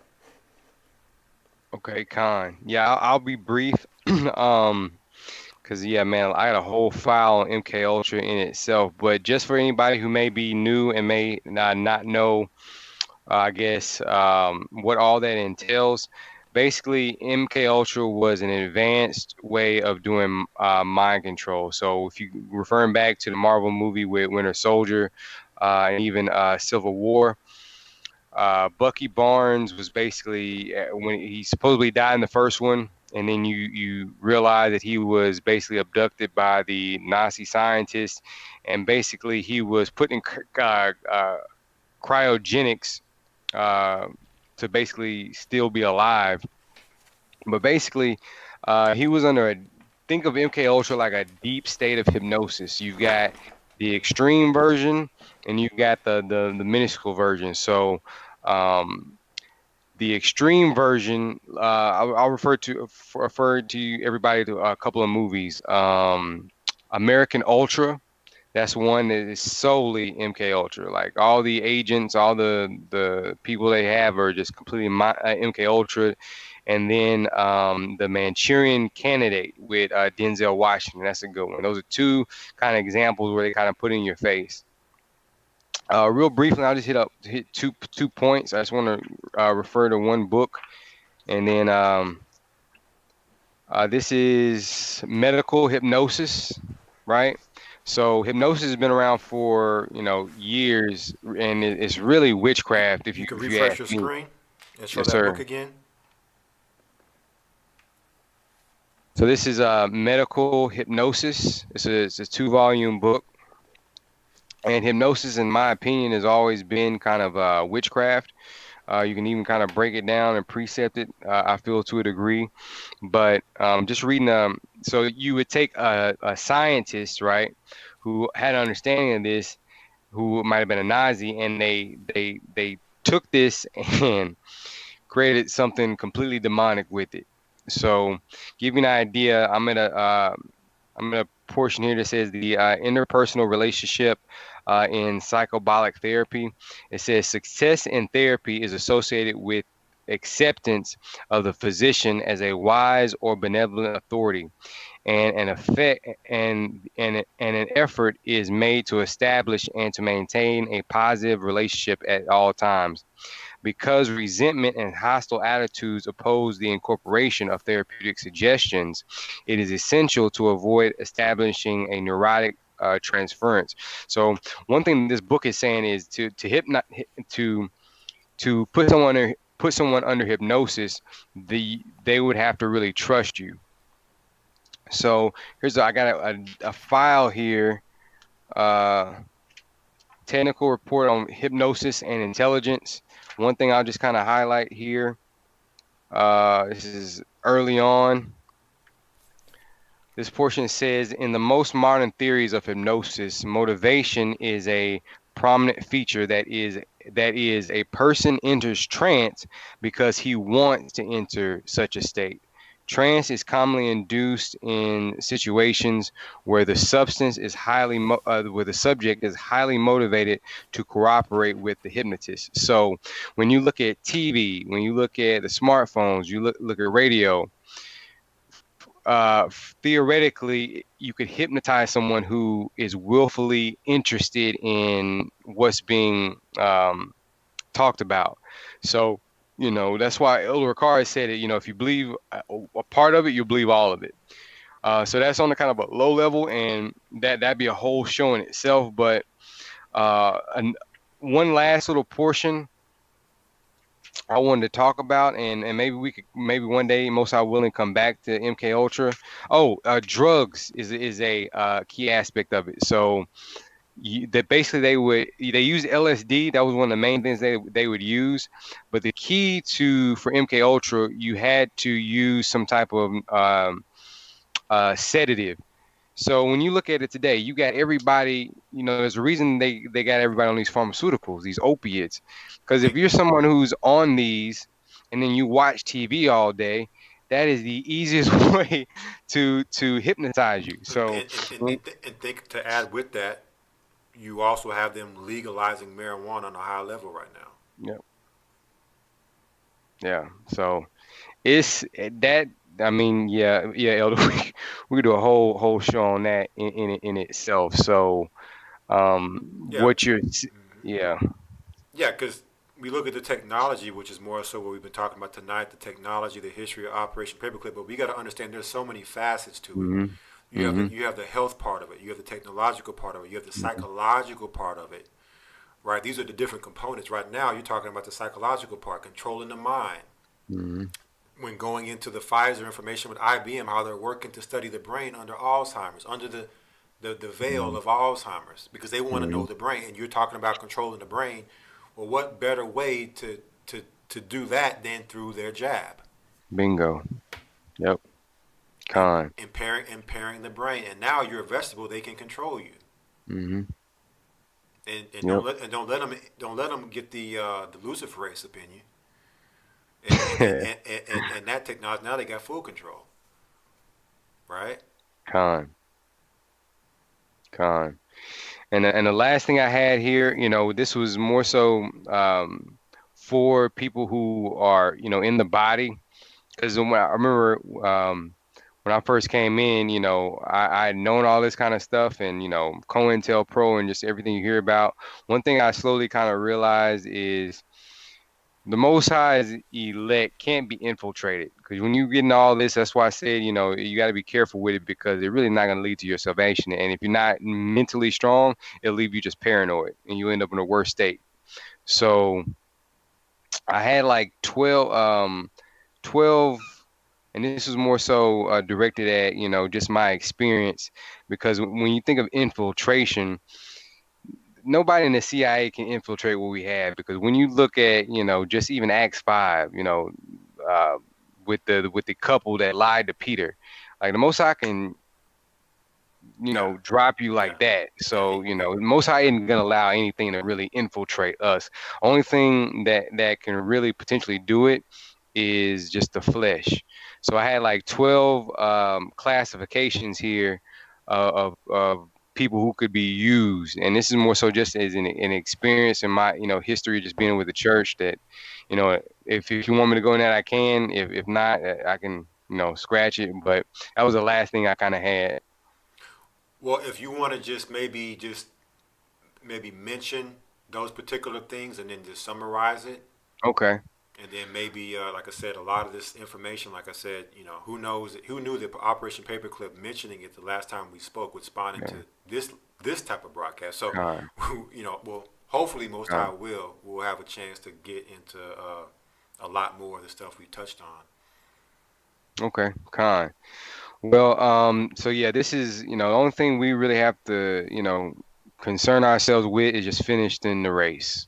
And I'm talking about, enduring to the end, like Yeshaya said. So historically, Israel's always been Israel's worst problem. Like me personally, I'm not really worried about CIA or Gentiles. Like, it's sad to say, it's our people that do the most damage. So these are profiles that could be used as MK Ultra / paperclip operatives from within.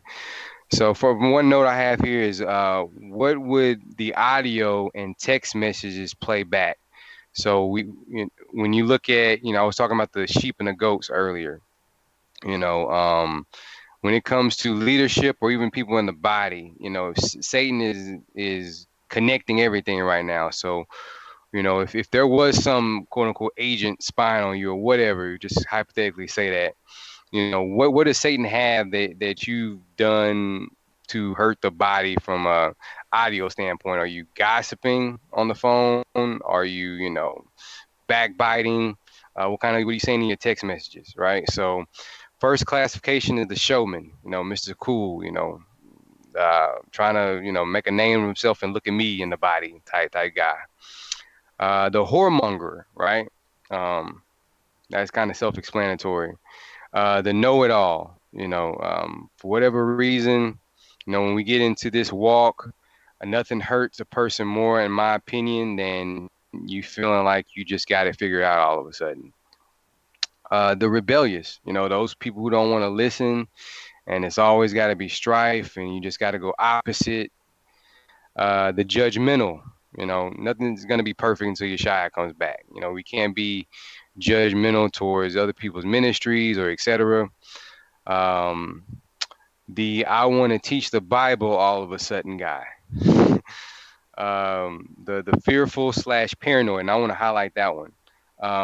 We can't operate in fear. We can't be paranoid. Like, this is when I purposely, said what I said at the beginning of this broadcast, because that is something that Satan is exploiting right now with people. Cannot be fearful or paranoid. The gossip. The how do you go back to the Christian church person? Like, people have actually gone back to Sunday, so that boggles my mind. The I'm just here to socialize person. The conspiracy theorist turned Christian, now turned Israelite, or the other person from other camps. And I maybe discern we might have more people from other camps, quote unquote, come in, because you got other groups talking about getting the vaccine and find some water and get baptized. That's all I'll say towards that. So these are just things in my history of being with the body, that these are the character and, I guess, classifications that have been infiltration type spirits. So we got to put that, down at this point, and it's just a new phase, new day. Repent and just be a sheep, not a goat. That's all I got. Well, hey, all of those are great points to definitely kind of summarize. Just with all this information, it's great to kind of know the history and what they're doing now, but it really doesn't mean much of anything if a lot of those things that you said aren't applied to your life. At the end of the day, you made a disclaimer that the truth is Christ. He's our salvation. So it doesn't matter how much information you have, how much knowledge you know. If you're not operating and understanding the principles of Christ, then it's all for nothing.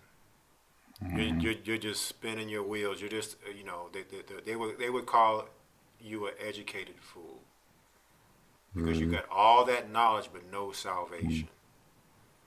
So, in between time, you should be spending your time learning those principles, reading the Gospels, learning about the works of the flesh, purging those things out, and learning to do all of those things well, mastering those things. Right? We tend to seek higher knowledge because that stuff is too basic. Right? It's not deep enough. Loving your neighbor like yourself just ain't deep enough. Matthew 18:15, going to a brother or a sister when they've offended me, and not spreading gossip and rumor in the church about what somebody did to you or what you perceive they did to you. That's just not deep enough. So we us as a people, we're not going to spend time meditating on that. Because the only way you're going to conquer and conquer those things that would cause you to stumble at those particular actions is if you're meditating on them. If you're not meditating on them, then it's not on your mind. So therefore, when you get in a situation, you're more than likely to fail the situation because you're not thinking about it. You're more so operating in the flesh, emotion, dealing with worldly knowledge, how to deal with those things. You see what I'm saying? So I think that's excellent for you to round that out. And I know that kind of summarizes kind of what we were going into tonight. But it is the first of the so-called new year. And I still have some more information. Not a lot, but some more kind of aside from this broadcast that I'm about to hammer home, because we're starting the new year with a bang. I know Elder came on tonight, did his thing, and I was thinking, maybe I'll just do another part, maybe another day or two. But nah, we going in. We got 380 people. Troopers still going strong, so you're welcome to stay in the in the passenger seat, the ride shotgun, or if it's late, I understand. But I'm about to hammer this last home stretch down real quick before we break camp. I just want to say one last thing. I'm looking at the I guess the broadcast on another computer. You always gotta have one hater, man. We got 410 likes and one dislike. Yeah, I seen that funny. that dislike maybe it was some time ago, so I don't know. Who knows? Maybe hopefully they clicked on the wrong button by mistake. They got big fingers and they meant to hit like and hit dislike by mistake. So, but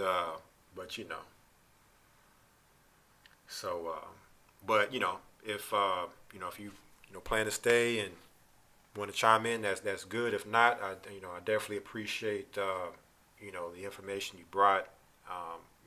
Definitely a lot of powerful information, history, another angle of thought and everything, which only adds to the content that's coming out. So, hey, all praise to the Most High, man. I'm nothing, especially without him. So, all praises. So, y'all about to go in, my brother, on this last bit, and should you still be around about another 20-30 minutes, then you can definitely feel free to chime in and we'll get it. all right. I think I am gonna call it a night, Elder. Gotta get up pretty early, so. Likewise. But I'll catch the last. I'll play it back and catch the last portion of what you're about to go into. All right, with the water, and I'll see you tomorrow. Most I will. Barakatah, Shalom. All right, Shabbat Shalom. All right, so there goes Brother Lamad. And just real quick, we were talking about the mind control and how the IBM is linking in, and all those different companies, but we're familiar with Elon Musk, and I've showed this video before. It says why Neuralink will change humanity forever. So when you go through this video, you have Elon Musk talking about this Neuralink chip that he's looking to put into people's brains. I'm not gonna play the video. I'm just gonna skim. You're right. I'm just gonna skim through some screenshots of it here. All right, so you have it to where they're looking to slowly integrate you and get you used to putting things close to your brain, in your ear, to eventually putting it in your head, right? And y'all probably remember me going into this in the past, but they took this technology and they put it in a pig,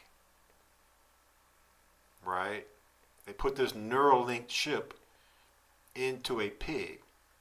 So I'm not saying that this is the mark of the beast of what he has, but it's the technology that they're trying to perfect and condition society with so they can bring forth the mark of the beast. So when you have other people look at this stuff and discredit it and try to say, oh, that's not the mark. Well, when I start seeing them talking about putting things in my forehead, and I see the Bible talk about the mark and attaching it to your forehead, I don't need the Bible to tell me that it could potentially be the mark of the beast. I don't care if it's not the mark of the beast. I'm not finna put this stuff in my body. So I think that's the rabbit hole you go down if you start talking about, oh, well, that's not the mark of the beast. Well, does it matter if it's the mark of the beast? So you're saying that if it's not, you would put a chip into your brain, into your forehead?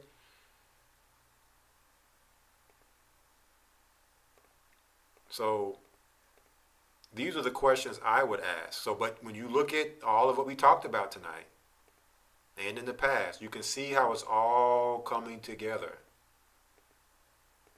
Right? So I'm not going to play that, but so here we have it. USA Today. 2 states have cases of more contagious C19 strain. So don't look now. C19 is mutating. It may mutate to C45, which would be your COB 45 virus, right? And they show this in Songbird, talking about their Hollywood programming. In Songbird, it mutates from C19 to C21, then to C23. So before you know it, it'll have mutated to C45. You have your COB 45 virus, right? We start calling it C45, the new C45 strain. And it's funny that at the same time that this comes out in the media, at the exact same time they drop a movie, Songbird, showing the exact same thing they're dropping in the news. So you'll oftentimes go to the movies.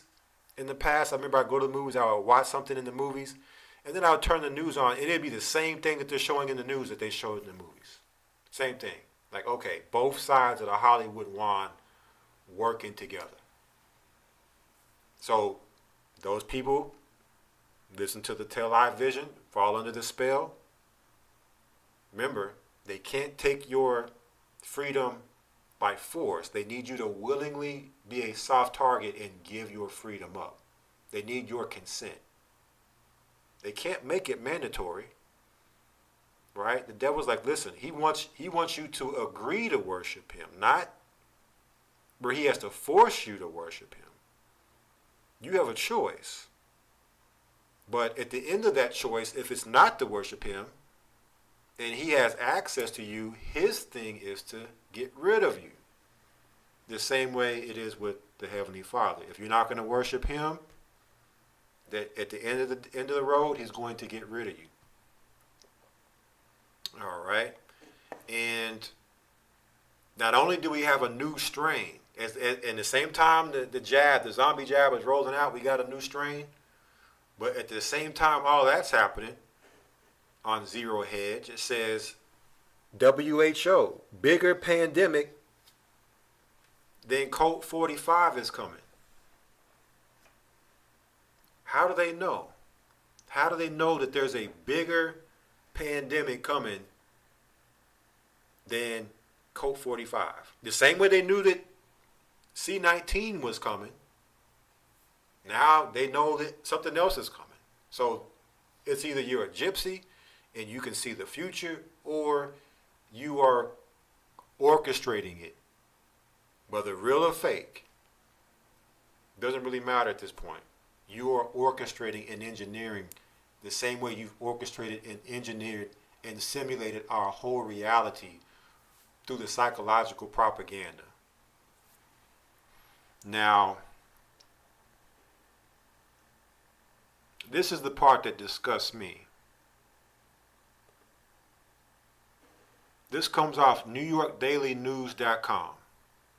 It says Chris Rock excited to get the C45 zombie jab.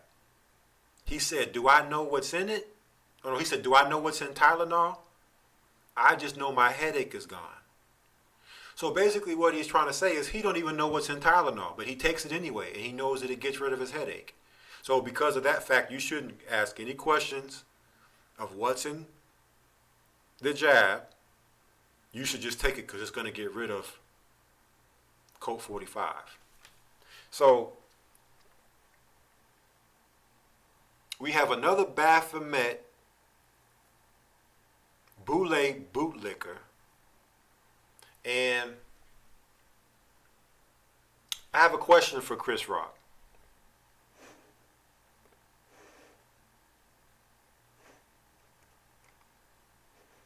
Do I look stupid to you? Let me ask that question one more time. Do I look stupid to you? Chris Rock, Do I look stupid to you?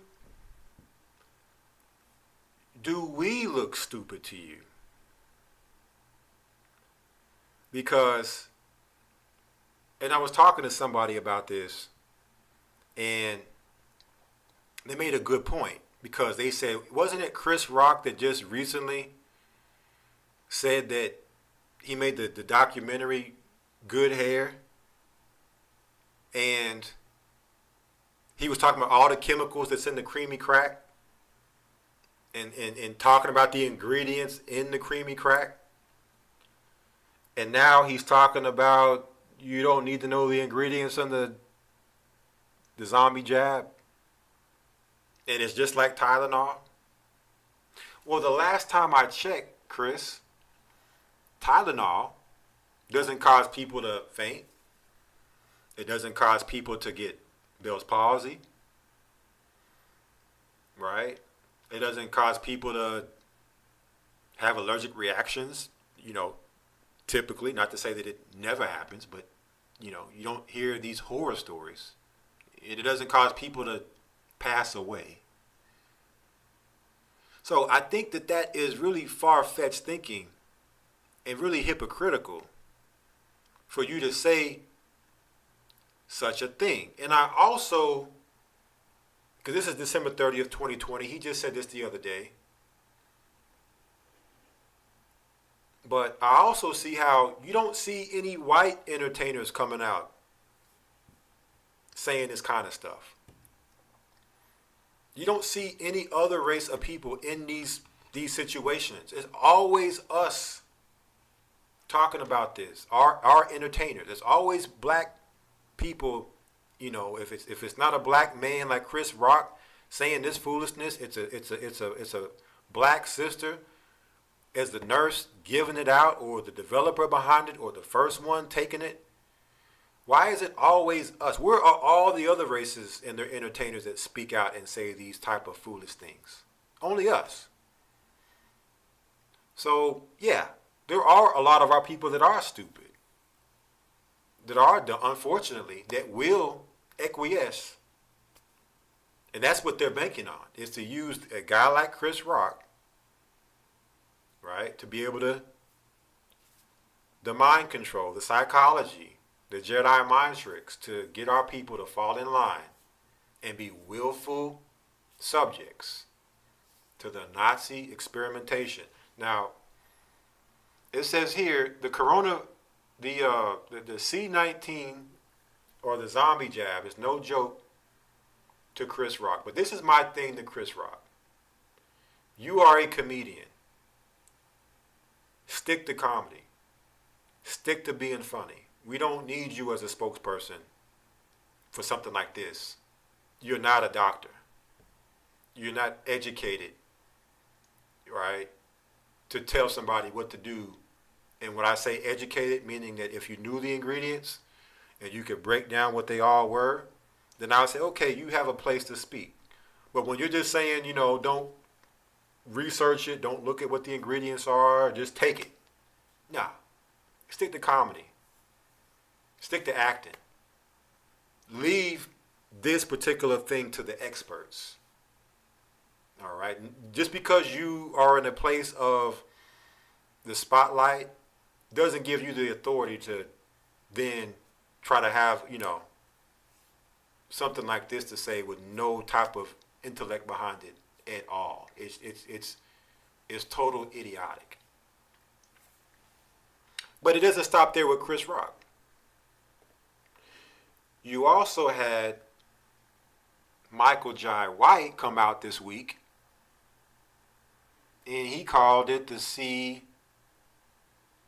COVID Chronicles. Guess who has C-19? Guess who has the Colt 45 sickness? You guessed it, Michael Jai White. And he goes in and talks about it for 22 minutes, about how he lost his smelling and, he feels fine, but he took a test because he didn't feel fine, and he had the desire to know what was going on, but now he feels fine. Like, which one is it? You You felt bad or you feel fine? Like, I don't understand. So these actors, understand that an actor's job is to act. So I don't even want to know what these guys had to do or what they had to lose in order to say and do the foolish things that they're doing and saying. Right? It's ridiculous. But so that's all I want to say about, you know, the Code 45 foolishness. Like we've talked about Operation Paperclip. We've showed how it ties in 2020, what's going on right now. You know, so hopefully brothers and sisters get a full understanding now of why it's important to know your history and to see all that was happening then, so you can say, okay, well, that sounds very similar to what they're doing now. To understand what happened in those you know, Nazi Germany, concentration camps, punch card tracking, and, you know, all seeing eye surveillance systems being created. Typhus against the minorities in the ghettos. Okay? So it don't take a rocket scientist to say, okay, well that man, that's the same thing happening right now. Well, it's good to know the history so I can see, okay, they've done this before. This isn't the first time. So, but moving on from, you know, the zombie situation.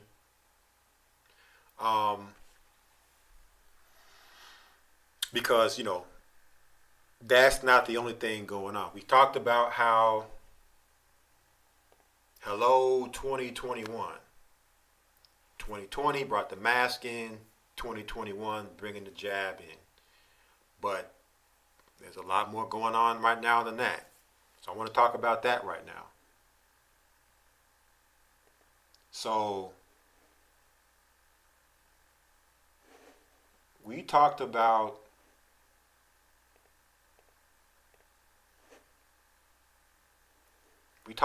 this shattered union.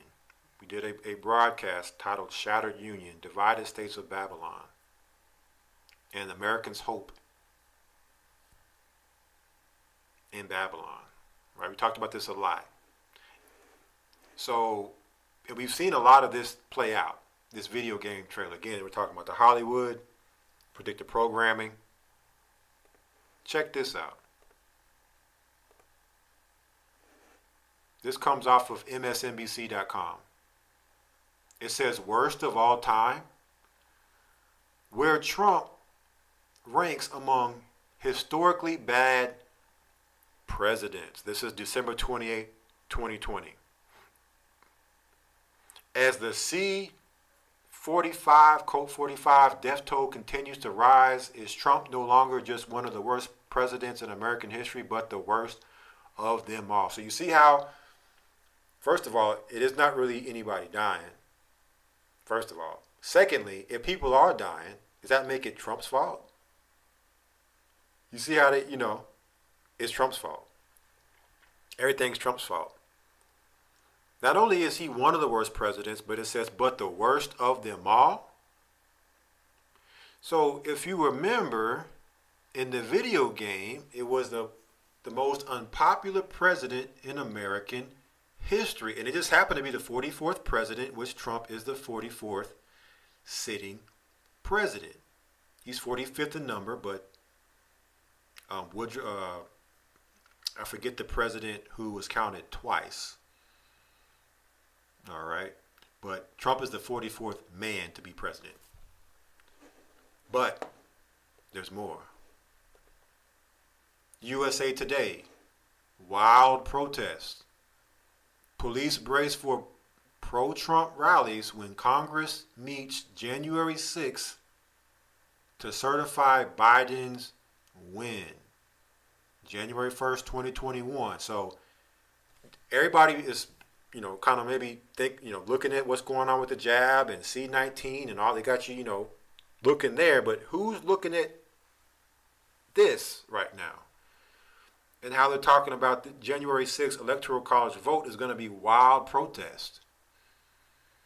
And how police are bracing for the Electoral College is now going to supposedly certify who's going to be president. And all the story that's going on around that. See, this whole time, everybody was in the holiday spirit, Christmas and Thanksgiving and New Year. So they were allowing Americans to kind of get drunk in that spirit.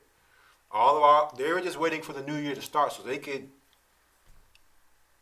go into the next part, which is what's going to happen between now and January 20th. Yeah, people may have forgot about that, but it's not over. So this was something else that we saw in this video game, right? The civil unrest that happened behind this sham election and how the most unpopular president stayed in office.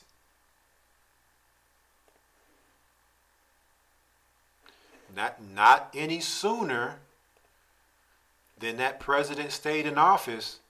What happened next? On Inauguration Day, there was an explosion in D.C. at the White House. Can we see signs of any of that happening right now? Let's see. If we can see the signs that would point to something like that potentially happening. This comes off the sun.com. Show of force. U.S. sends warning to Iran with B-52 bombers as fears of attacks against Americans ramp up. Now, we've seen this in the past, but this was December 30th, 2020. So this was just a day or so ago, a couple days ago. So, all of a sudden,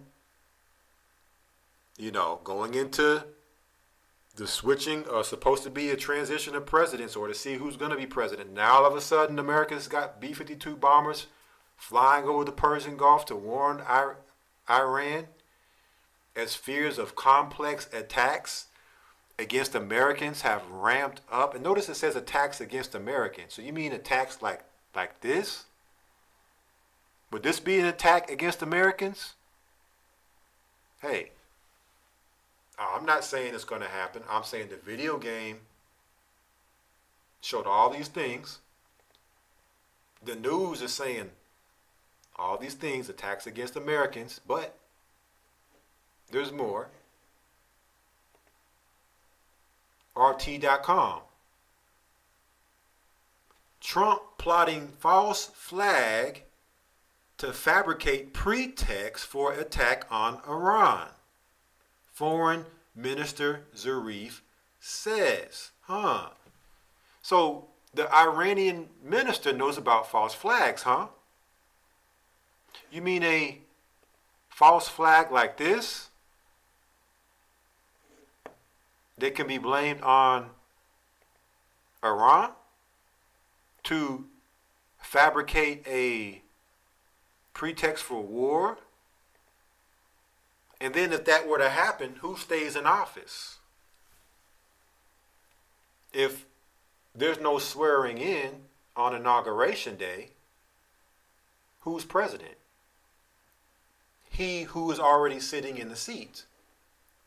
Until you're sworn in, you're not president.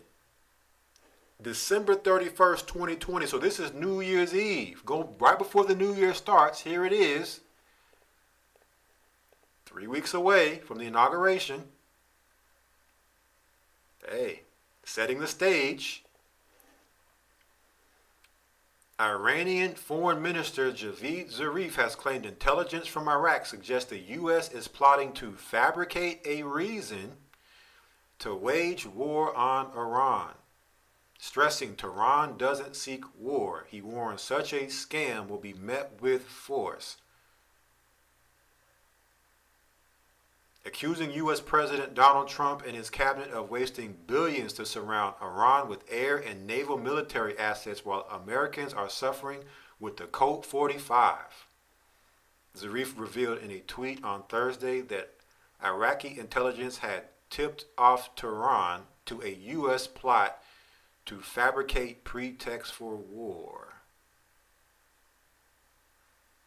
He said instead of fighting the C-19 in cohorts, Donald Trump and cohorts waste billions to fly B-52s and send armadas to our region. Intelligence from Iraq indicate plot to fabricate pretext for war. Iran doesn't seek war, but will openly and directly defend its people, security, and vital interest. So, I'm not saying this is what's going to happen.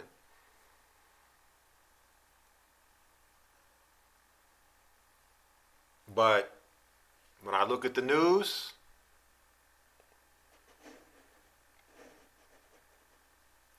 Iran calling out America before they do a false flag, saying they're going to do a false flag. Trump saying that Iran is plotting against attacks against Americans, which that could be anywhere in the world. That could be in America or that could be in another country. Why now? Why right before the new year starts is these warnings going out? Why right before a inauguration is this happening? In the middle of a so-called pandemic. Also in Shattered Union, what do they show us? Wild protests, civil war that shatters the Union. So hey, I'm just reporting the news. We talked about movies, Hollywood, video games, what they show us, what they're telling us, and what the Bible says. So ultimately, regardless of how it happens, whether it's this month or next month or, it happens here or happens somewhere else, know that the Bible says that the Medes are going to destroy Babylon. Right? So I don't think it's rocket science to look at history to see about how all the wars America got into started was behind a false flag. And Iran's not finna attack anybody. Iran's been being attacked and hasn't attacked back. All right, so the only way America can justify war is to cause a reason for there to be war. And wasn't there a recent explosion in Tennessee that just happened? Is that a shadow of things to come to kind of give a warning, an esoteric warning to those who can see that another, be prepared for it, seeing explosions, an explosion happening?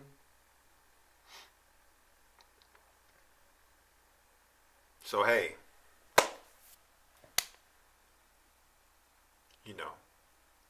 I wanted to also bring forth this part of it, part of the news, being that, hey, this is the new year. We've been talking about this. Here we are. Pay attention to, as Christ said, watch and pray always. Be sober, be diligent in these times. All we can do is warn the people. Go into the information, show you the history, show you the current events, tie it together with prophecy, instruct you and guide you in the things that you need to do righteously to be able to make it, not only through these times, but even if you fall in these times, to make it to the kingdom. That's all we can do. And the rest is on you, brothers and sisters, to do your part. Right? And to believe whatever you want to believe. That's everybody's choice. But hey, the writing is clear on the wall for me.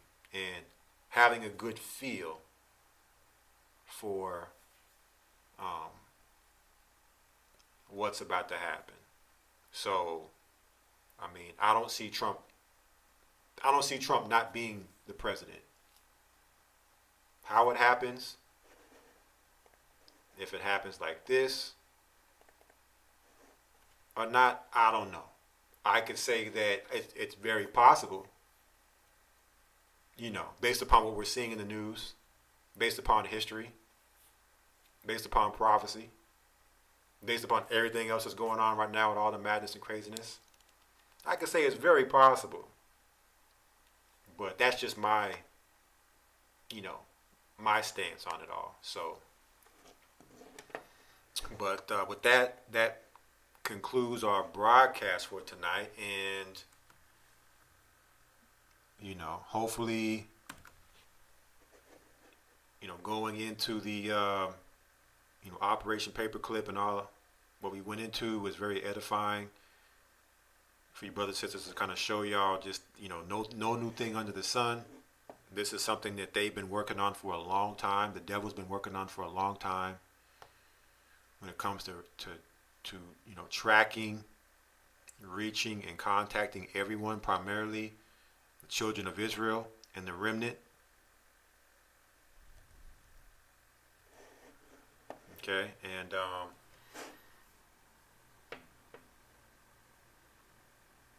I see we still have about 350 troopers still in the house, so I see y'all are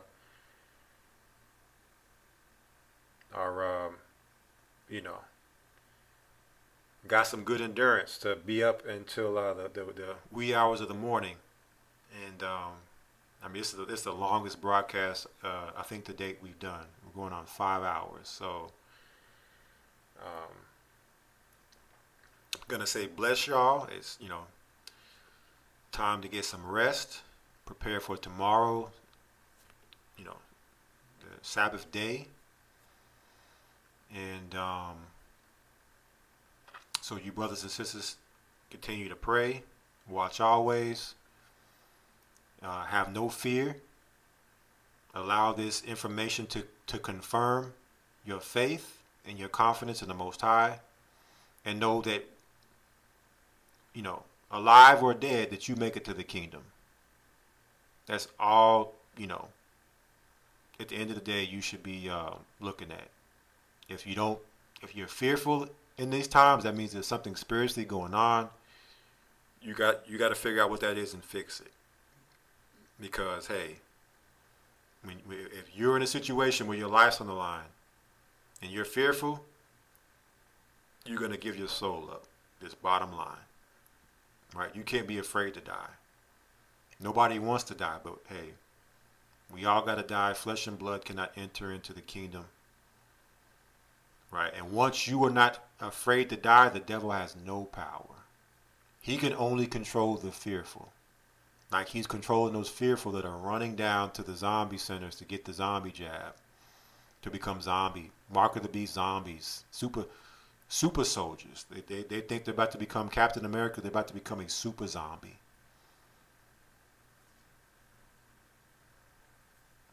Right? So bless you all. Until next time, be the Most High's will. 2 weeks from now, we do another broadcast. Stay safe and seek Zion. Kwam Yashala and Shabbat Shalom.